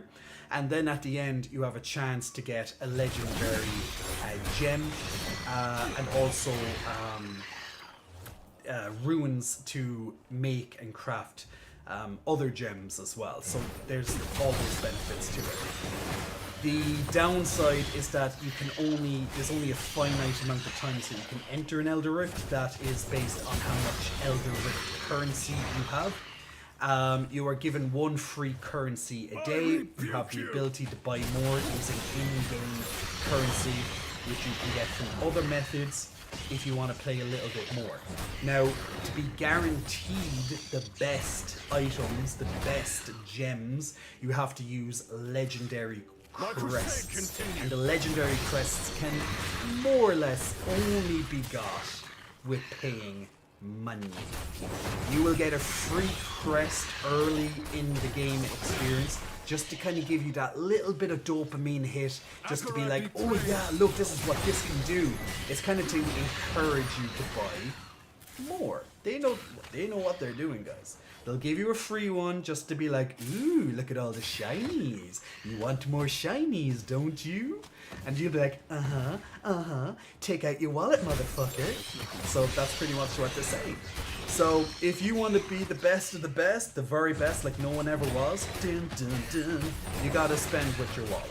It's simple as that. So the only way to more or less get these legendary crests outside of the battle pass, which you get 2, the free one that you get during the questing experience, and I believe you can get one more once a month you can get a free one My crusade by spending continues. some currency of a different type that you'll easily get that currency. But once a month, as I said, you can only buy it. So if you want to play 100% free and want your chance to get the best of the best gem, once a month you will have a chance to roll for one of those gems. And there's many gems in this game. And the chances of getting a legendary gem are fucking slim. Like a really like top class 5-star legendary gem are fucking slim. But to even upgrade that gem, you're going to have 100 more of those gems. Yes, you heard me. You need to get one gem in the first place, but you're going to need like 100 more to upgrade it to maximum rank. You see where the money's coming from, guys. So, good luck. Good fucking luck.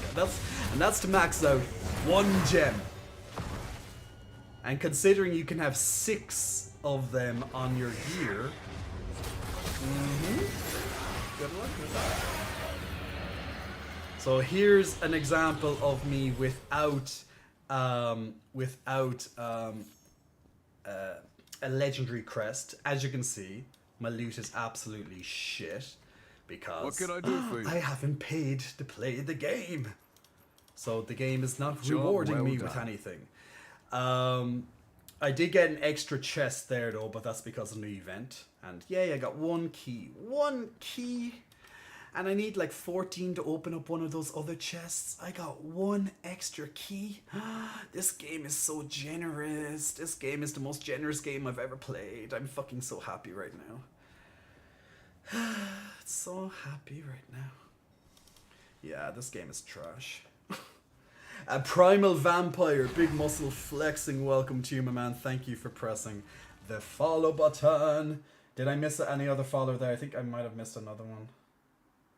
Where's my list? I always see the last person, but I always have to look through from it for the second, if there was a second one. I think I heard it twice. No, I only went once. Okay, I got it. At least I got it. That's good. That's good. That's good. That boy, Gabe, one has to go. Which do you choose? Clueless, Mean Girls, Jawbreaker, or Bring It On? Ooh, I actually have. Okay, I haven't seen Jawbreaker, so I cannot decide with that one. However, out of the other ones, ooh,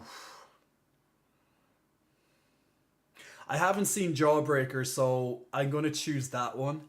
Just because I haven't seen it. Whereas I know that I will be treated really well with Mean Girls and Bring It On. If I had to choose another one, I'd choose Clueless. So then that means Mean Girls and Bring It On are the top contenders. And if I had to choose one more, as in to win... Oh God, actually I don't know if I can do that. They're both fantastic in their own way.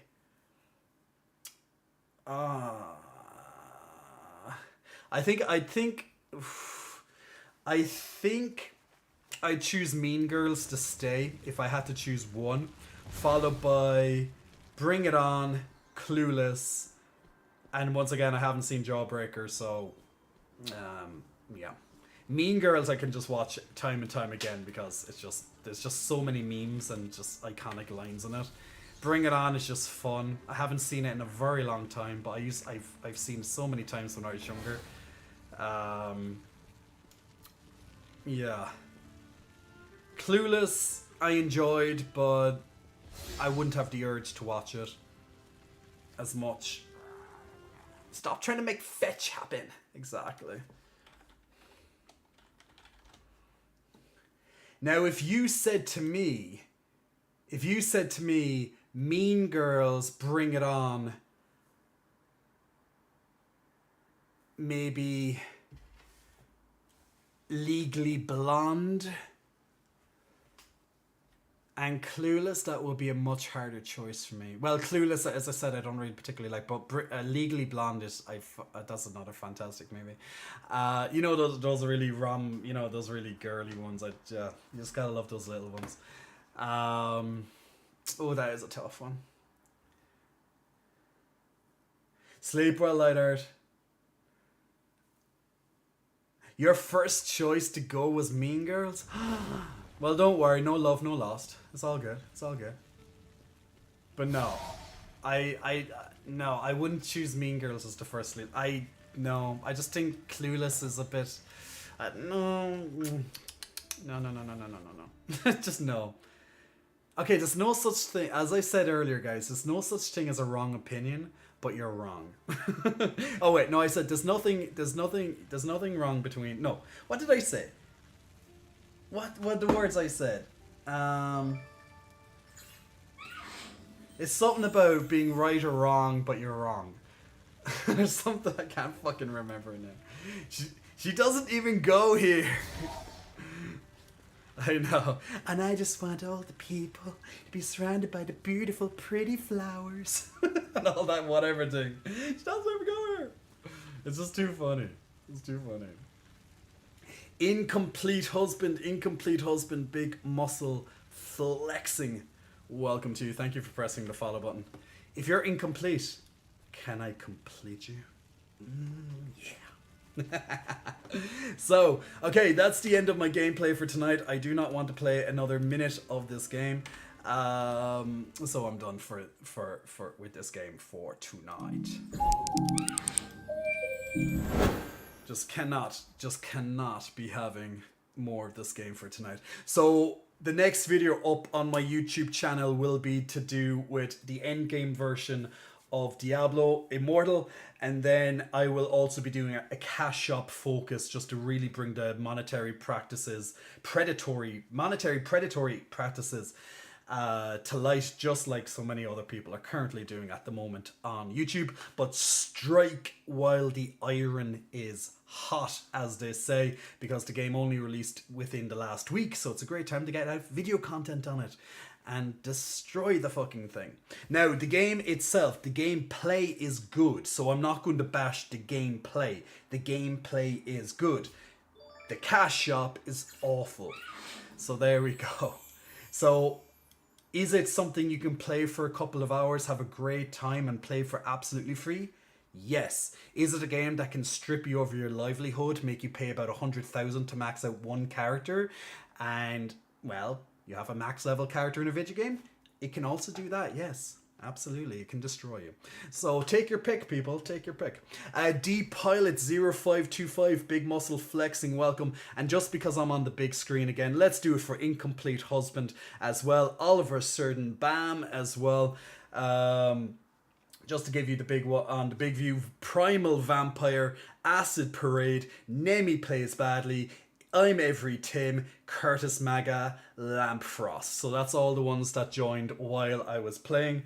So you probably didn't get the big screen version, but there you go. There you go.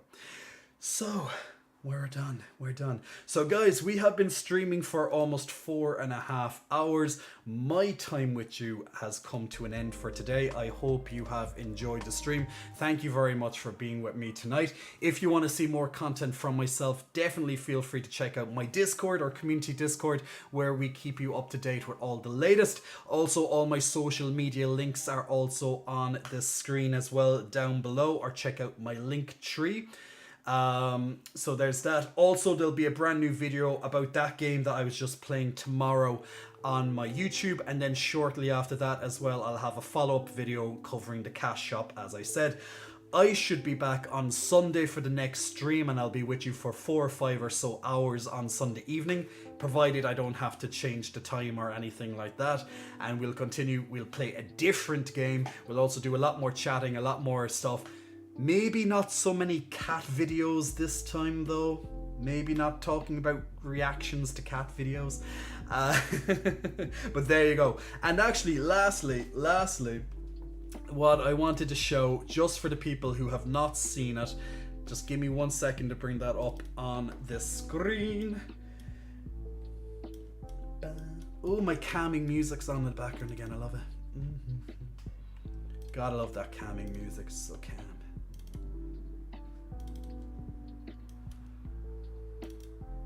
Ah, damn you, unicorns. Okay, and also, last but not least, Last but not least, we have our brand new subscriber badges. So these are the original first 5 subscriber badges. Now, this is for your support. This is your first one for 1 month. This is for 2 months. This is for 3 months. This is for 6 months. And this is for 9 months.